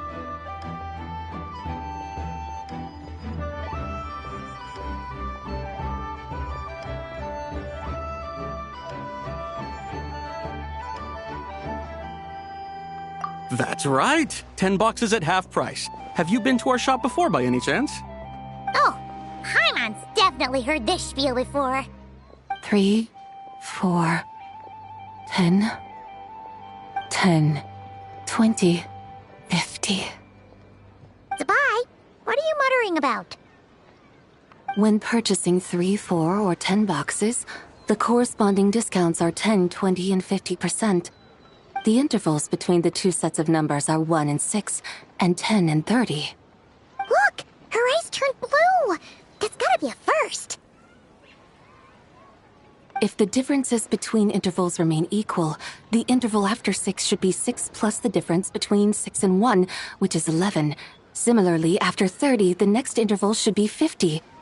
Therefore, extrapolating upward, the next two numbers in each set should be 21 and 100. You're making Paimon's head spin! Those numbers, what do they mean? They mean that if we buy 21 boxes of Sungla tea, we should get a 100% discount! 100% discount? You mean we'll get them for free? Oh, there was a pattern to the discounts. Is that right? The pattern we speak of is mathematics, little one. A pattern that is always right. That's amazing! You're a shopping genius, Zabai! Oh wait, something feels off here. I had no idea our shop's discounts were tied to the laws of nature. I've learned so much from you, dear customer. No need to thank me. Now, please give us our 21 boxes of free tea.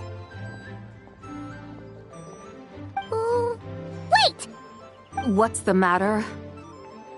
Paimon just realized what it is that's not right. It took you long enough. We got the short end of the stick! Think about it. If we don't have to pay when buying 21 boxes, then if we buy even more, the vendor should be paying us money instead, right? Huh? Hey, Zibai, work this one out. If we buy 100 boxes, we'd make loads of money, wouldn't we? It stands to reason. Wait a moment, dear customers. Don't you think you're haggling a little too hard? You are the one dictating the discounts. We're simply extrapolating the numerical patterns within. As such, we are hardly haggling. You have a point.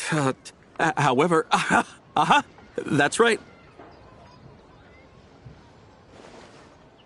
I'm so sorry. I just remembered. My supplier didn't come today, so we don't have any tea after all. Such a shame. Terribly sorry about this. Awful, awful luck. Where can we find your supplier? Well... Not to fret. We'll save you the effort and go straight to the source ourselves. Well, you see, dear client, the supplier's discount isn't as generous as ours. You won't be able to get the same price from them. Huh? Does that mean they won't pay us for taking their tea? They might not even offer you 100% discount. How very unfortunate. Nevertheless, as the original supplier, they must offer some sort of discount.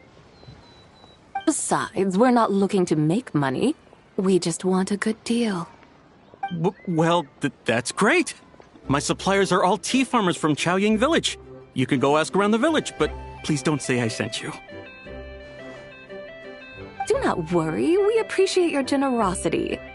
Referring customers to your business partners, even choosing to remain anonymous, the demeanor of a true gentleman indeed. Your business will surely prosper. I hope you're right. Then let us head to Chaoying Village. Do you know the way, my guides? Of course! Just follow us!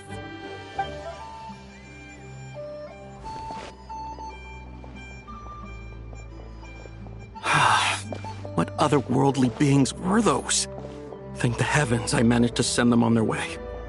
I should hurry home and pray to the White Horse Adeptus. May she bless me such that I never encounter such customers again.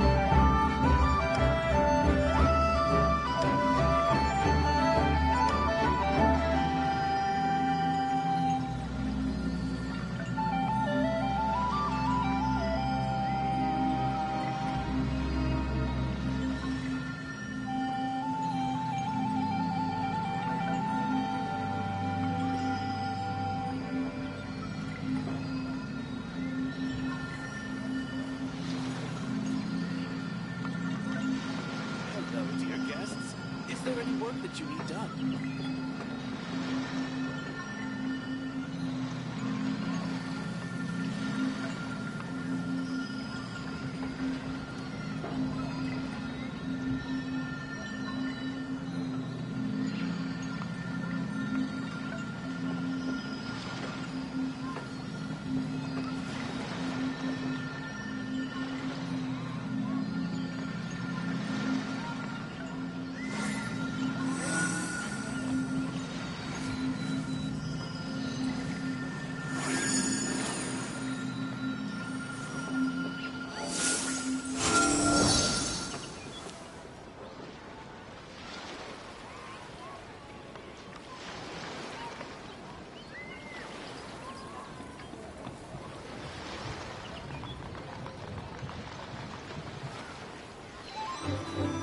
Would you like to go moon gazing?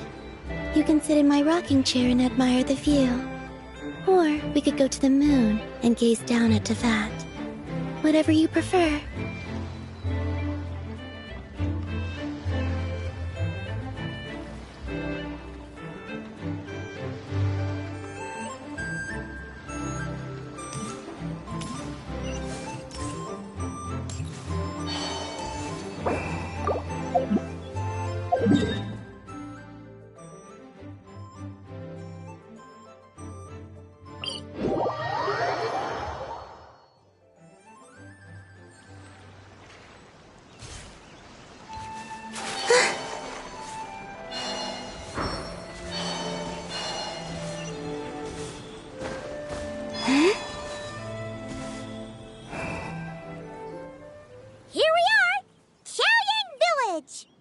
The mountains and waters are pristine.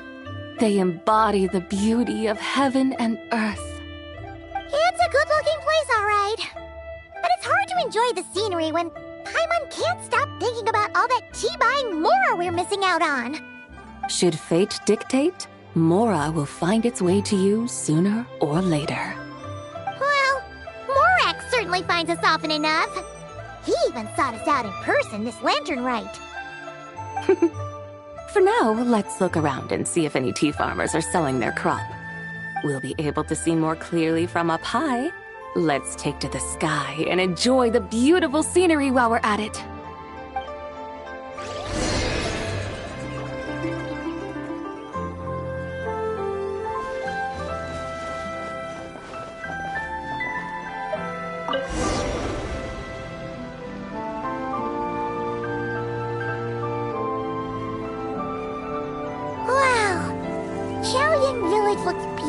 From up here. Indeed, the houses here are quite different from those in Liyue Harbor. They follow the natural contours of the mountains, forming unique, elegant structures. Yeah, it's super beautiful. The white walls and dark tiles frame the emerald waves of the terraced fields, while the curved eaves and tall gateways juxtapose each other with grace. It's almost too beautiful to be true. The crowing of roosters and barking of dogs, the calls of farmers working the fields, a vibrant pastoral chorus overflowing with earthly vitality.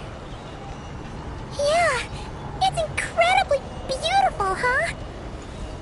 Have you studied the linguistic arts by some chance? Huh? Your vocabulary for beauty seems rather constrained. Paimon knows how to say pretty as well. I see. Now then, let's take a look around and see if we can find any farmers selling tea.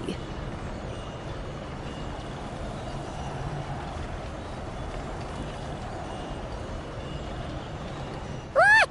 There's someone in that tea field! And they look kind of familiar. Wait, is that Lu Xiangxiang? And who is that? Oh, you'll remember her once you see her up close. Hey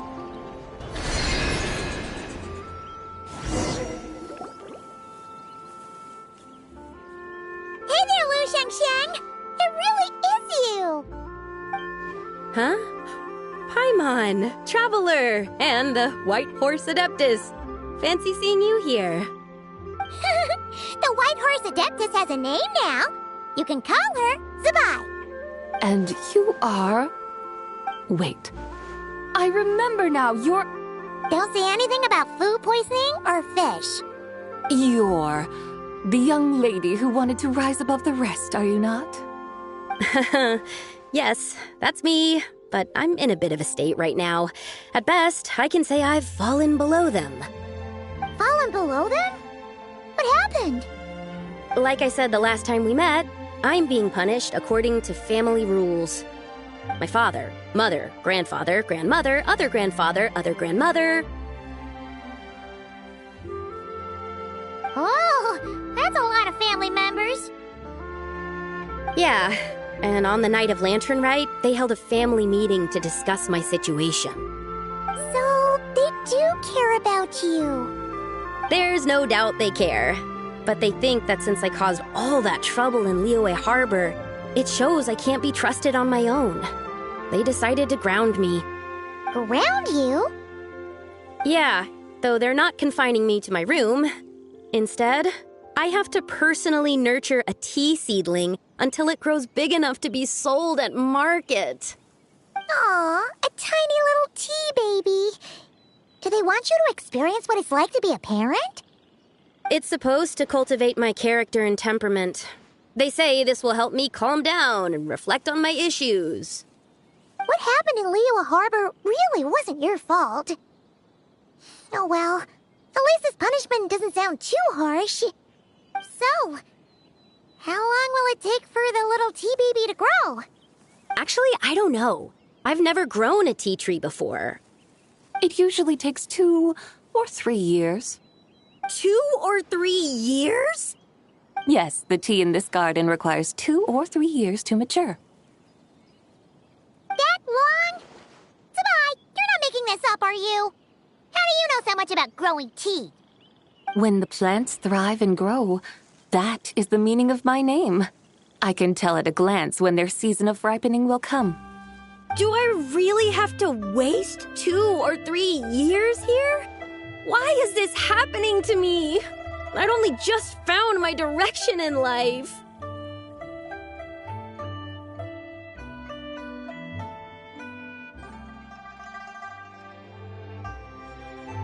Yes, during the night of Lanternlit, I heard many people reciting poems from long gone in praise of the moon. In that moment, I suddenly felt a great sense of pride. I mean, I helped excavate cultural artifacts from long gone, so I contributed to the revival of these poems too, right? So I decided to stay with the archaeological team. I want to unearth even more history. I see. And are you sure that's what you want to do? If you don't achieve anything significant in the years to come, will you still enjoy it? Yes, because archaeology gives me that boom shakalaka feeling. Wait, did Xiangling teach you that? That's right. I was asking her for advice. She said that if something gives you that boom shakalaka feeling, then it has to be worth pursuing. I immediately thought about how, when I'm excavating in the ruins, I always feel like there's a ghost standing beside me, and not in a spooky way. It feels like my great-great-great-great-great-grandmother patting me on the shoulder and saying, "Keep going. You're about to rediscover some grand ancestral knowledge." Right? It feels like I've made some kind of connection with my ancestors. Isn't that amazing?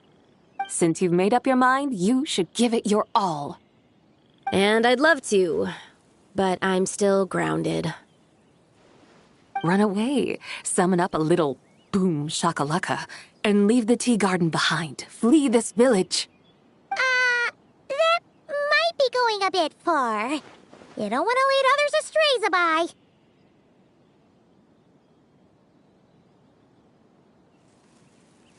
Yeah! Tell them about your great-great-great-great-great-grandmother. She must be the most super-duper ancestor to have ever risen above the rest, right? I'd be better off telling them about the White Horse Adeptus. After all, she's the supreme riser above the rest who saved my great-great-great-great-great-grandmother. Then it's settled. Tell your family that your decision has my blessing. Thank you, Tsubai, but I don't think cosplay is going to work on them. They won't listen. They don't need to listen. You need only follow the rules they've set out for you. What do you mean? As I'm sure you know, some ancient texts refer to the White Horse Adeptus as the daughter of time. My family history contains such records, but what of it? If the White Horse Adeptus were to manipulate time to make your tea seedling grow overnight, then you'd be free, correct? Is that how it works? If the White Horse Adeptus were to really get involved, my grandfather would let me leave right away. But who really believes that she'd show up and help? It's not as if you have any other options. Why not try calling out for help? It won't cost you any more. Guess I might as well. I've got no better ideas anyway. White Horse Adeptus, if you can hear me, please save me from my predicament!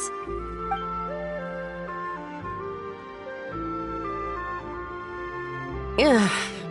Nothing happened, as expected. Perhaps the White Horse Adeptus has already heard your prayer. Why not come back here tomorrow and take a look? By then, the seedling you planted may well have grown into a thriving tea tree. Thank you, Tsabai, for trying to comfort me. I do feel better now, kinda. But can't you really do something like that? Oh, it's getting late. Why don't you all stay at my house tonight? My family may be strict with me, but they're always welcoming to guests. That sounds great! Let's get some sleep and then come back here tomorrow to see if our tea baby has grown.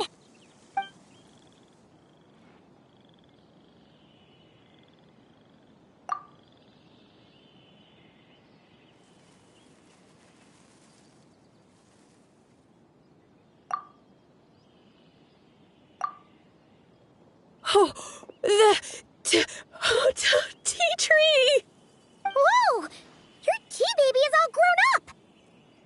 Indeed, it has grown into a mature tea tree that can stand tall in the face of wind and rain. How is this possible? It must be the work of the White Horse Adeptus. Her prayer must have moved her. Are you sure? Perhaps she heard your prayer and chose to answer the call. She once saved my great-great-great-great-great-grandmother. This time, she saved me. That's incredible! Your family must be blessed by the White Horse Adeptus. I guess so. I need to tell everyone the news right away. They'd better. Since this is the will of the White Horse Adeptus, I don't see how they could object. Go. And if you run into any more trouble, call out to the White Horse Adeptus just like yesterday. Thank you so much. Paimon really thought you were going to use Adeptal energy to make the tea baby grow, Zabai. When an Adeptus exerts effort, consuming their energy, is that not using Adeptal energy?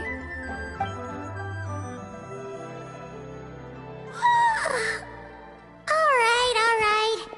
What are we doing out here in the middle of the night? We're here to help Lu Xiangxiang fulfill her wish, of course. Can you really make the tea baby grow? It won't be easy, but there are ways.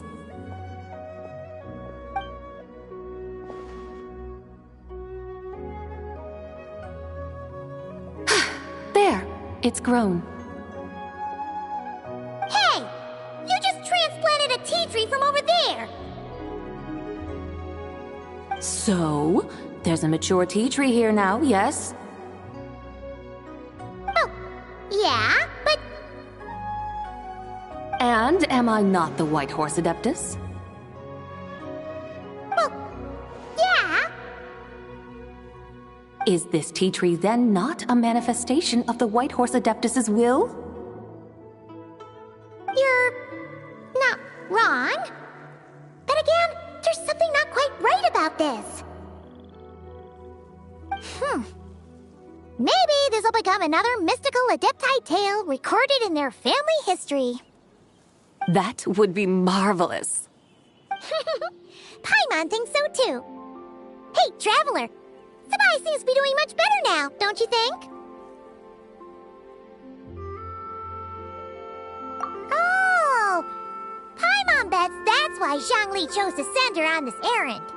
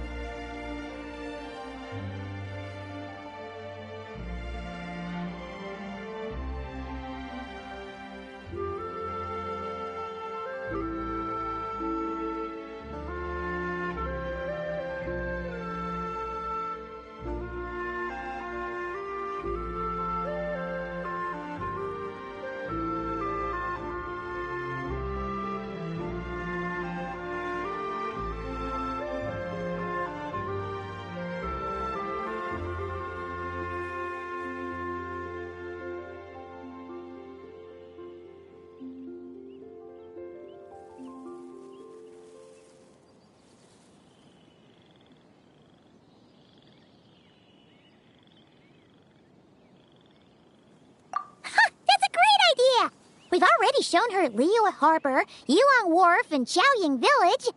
How about we head to Qingce Village next? Qingce. That name sounds familiar.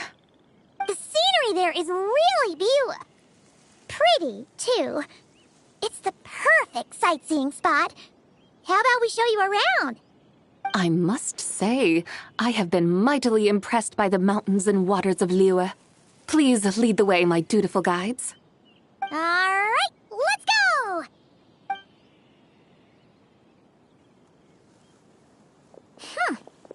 Paimon can't help feeling like we've forgotten something. Pay it no mind. I've already forgotten more than you will ever know. All right. If we forgot something, it can't have been that important to begin with. Qingce Village, here we come!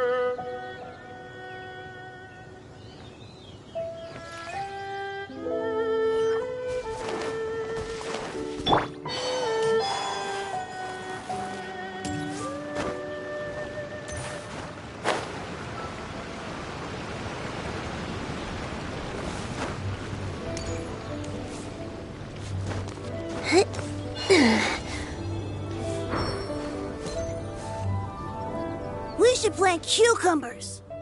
We should plant canolas. We should plant cucumbers. They're easy to sow.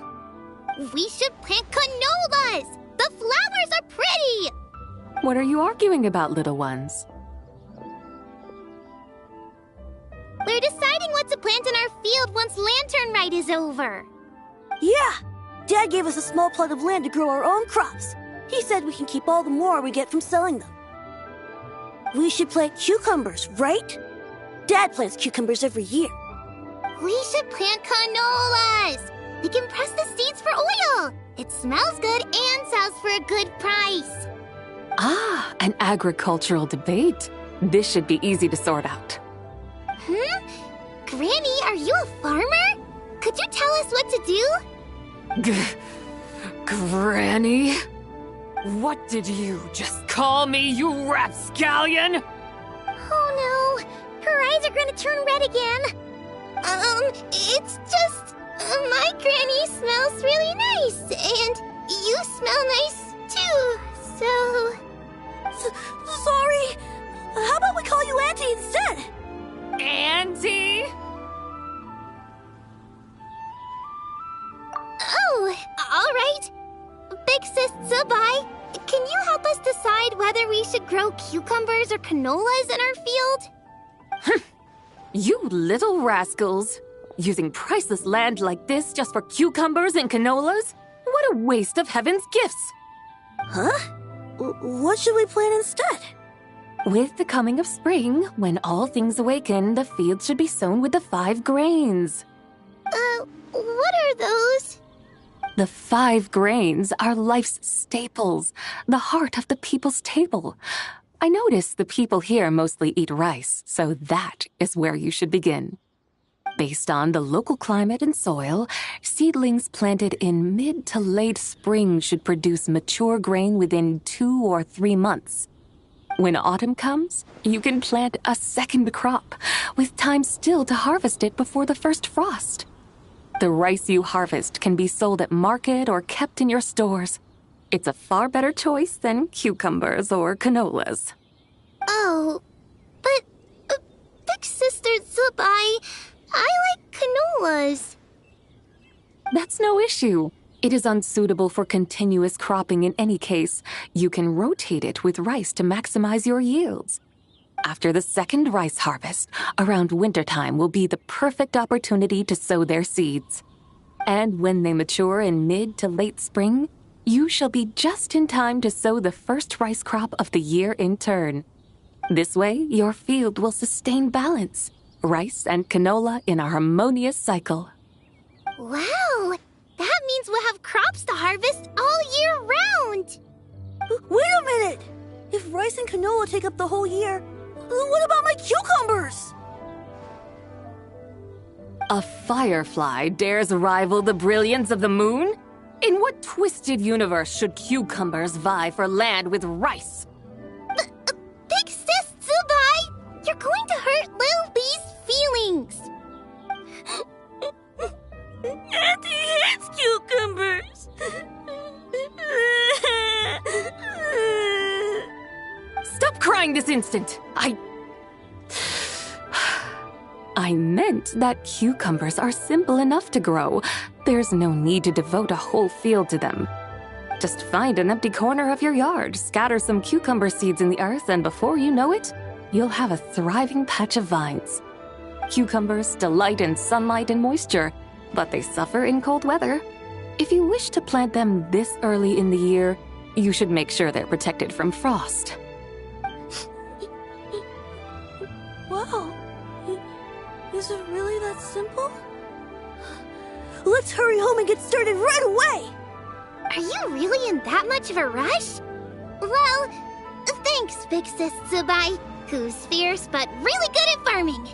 We gotta go! Thanks, Big Sis Zubai! See you around! Paimon never imagined you'd know so much about farming. What's so strange about that? The people of Langan called me the god of soil and grain. Are the fields not made of soil? Is rice not one of the 5 grains? Huh. That's true. So, if the god of soil and grain is a farming god, that means the White Horse Adeptus must be a farming adeptus, right?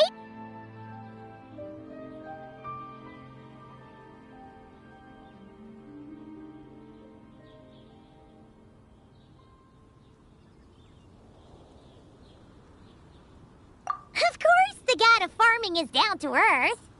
Mind your tongue, impertinent child. How dare you diminish the lofty bearing of an adeptus? Hey! You're the one who said the god of soil and grain is all about farming. Enough! It's time for us to take to the skies once more. Join me now. Witness the majesty of mountain, water, and field, and broaden your horizons.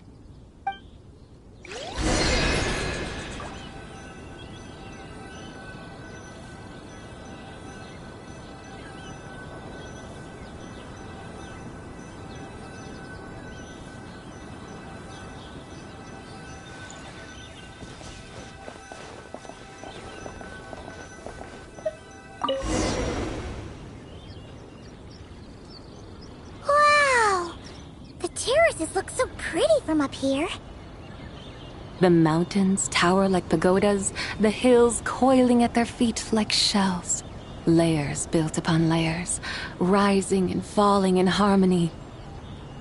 A truly unique and mesmerizing sight. Thinking about it, you have a special connection to this place, you know. A special connection? Yeah! There's a local legend about a white horse leaping from a pure spring to follow Rex Lapis into battle. Don't you remember? You must have been living in seclusion around here. That does sound somewhat familiar. Oh, and if we keep going up this way, we'll reach a super-duper spooky spot. You might have a connection to that place, too. There's an ancient array that seals away the remains of a fallen god. A god's remains? Yeah! The people of Liyue turned that story into an opera called The Sanctification of Tao Do. Does that ring any bells? Tao Do. Huh. The 7 and 8 gates array. That's right, that's right! You do remember! Boone, the god of the underworld, who could pacify the forces of life and death. Huh? So, Tao Do had another name? Let's go take a look.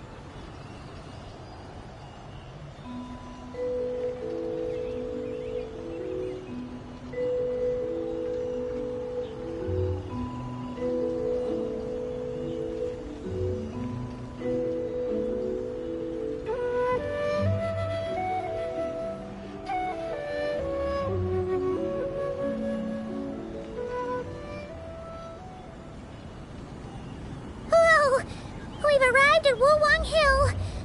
The atmosphere just turned spooky. I can't help but feel there's something strange about this friend you haven't seen in ages. Huh? Paimon thought she heard someone's voice. Let's head down and check it out.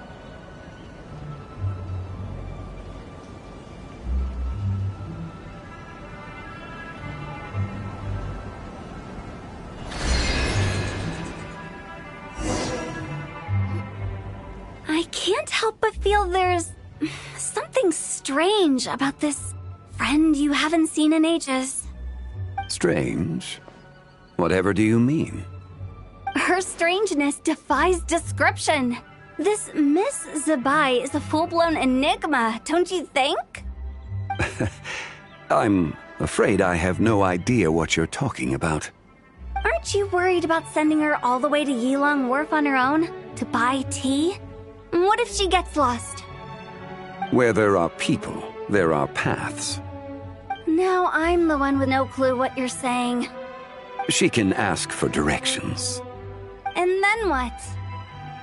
She will meet strangers in unfamiliar lands, build friendships, part ways. Hers will be a long journey indeed. The further the journey, the more footprints one leaves behind. The deeper those footprints, the harder it is for time to erase them. Ah, so you want her to make new friends? I see. But from what you say, it sounds as though she's not from Liyue. I believe she was not. But perhaps she will be. You're sounding stranger by the second. Huh. Oh, over there. Oh, look who's here. Hu Tao! Zhongli! What are you doing here?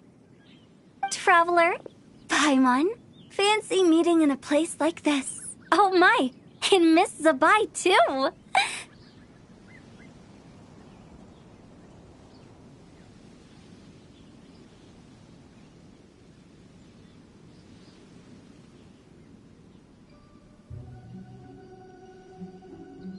Sounds like fate to me. We were taking Zabai to buy some tea from Yilong Wharf. Zhongli sent her there, though she didn't even know the way, and... Oh, drat! We forgot the tea! Oh, Paimon knew we were forgetting something!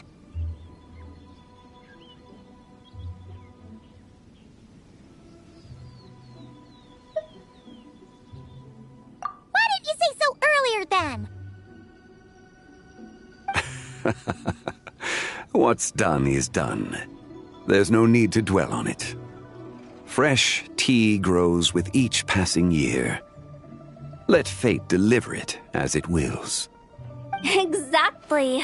You can get tea wherever you go. You're hardly running low now, are you? Paimon feels a lot better now that you've said that. Still, I'm a little confused. If you were buying tea, how did you end up all the way out here? We're taking Spy on a sightseeing tour. We started at Liyue Harbor, stopped in at Yilong Wharf, went sightseeing around Xiaoying Village, made our way to Qingce Village, and now we're here. Wow, that is quite the itinerary. Yeah, actually, Paimon thinks it's about time we headed back.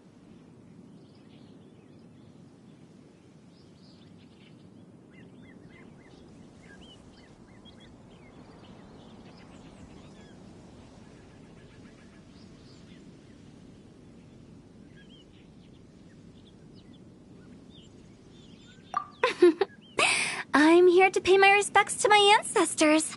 My dear consultant kindly agreed to join me. It is Lanternlit, after all. Adepti and ancestors should be venerated alike. Ancestors? Wait, could you be... Are you heir to the Woo-Wong Kid? Or perhaps the lone butterfly of the Crimson Flame? Whoa! Have you got all your memories back? Huh? Miss Zabai, you know about the Wangsheng funeral parlor and the 8 adepts? I happened to hear a storyteller expound on the sanctification of Tao Do.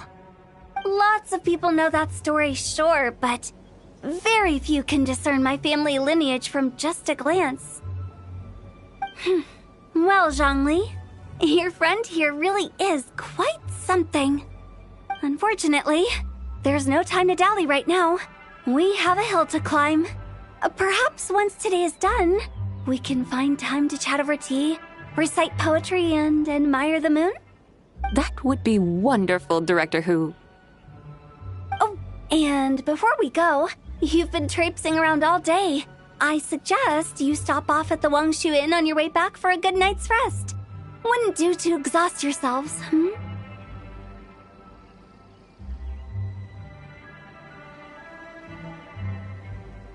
Don't mention it. All right, we'll take our leave now. See you later.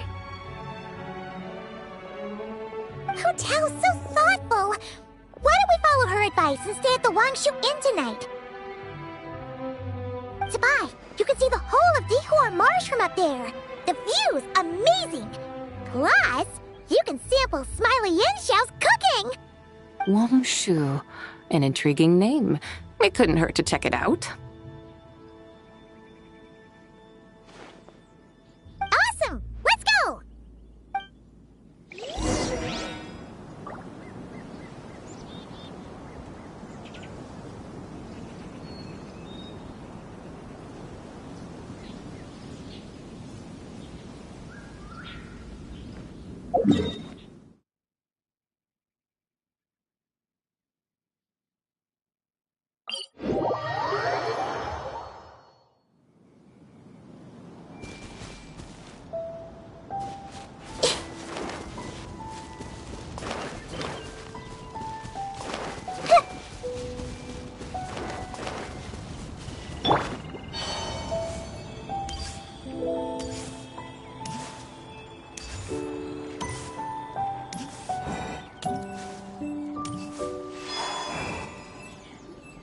Is that towering structure Wangshu Inn? Sure is. We can take the lift up from over there. Always walking the path long trodden. Does retracing others' footsteps not tire you? Come on, get in. We'll fly to the top.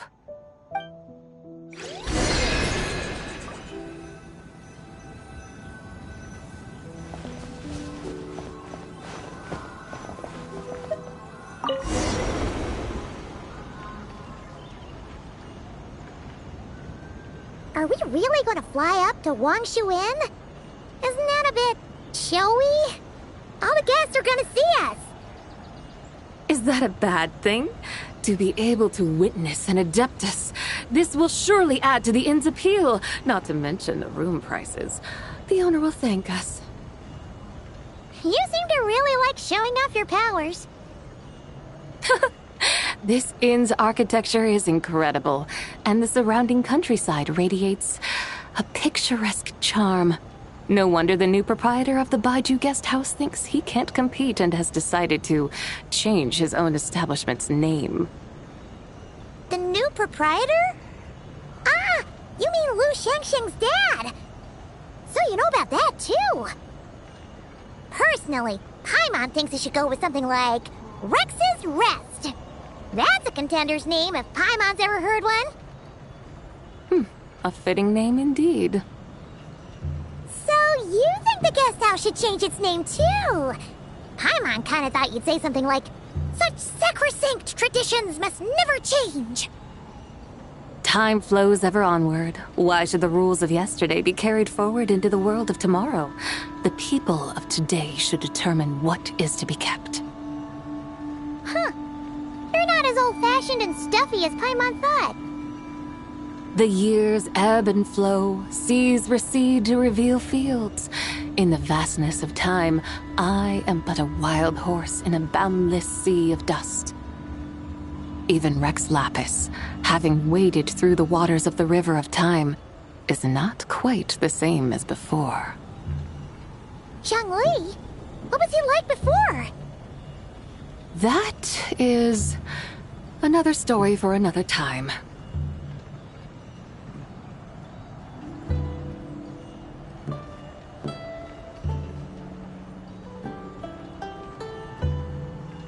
We have arrived.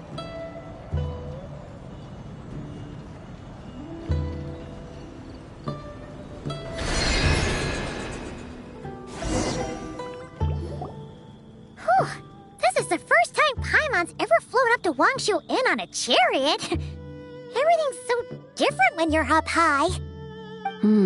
Wangshu. Like moon lanterns and Shao lanterns. Might it all be a coincidence? What's a coincidence? Do you not know what Wangshu means?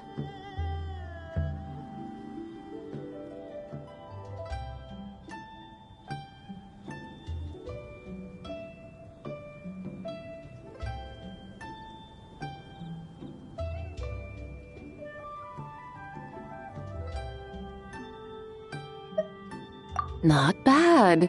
You're clearly much sharper than your diminutive companion. Wangshu can refer to the moon, but its original meaning is actually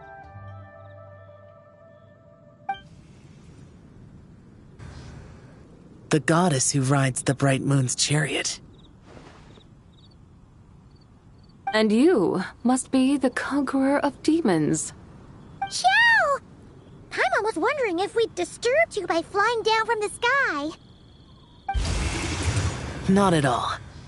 I sensed an unusual presence long before you arrived, though I didn't expect it to be you in a flying chariot. Ah, a witness at last. I was starting to think we should fly a bit lower. It would be awfully dull if no one ends up marveling at my lofty bearing. No need. This is already showy enough. I'm not one to do good from the shadows, as Rex Lapis is wont to do. Then you must be... Oh, nay, I'm only cosplaying as the White Horse Adeptus, in truth. Cosplaying? What's that? Ugh, ignore her nonsense. She's the genuine article, the one and only, completely authentic White Horse Adeptus. It's just... Xiao, did Zhongli say anything about her being a teensy bit... not quite right? Mental instability, perhaps? Did Zhongli tell you that? No, this is my own speculation. Oh, you pretty much hit the nail on the head. It's like her brain's filled with a bunch of slimes right now, all gloopy and messy. There's a hot-tempered pyro slime, a math-obsessed hydro slime, and a mischievous little animo slime. But don't tell her Paimon said that, or she'll come and tell us all off. You white-haired rascal! Do you think I can't hear you? Uh-oh! We're in for it now! White Horse Adeptus. You must be weary from your journey. Why not take a rest?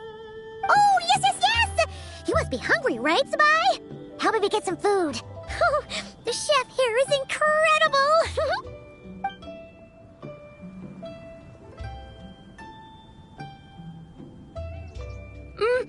It's so hot! So spicy! Are you okay? Do you want Paimon to get you some water? Don't worry about me.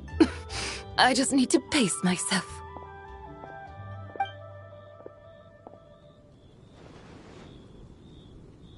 So, regarding your friend and her condition, does even the Lord of Geo have no solution? Zhongli said we should wait and she'll get better on her own. But who knows how long that's gonna take.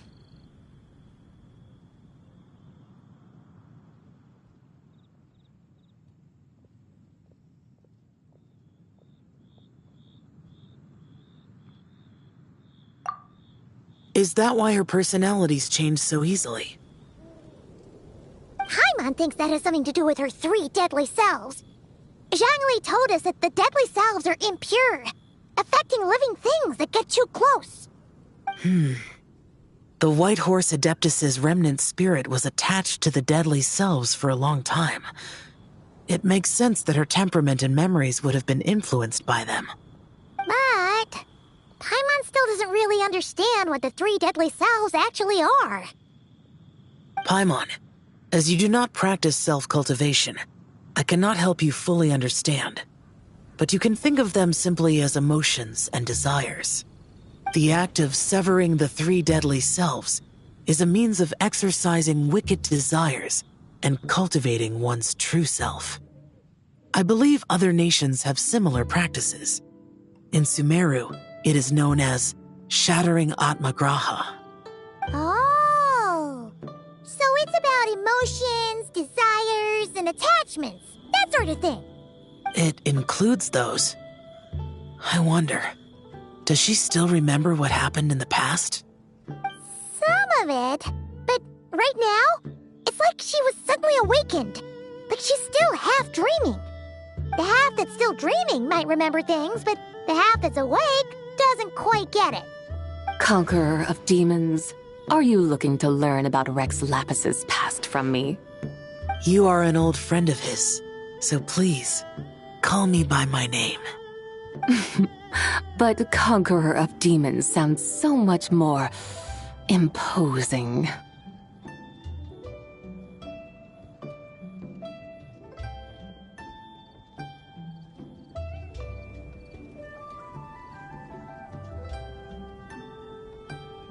In days of yore, he was the Lord of Geo, Heaven's Star. Huh? You said the same thing the day you came back, but what does it mean?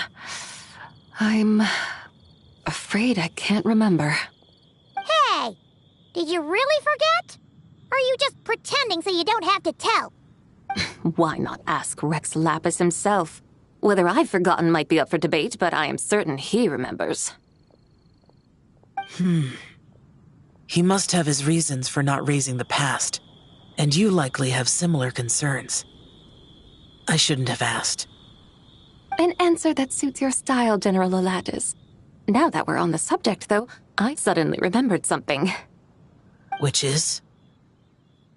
In the distant past, there was a feast, which I attended. I faintly recall the Lord of Geo also being present that day. Oh, and then? What happened? Among the dishes served, there was one that could be found in every household throughout Langan at the start of spring. A dish called Flavor of Spring. I suddenly remembered the recipe for this dish. Is that it? Yes! Since it's Lanternlit here in Liyue, why don't I make some for you to try? That sounds good.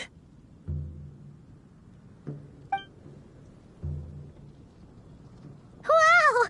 It might not have been the story Paimon was hoping for, but this looks delicious! The spring breeze stirs. Now is the perfect time to savor this dish. My dutiful guides have gone to great trouble to show me around Liyue. And even the Conqueror of Demons has graced us with his presence. I feel deeply honored. This Flavor of Spring is my way of expressing my gratitude. There's no need for such grand words.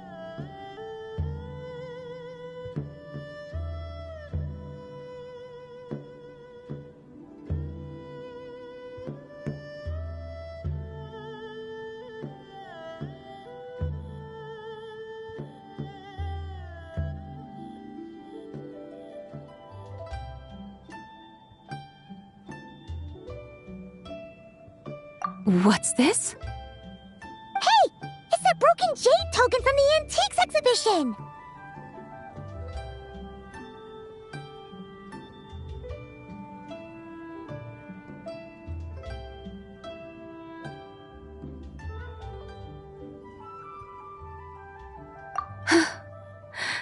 Indeed.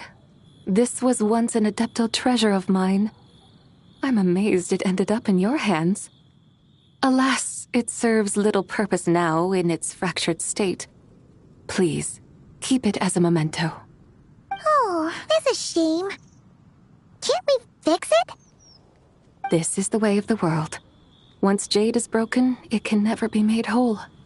Then, what about forging a new one? That is a good point. That it has ended up in your hands must be a message from fate. I could try to craft it into a little trinket for you. One that might prove useful on your journey. Ooh, what sort of trinket? It's just a passing thought, one that will require the right opportunity. I'll think about it more when the time comes. Now that we've had our fill, we should get some rest. Tomorrow we return to Liyue Harbor, where I'll have need of your guidance once more.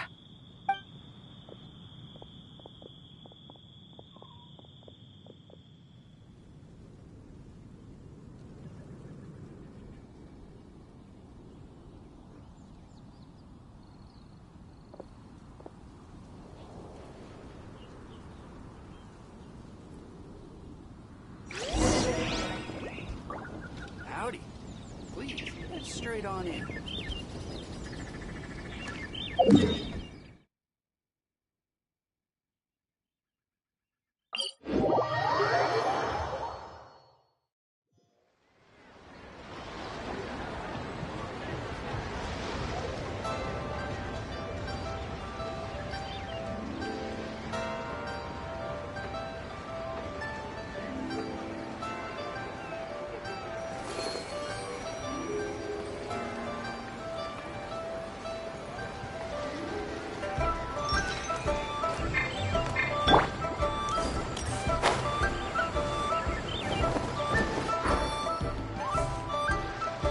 Chi-Chi, the lantern ride is almost over.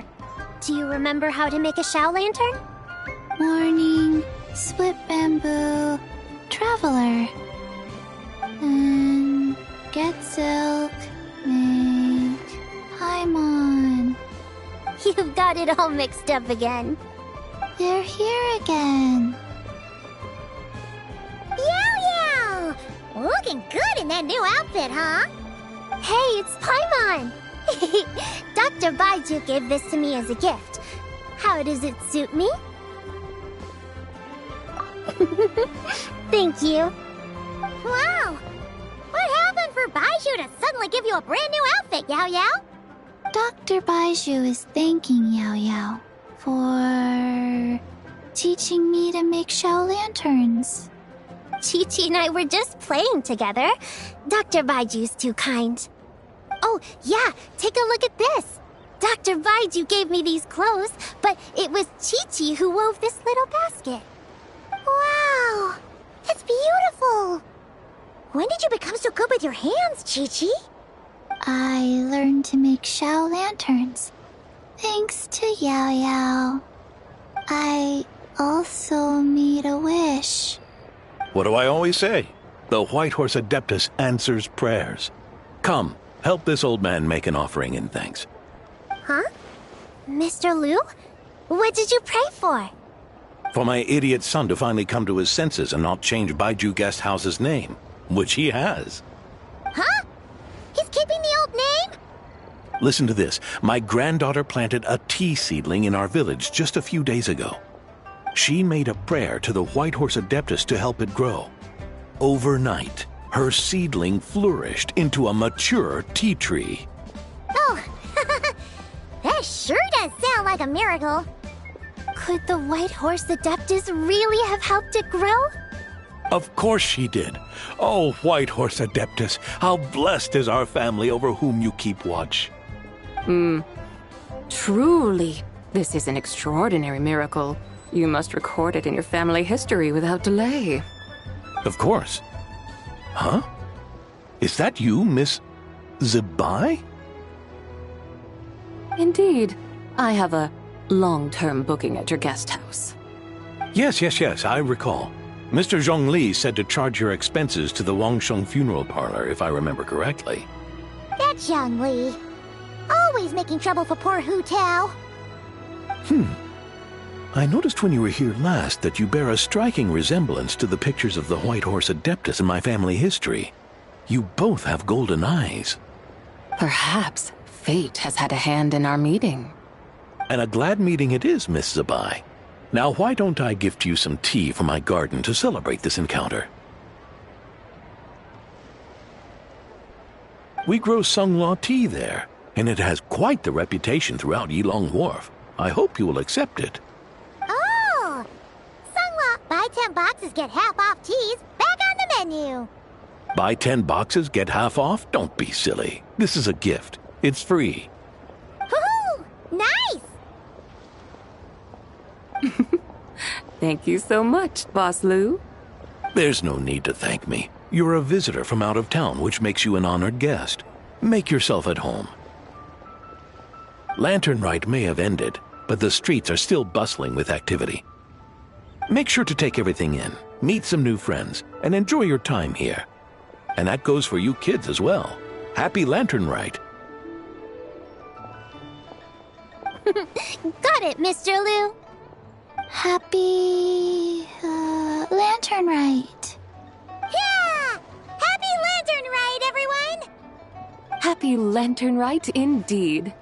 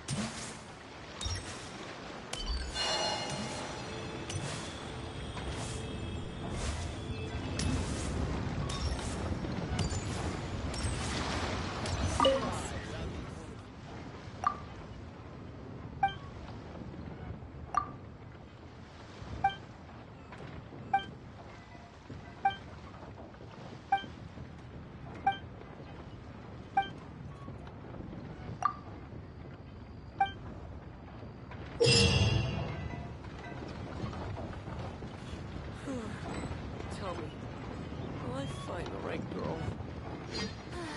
Love life.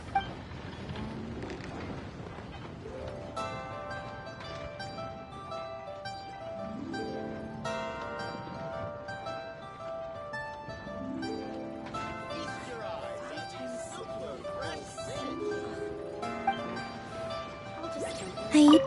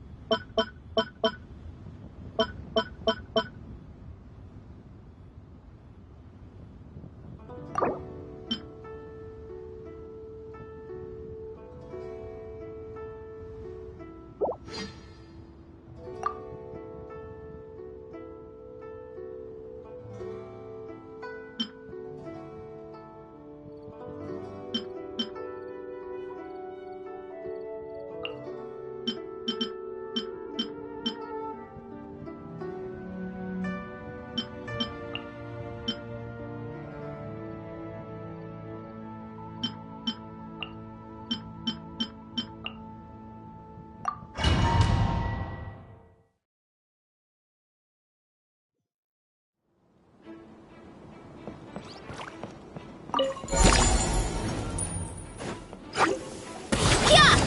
Kapow! Hi!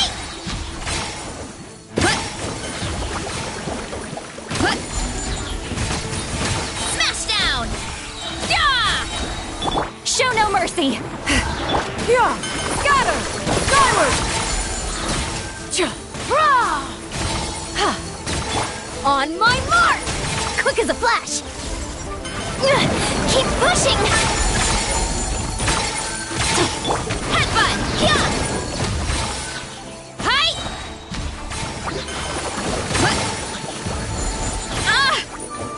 One fell swoop!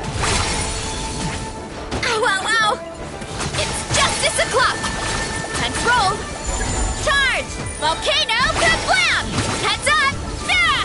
Charge!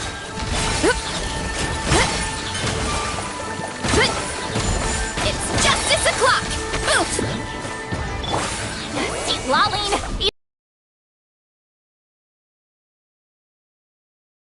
Move! Controlled breathing! Hi! Running late again! Charge! Dip! Look out below! Charge! Look out below! Antenna! Grant me strike! Smash down! Hurry up, Brassa! Charge! Headbutt! It's justice o'clock!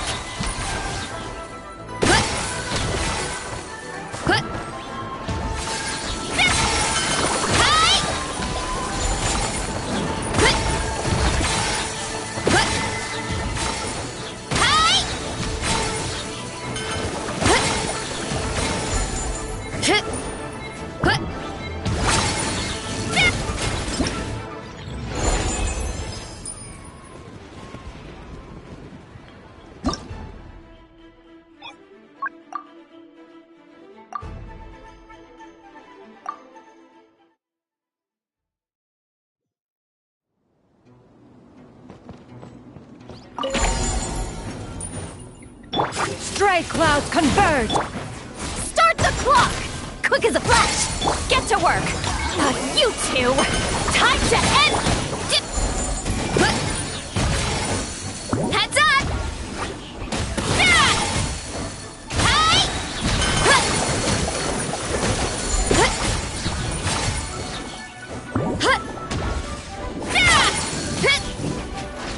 Hey! Boot! Charge! It's justice o'clock! You ought to stand down! Hi! Hi! How dare you! Suffer the wrath of Eastling! On my mark! Yeah! Scatter! Seize the skies! Yeah! Heads up! Yeah!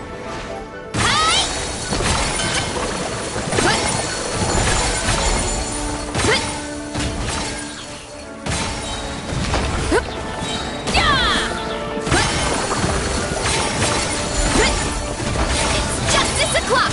Boot! Charge! Yeah! Volcano kablam! See, Lolling! Eat Papa! Get him!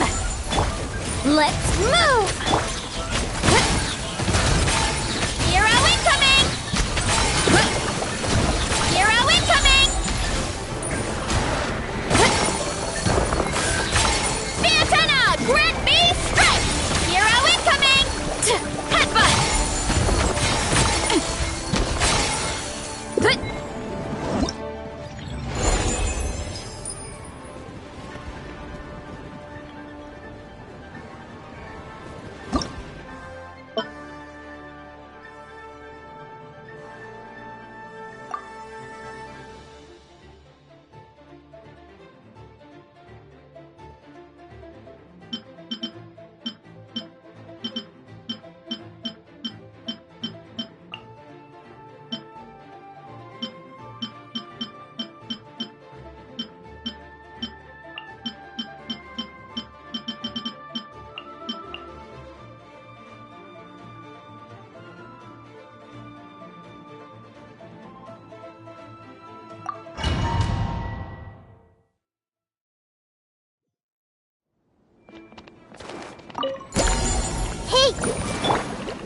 Illusion shattered!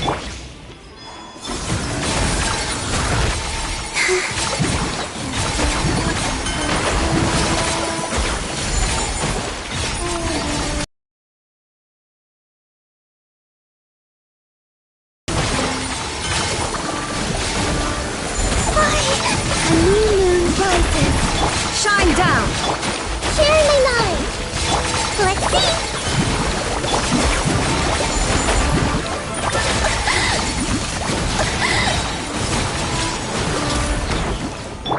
Grow, grow!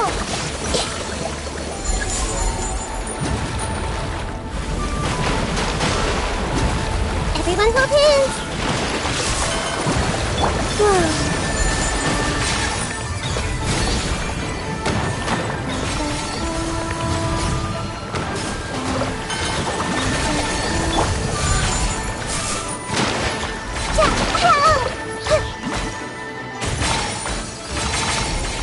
Everything!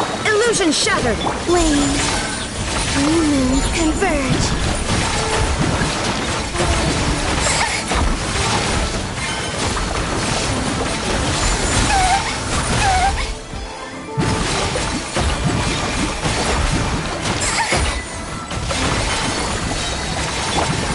Wibbly wobbly! Whoa. A moonlit night for all. The Temple of Wisdom! Torn to oblivion!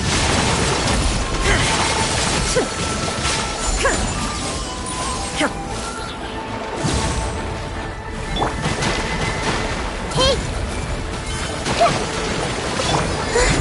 Three moons converge.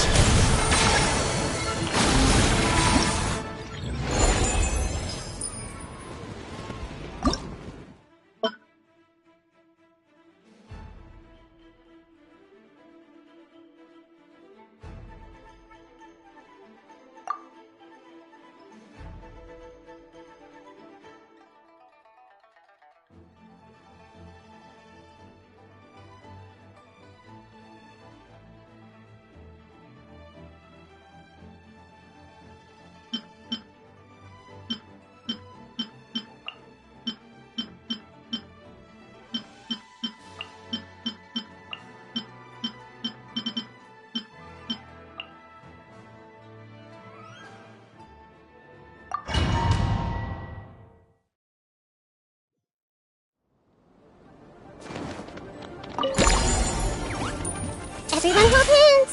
There is no escape! Thunder!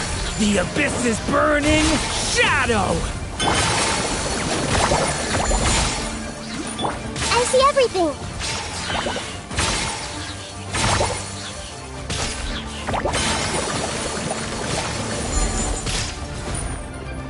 Everyone hold hands! Get back! Element for the end! This may hurt a little.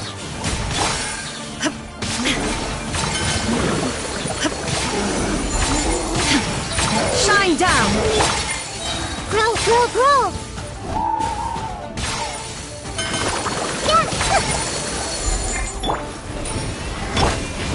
Stay away from me!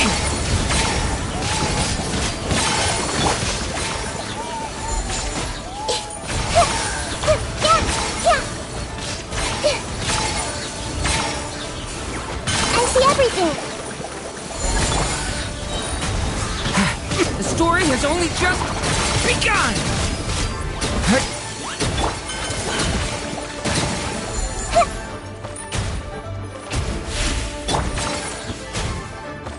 Hey! Illusion shattered! Thunder! Element for the end!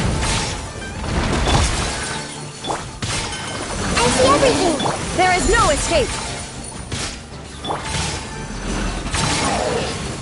Everyone hold hands!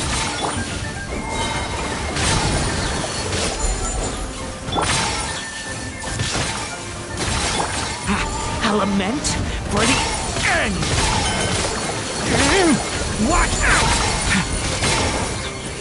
A minute to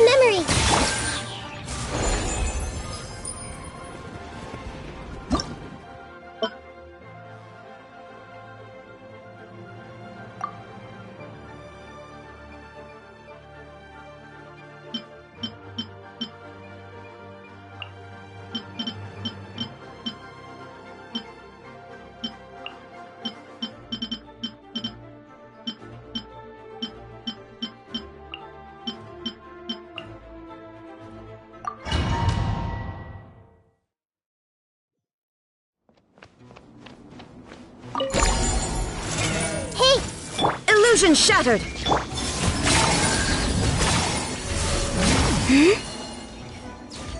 This way, Colonel. Make yourself at home. A moonlit night for all. Calm down.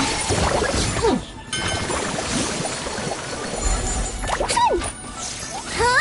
Wayne.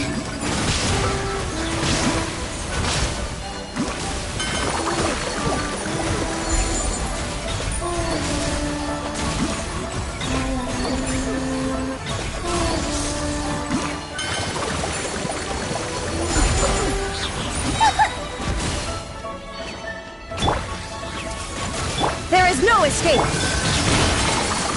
A new moon rises.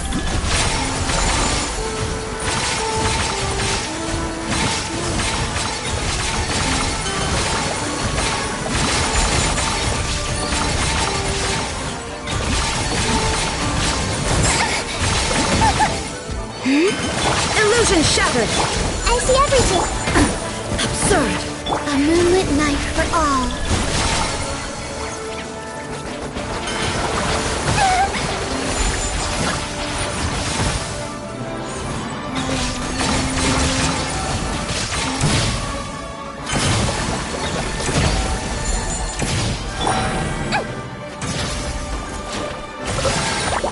Shine down!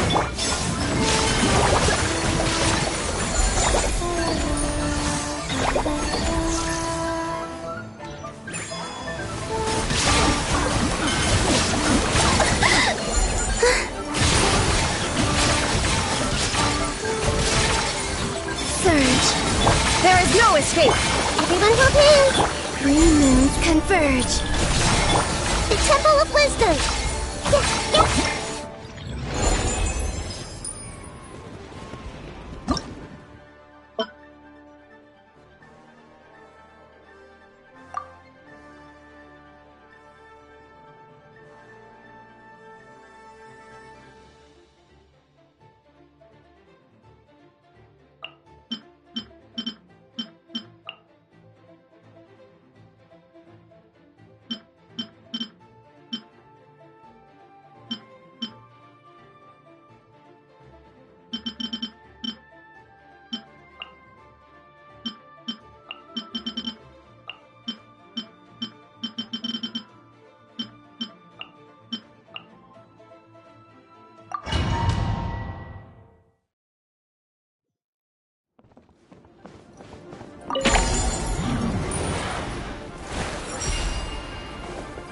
Divine light, shield them! Wayne.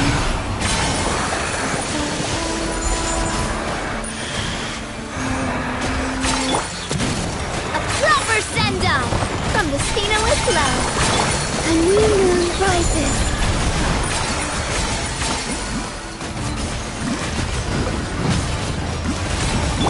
Be cleansed! Lofty wisdom will show us the way! 3 moons converge. Attack! Divine light, shield them!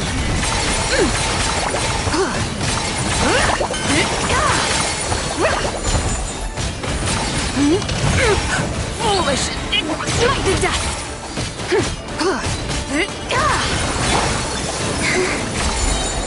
A new moon rises. Fire! Well, let's see. Lofty wisdom will show us the way! Without further ado, smite the dust!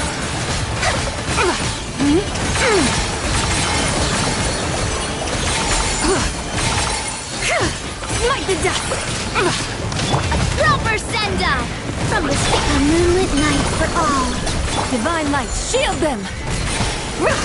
Be cleansed!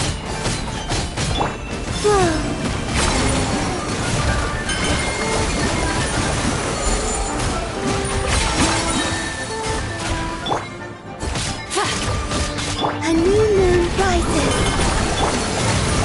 This one's got your name on it! Attack! That's the way.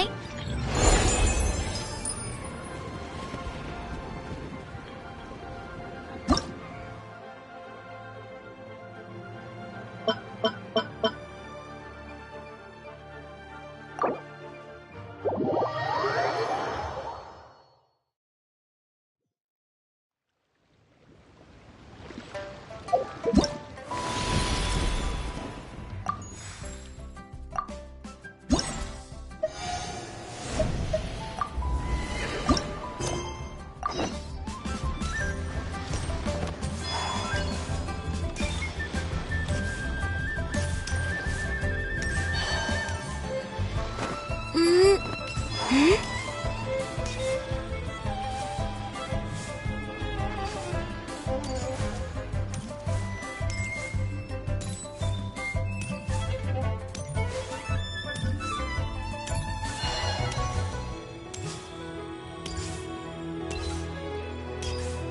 not treat yourself to a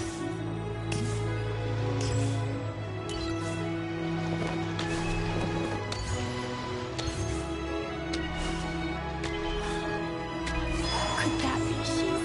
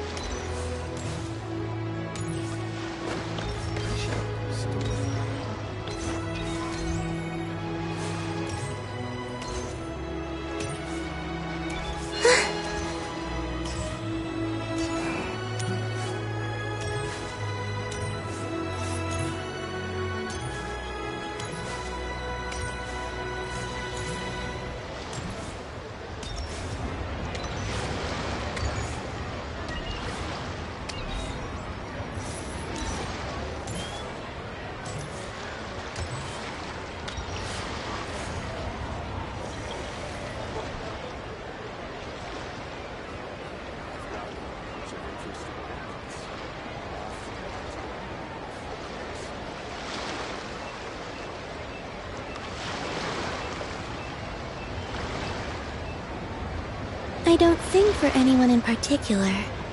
Still, if someone stops to listen, I hope it provides a moment of peace all the same.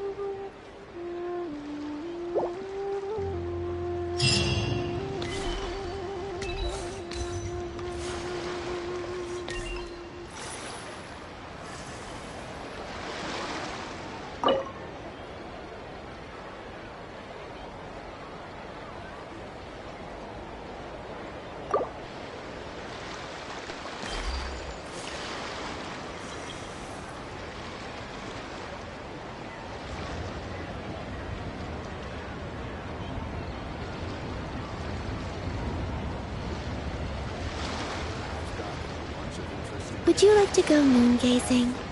You can sit in my rocking chair and admire the view. Or we could go to the moon and gaze down at Tefat. Whatever you prefer.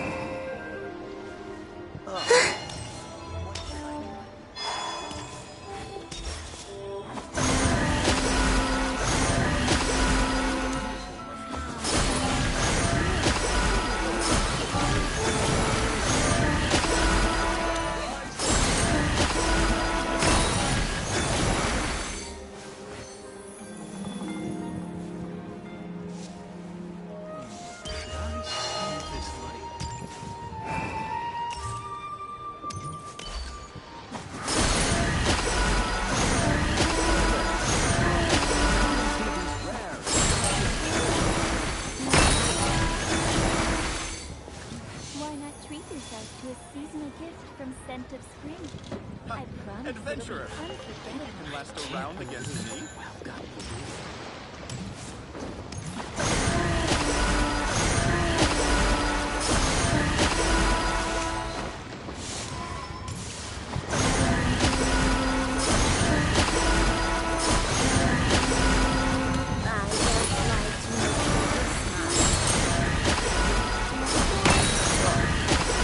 What should I try this time?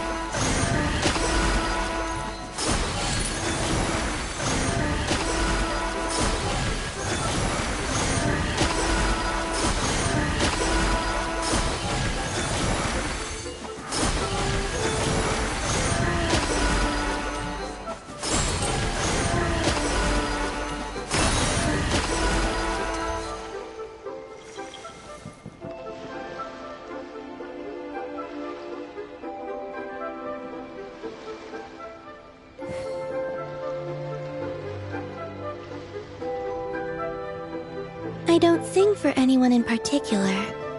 Still, if someone stops to listen, I hope it provides a moment of peace all the same.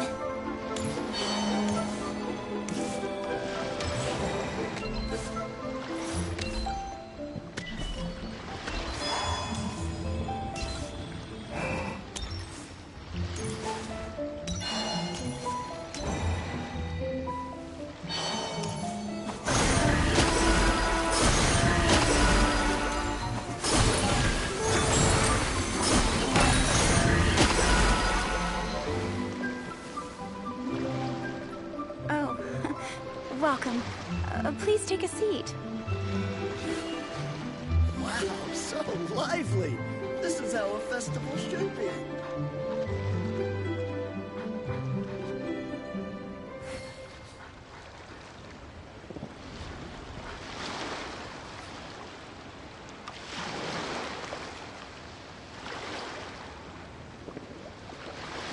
Oh, welcome. Please take a seat.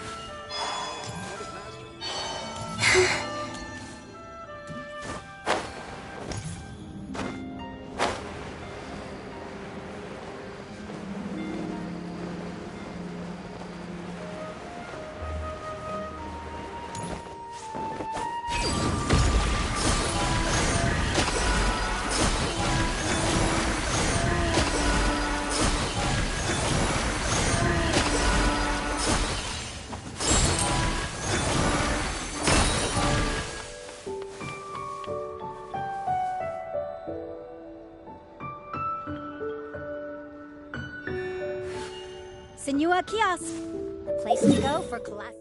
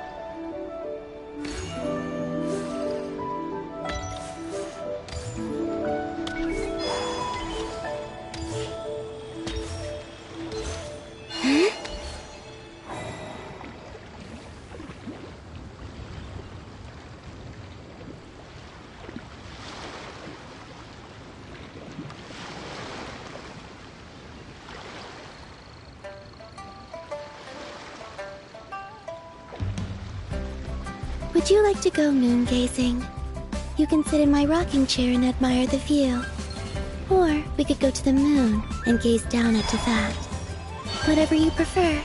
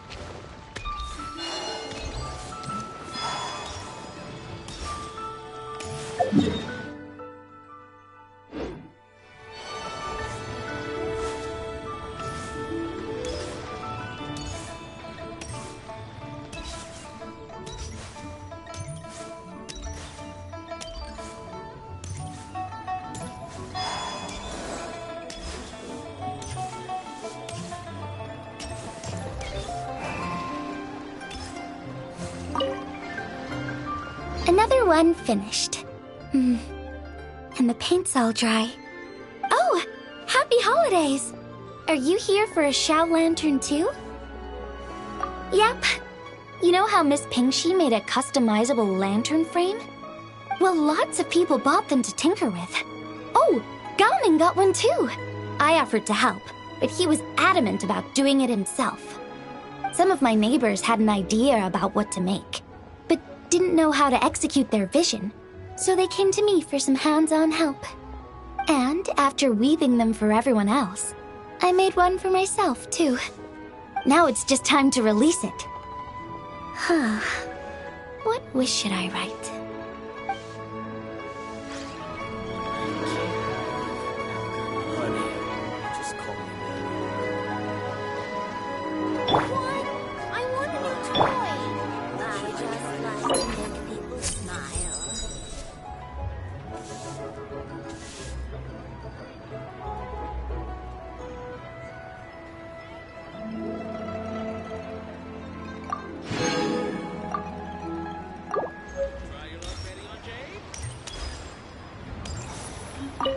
Now I need to deliver the rest of the Shao Lanterns.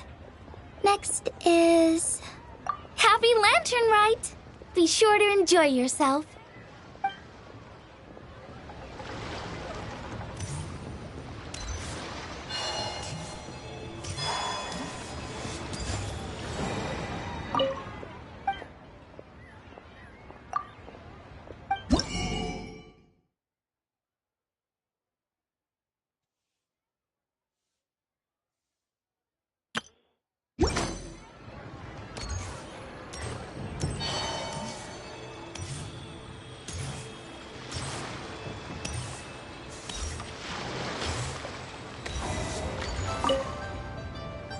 Traveler, what a pleasant surprise. Happy Lantern Rite. Ah, I did ask Miss Pingxi to help arrange a commemorative photo shoot. You must be the photographer she had in mind then. Wonderful. Looks like I'll be bringing back some lovely photos from this year's Lantern Rite. All right then, Master Photographer. What kind of pose do you think would be the most photogenic?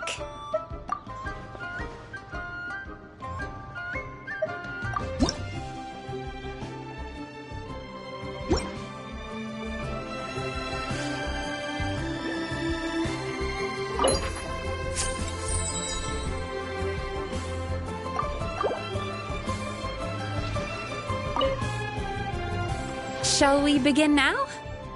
All right then, Master Photographer. What?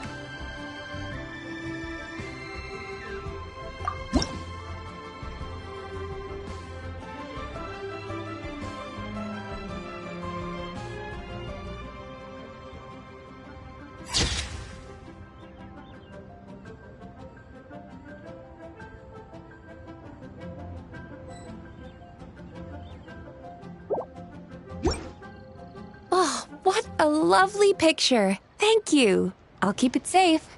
I think I'll have it framed and put in the shop. And to you. Nobody in Liyue Harbor is sleeping a wink tonight, are they?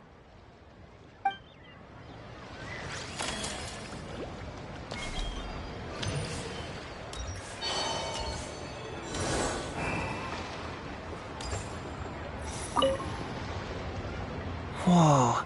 The craftsmanship of these Xiao lanterns is something else. How does Lanyan do it? Oh, hey, Traveler! Happy New Year!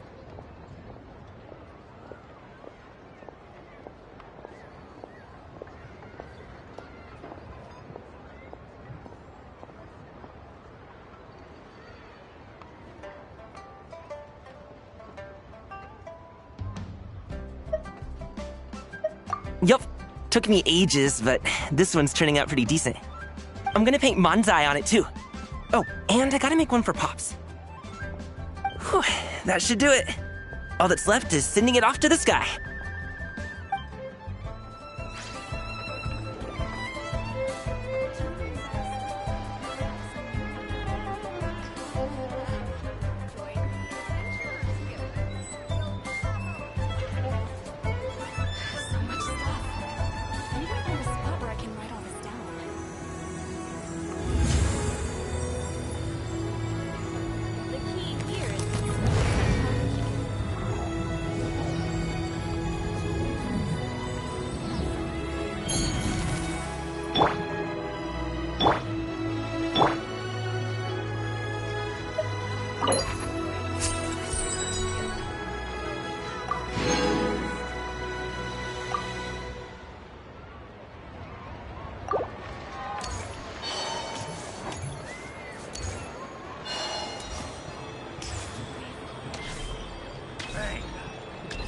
And with that,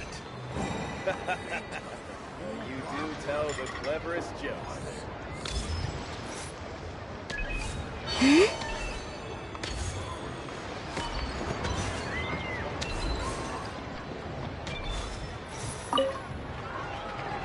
If you make a lantern like this and release it, will the wish really come true?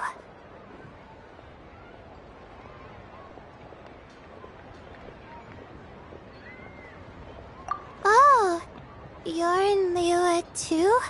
Happy Lantern Rite.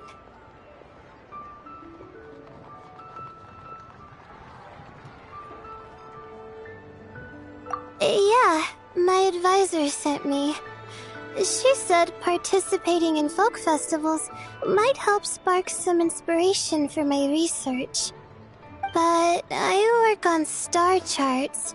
I'm still not sure what that has to do with holidays like this. But she had already bought me a ticket and escorted me onto the boat before I even had a chance to ask.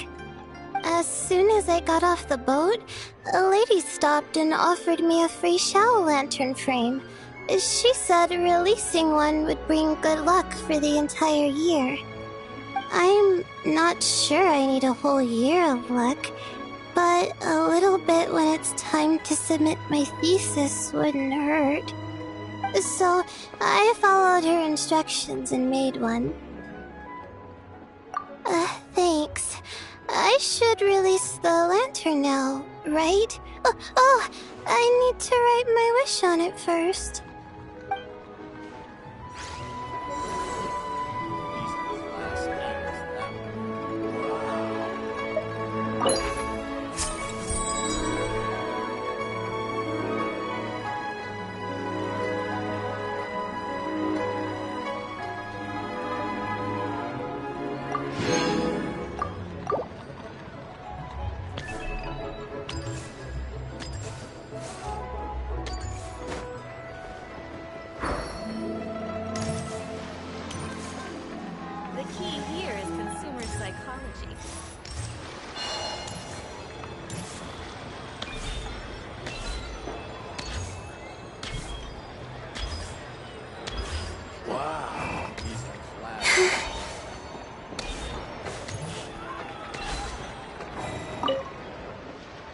Traveler?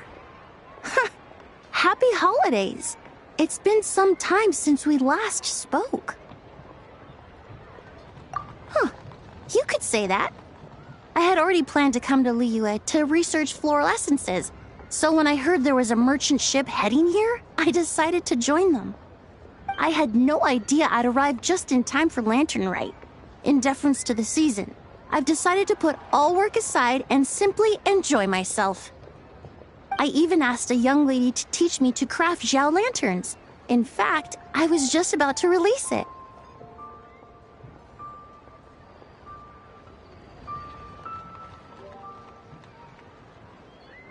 Thank you. She told me it's tradition to write down a wish before releasing it. Still, I'm not quite sure what to write.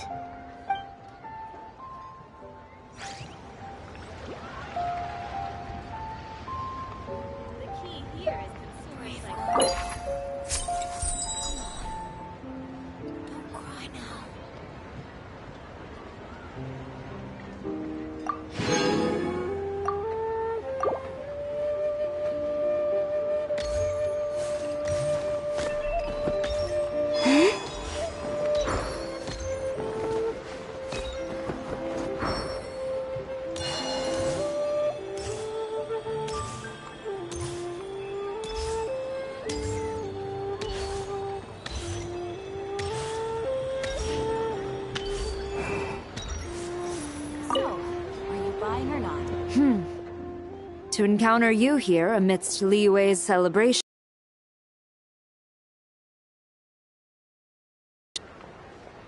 Indeed. I submitted the request to Miss Pingxi. Evidently, you are the professional photographer she mentioned. Very well. I trust you will take excellent photographs. Let us begin. In that case, please advise me on an appropriate pose while we prepare.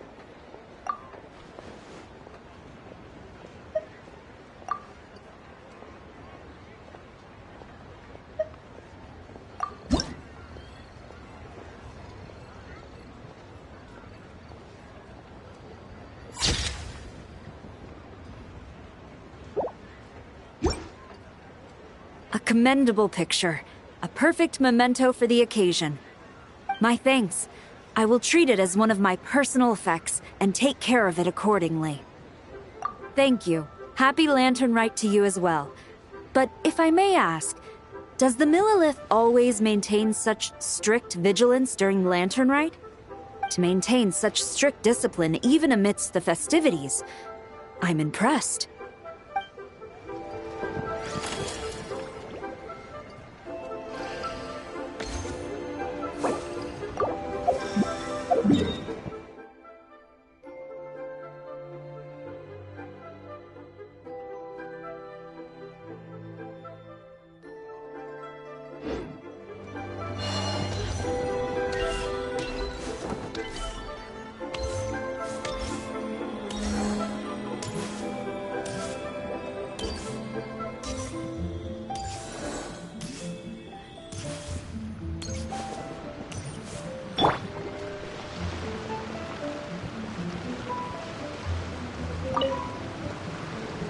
Happy holidays, traveler!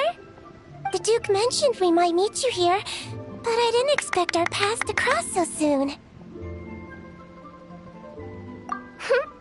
Yep, he invited me to experience Lui's lantern rite with him, and also to finally use up all the vacation days I never got around to taking.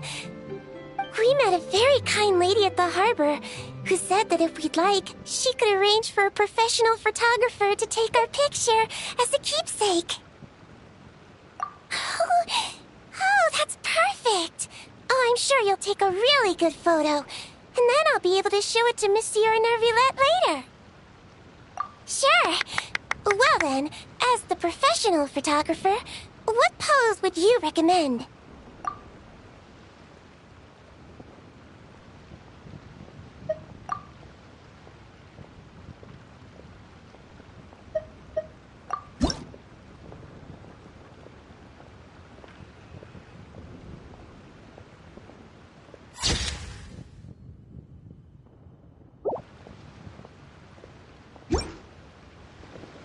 All done? May I look? My expression looks great! Oh, it really is a lovely photo. I'll keep it close and treasure it. Bye! Have a wonderful lantern rite!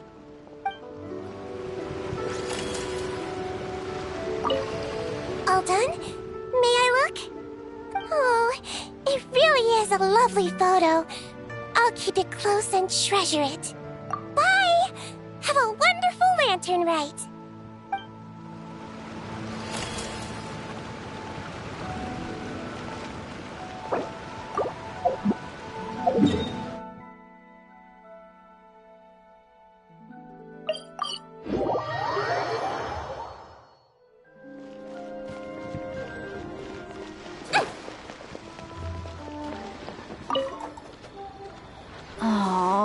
This is what I get for being impulsive.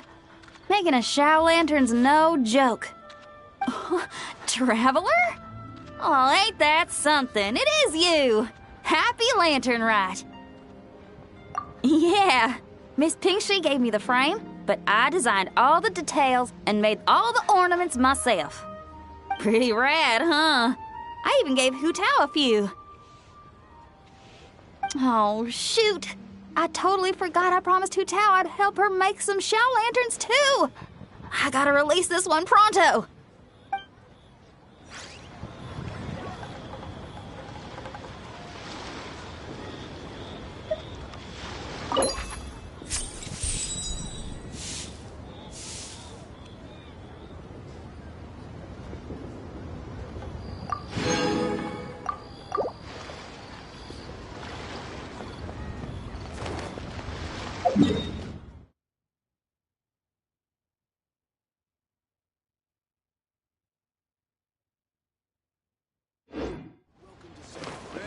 Don't slip and fall! Wow. Lyra's really got a lot going for her. Try something new with the one mean red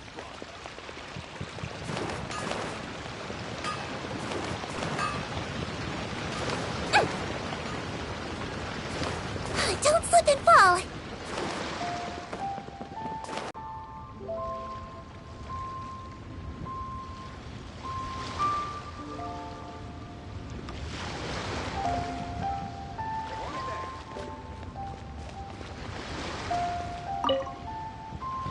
Travel. Happy Lantern Rite. Correct. I requested one from... Seems she really did secure a professional photographer. Shall we, then? Take a good shot. I need to strike a pose, or... Suggestions are welcome, traveler.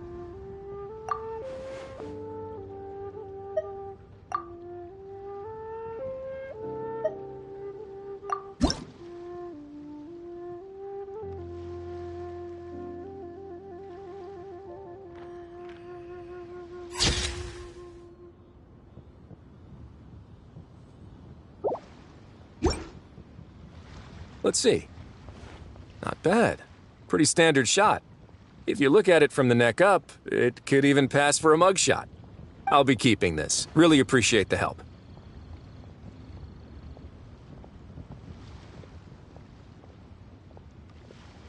Oh, and to you too.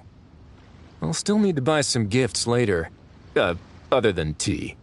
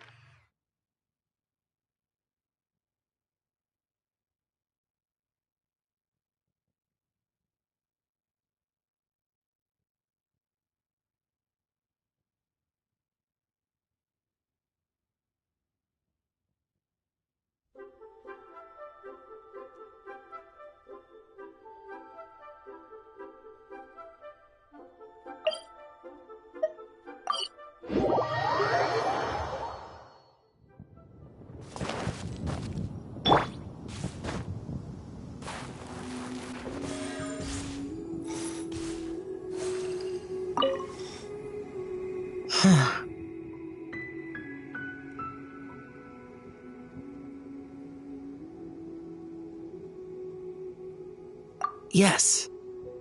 I saved someone from monsters earlier. She was carrying a frame and tools for making shell lanterns, and gave them to me as thanks. She also said this type of shell lantern can be modified however you like.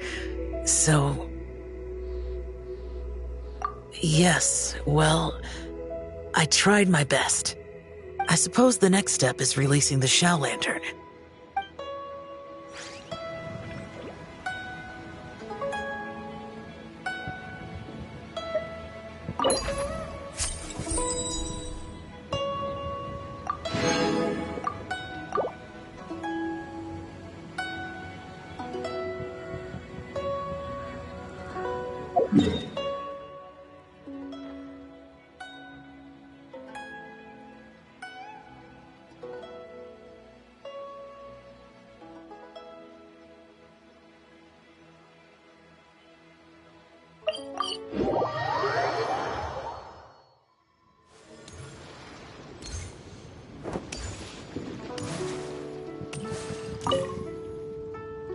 Liyue's got so much delicious food.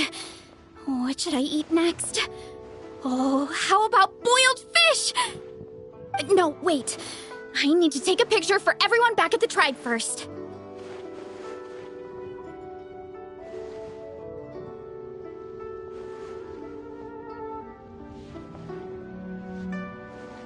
Traveler? Oh, wow. So you're the pro photographer that lady was talking about? That's fantastic! You're so talented. Of course you're good with a camera, too.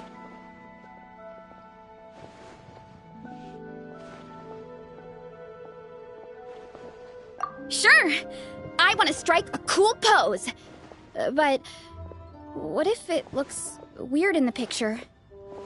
Any advice?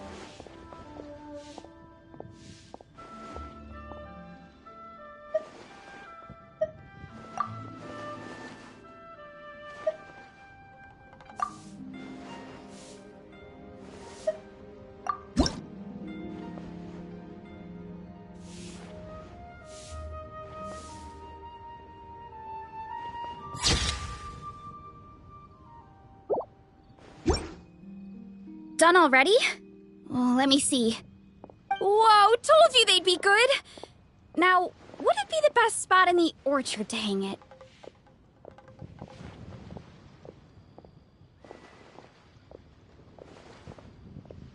Thanks! Next up, some more delicious food. Starting with... boiled fish.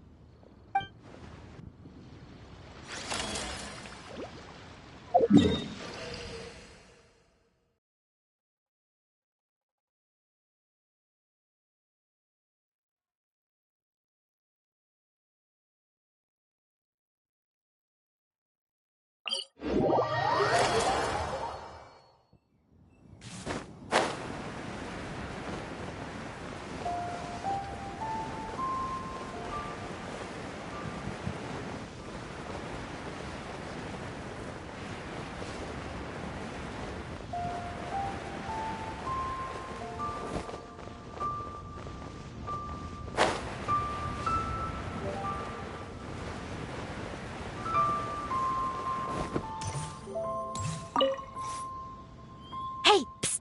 Over here! Over here! Oh, I knew you wouldn't miss Lanternlit. I was wondering when I'd bump into you.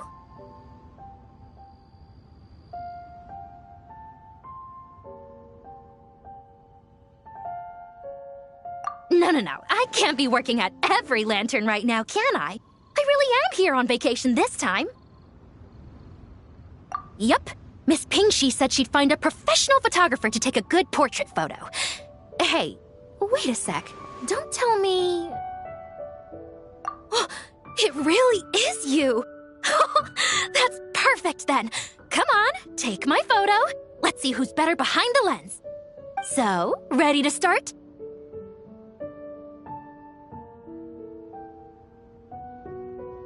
Alrighty! Can't take a picture without posing for the camera, though.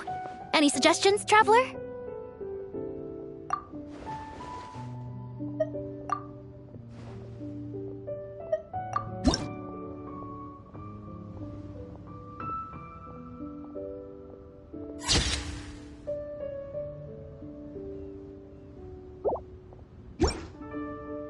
Done? Did you adjust the lens and check the lighting? Make sure the focal length was properly set? Let me check. Wow, you actually nailed everything! Oh, a shot like this is front page quality! Next interview, I'm definitely bringing you along. Imagine the amazing shots we could take together! And a very merry Lanternlit to you, too! Oh, hang on, that doesn't sound quite right. Whatever. Have lots of fun!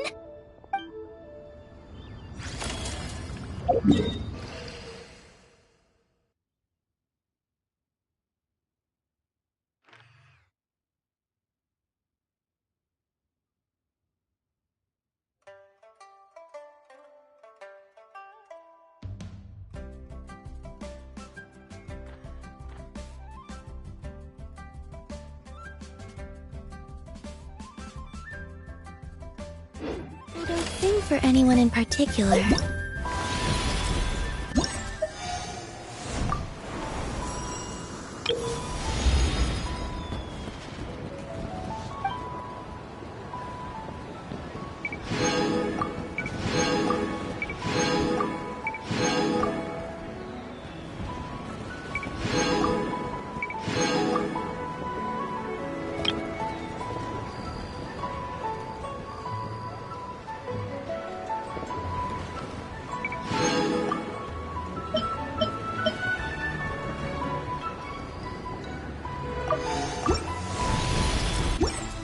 Still, if someone stops to listen, I hope it provides a moment of peace all the same.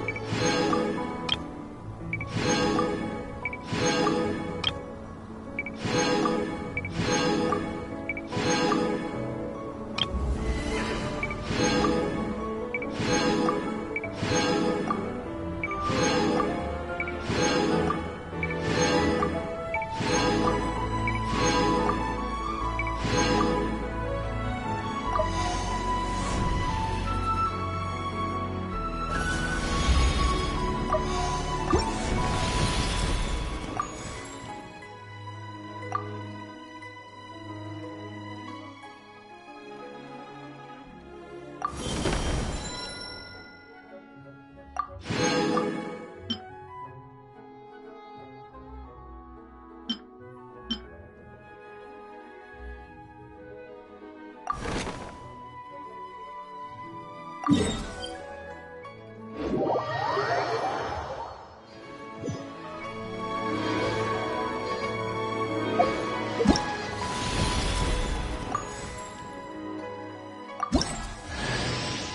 cut some bamboo today to make a special jade robe.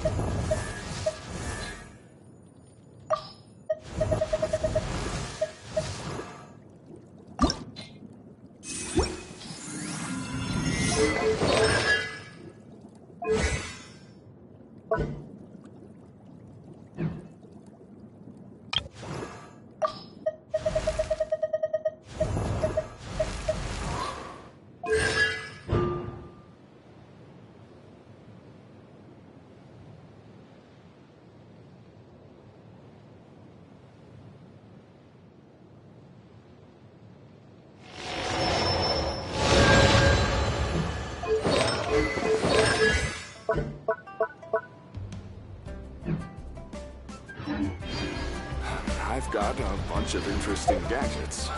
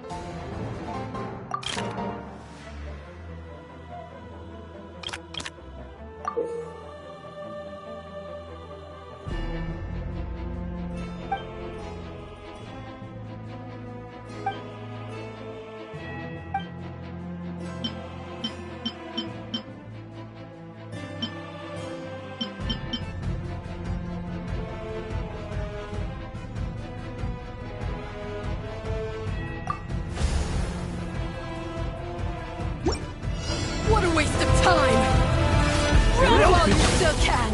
There's nowhere to hide!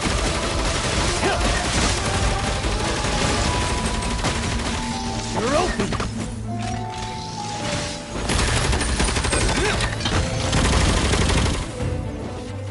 Run while you still can! There's nowhere to hide!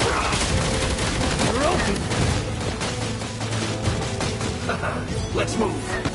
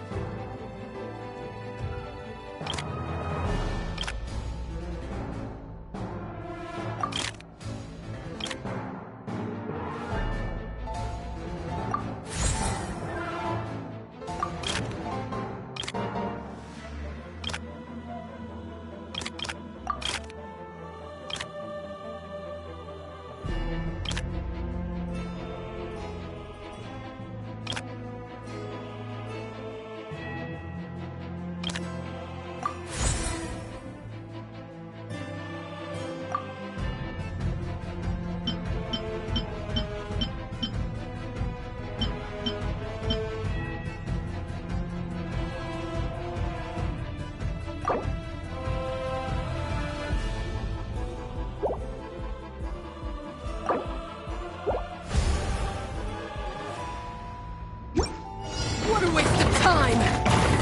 Run while you still can! There's nowhere to hide! You're open!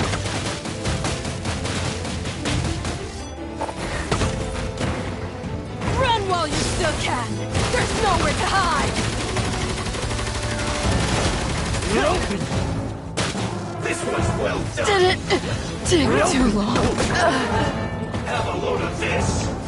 You're open! Let's move. Have a load of this. You're open! Let's move. You're Roast open! and fry.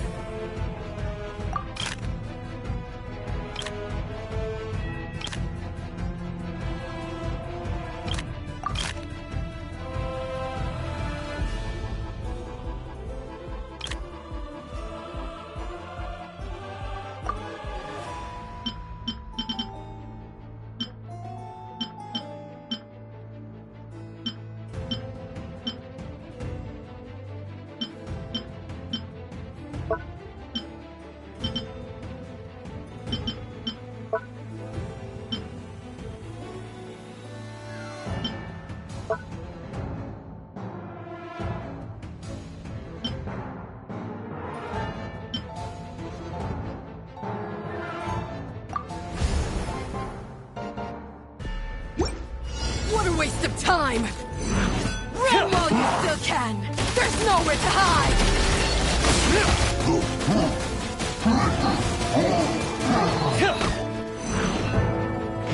Did it take too long? This was well done. Roast and fried.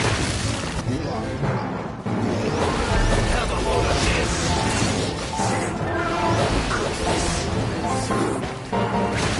Fall before me. You win. Fall before me. Fall before me.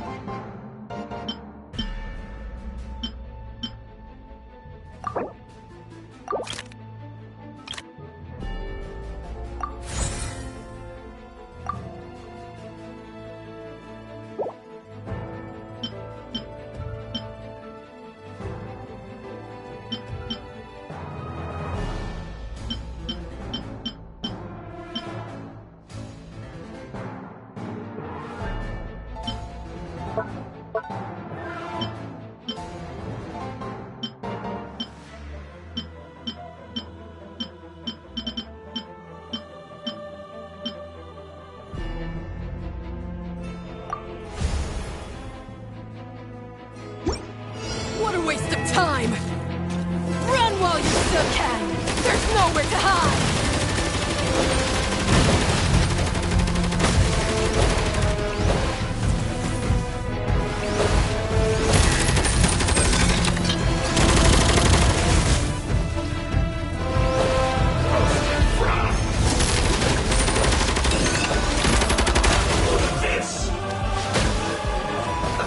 Let's move.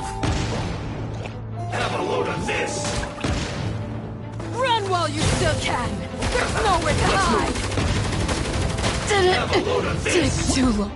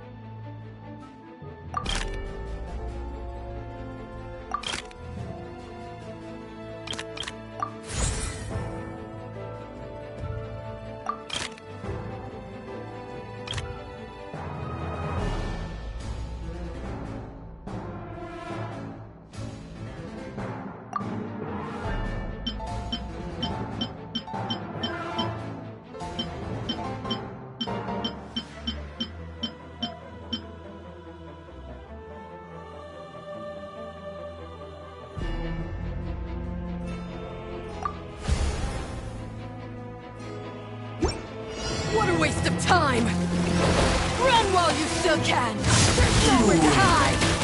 This all because of you. This. Did it take too long?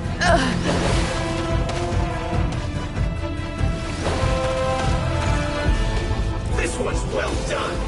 You win. This. Let's move. You win. Have a load of this. This will end you.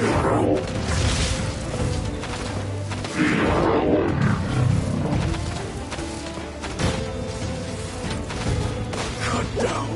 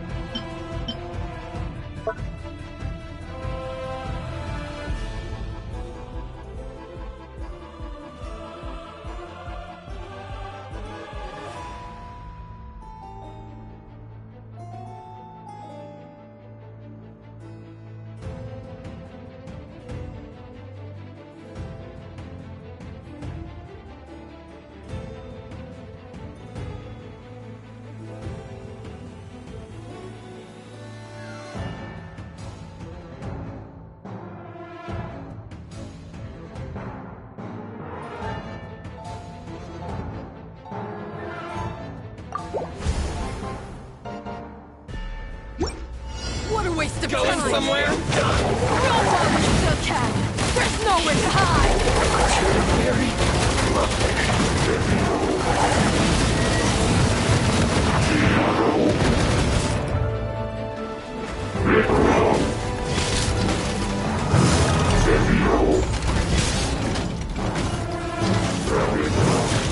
Didn't take too long. You're not going anywhere. Flash Frost.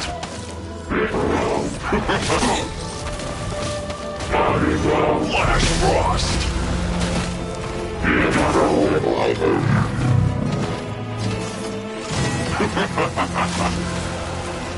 Cooked food. Disgusting.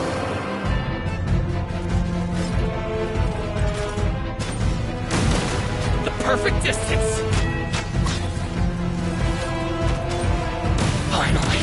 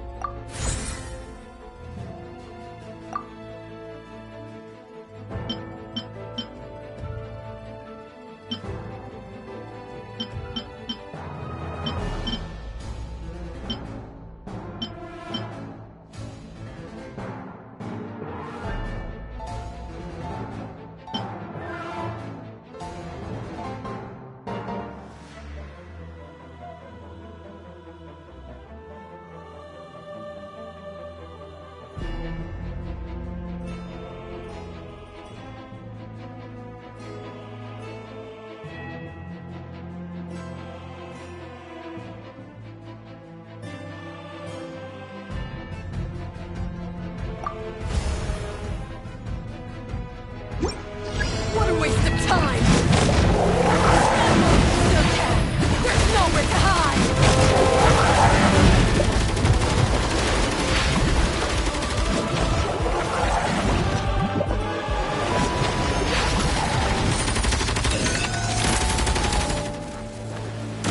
Roasted fried. Have a load of this. Run while you still can! There's nowhere to hide! Let's move. Fall before you load of this. Cook this through. You will allow me.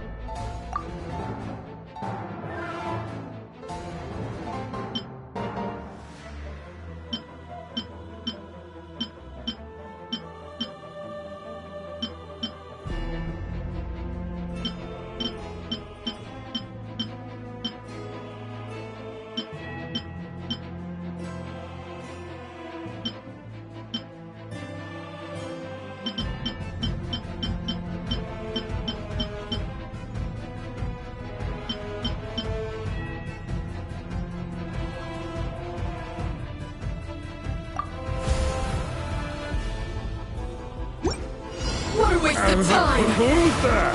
Run while you still can! There's nowhere to hide! Didn't take too long. Run while you still can! There's no... Didn't take too long. Have a load of this!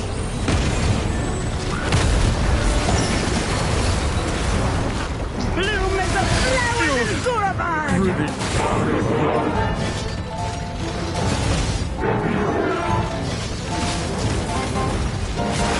The eternal oasis at long last! You're not going anywhere!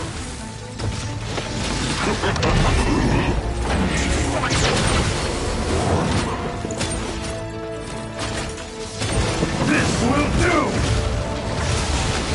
Cut down! Like this. This will end you! You win! This.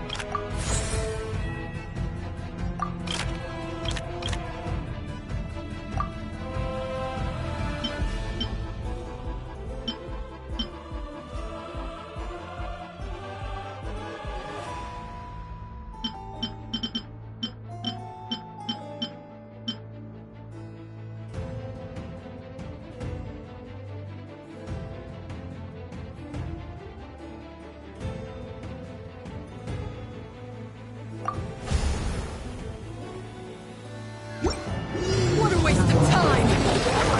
Run while you still can! There's nowhere to hide!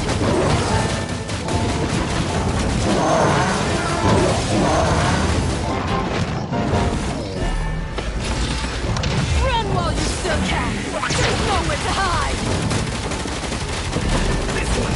This will do! Did it take too long? You down! Have a load of this! Let's move! Have a load of this! Use of force authorized. Have a load of this! Have a load of this!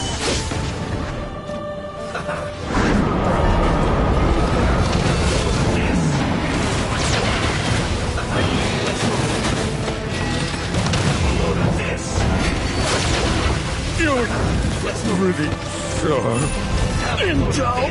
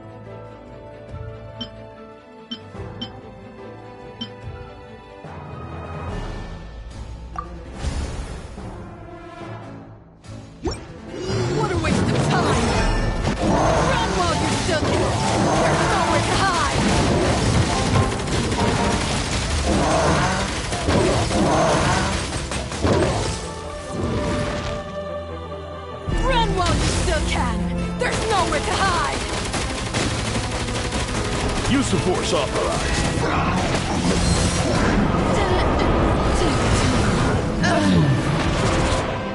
Have a load of this. Let's move. Have a load of this. Use of force authorized. Have a load of this. Did it take too long?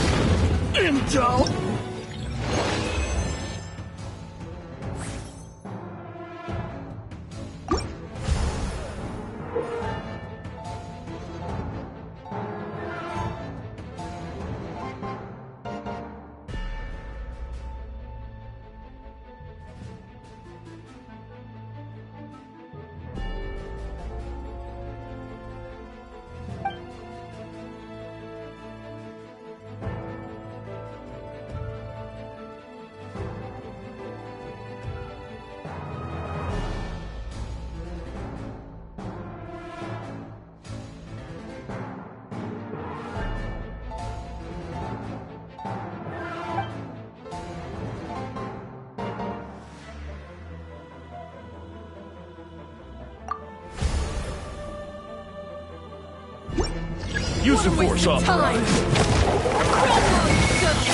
There's nowhere to hide.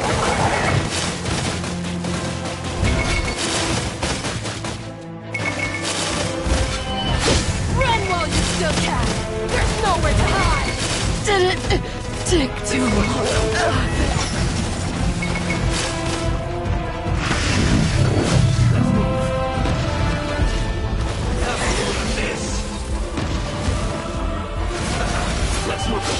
Use of force authorized. Intel! Send! Who's that?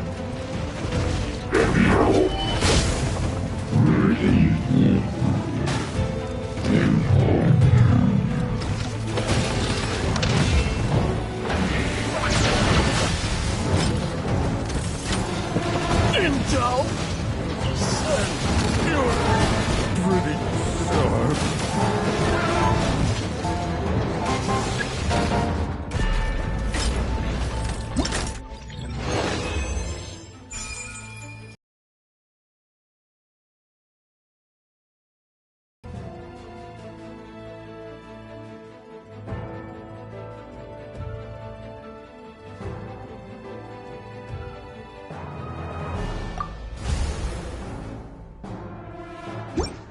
What a waste of time! There's nowhere to hide!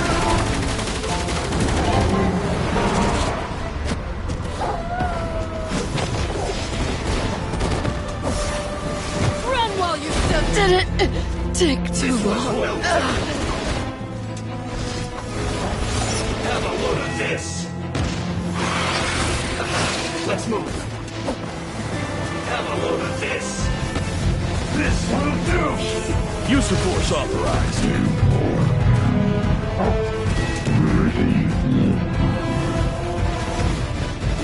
Use of force authorized.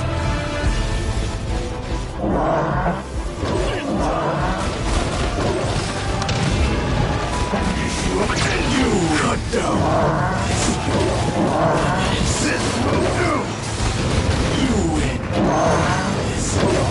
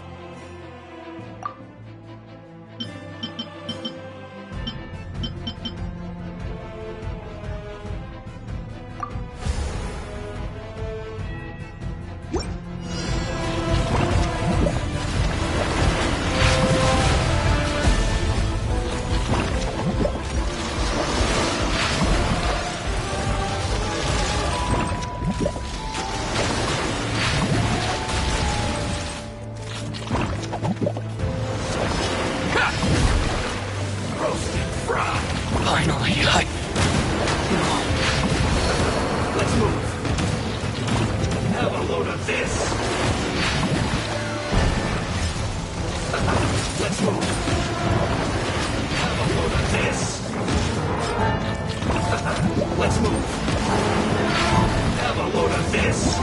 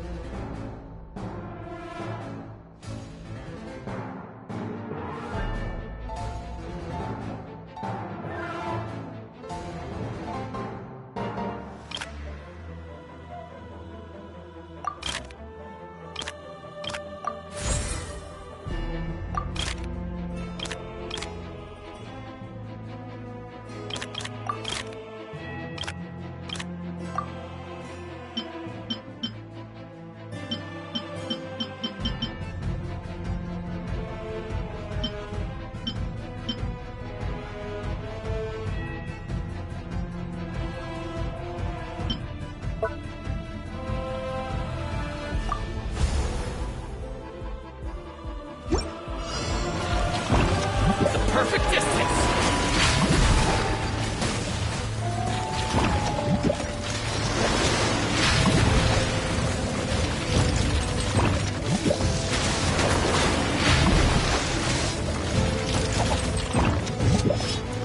Light blade!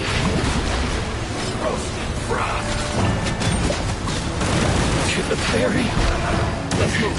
Going somewhere? This! Finally, let's move!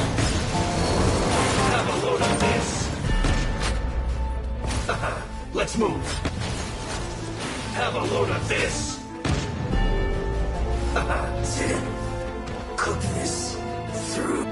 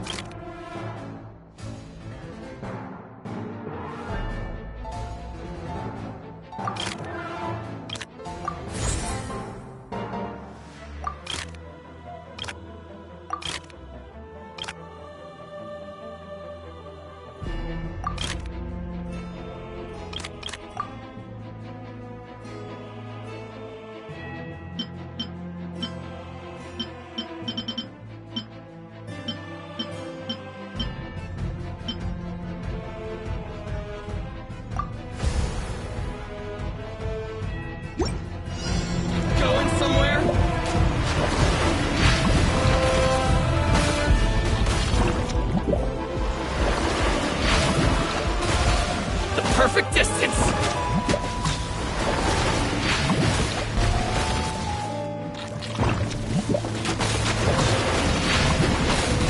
Roasted frog! Light blade! Let's move! Have a load of this! Let's move! Finally, have a load of this! Let's move!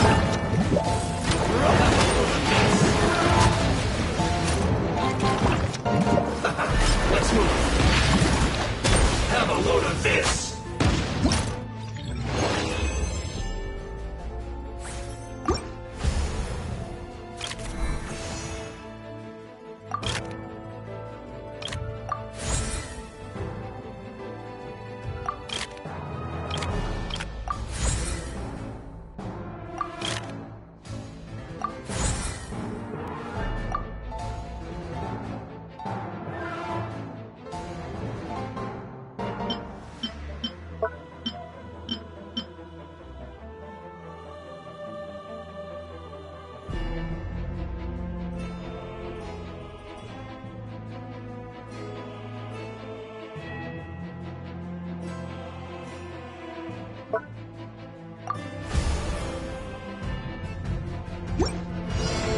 Perfect distance!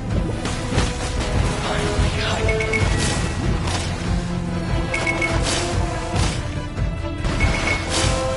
this was well done!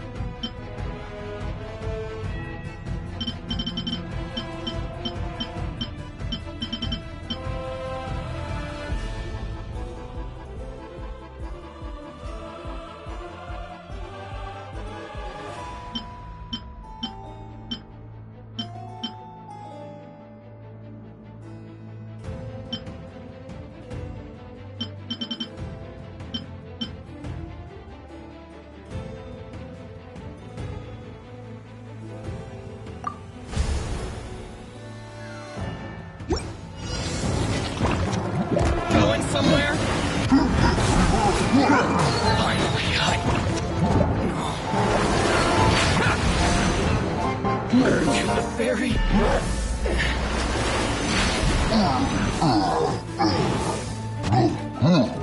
This was well done.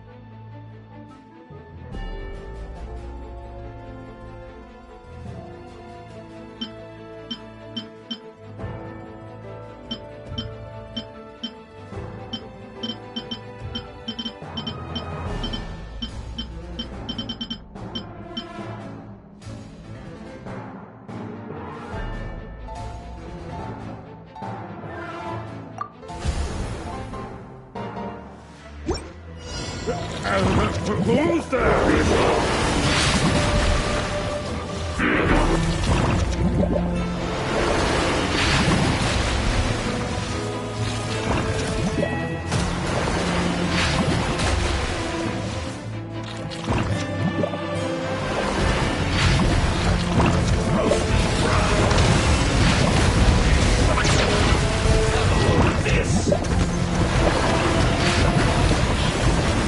Bloom as the flowers in Guraba!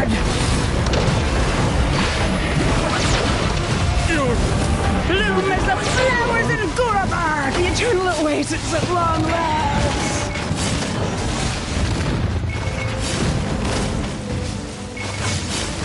Cut down. Yes. Good Mary.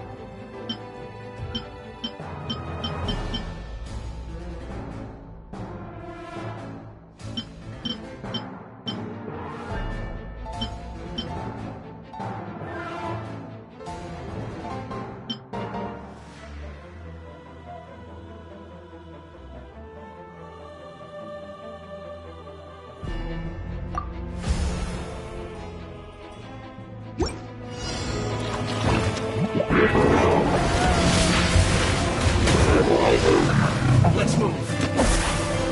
Have a load of this. Let's move. Have a load of this. Let's move. Have a load of this. Let's move.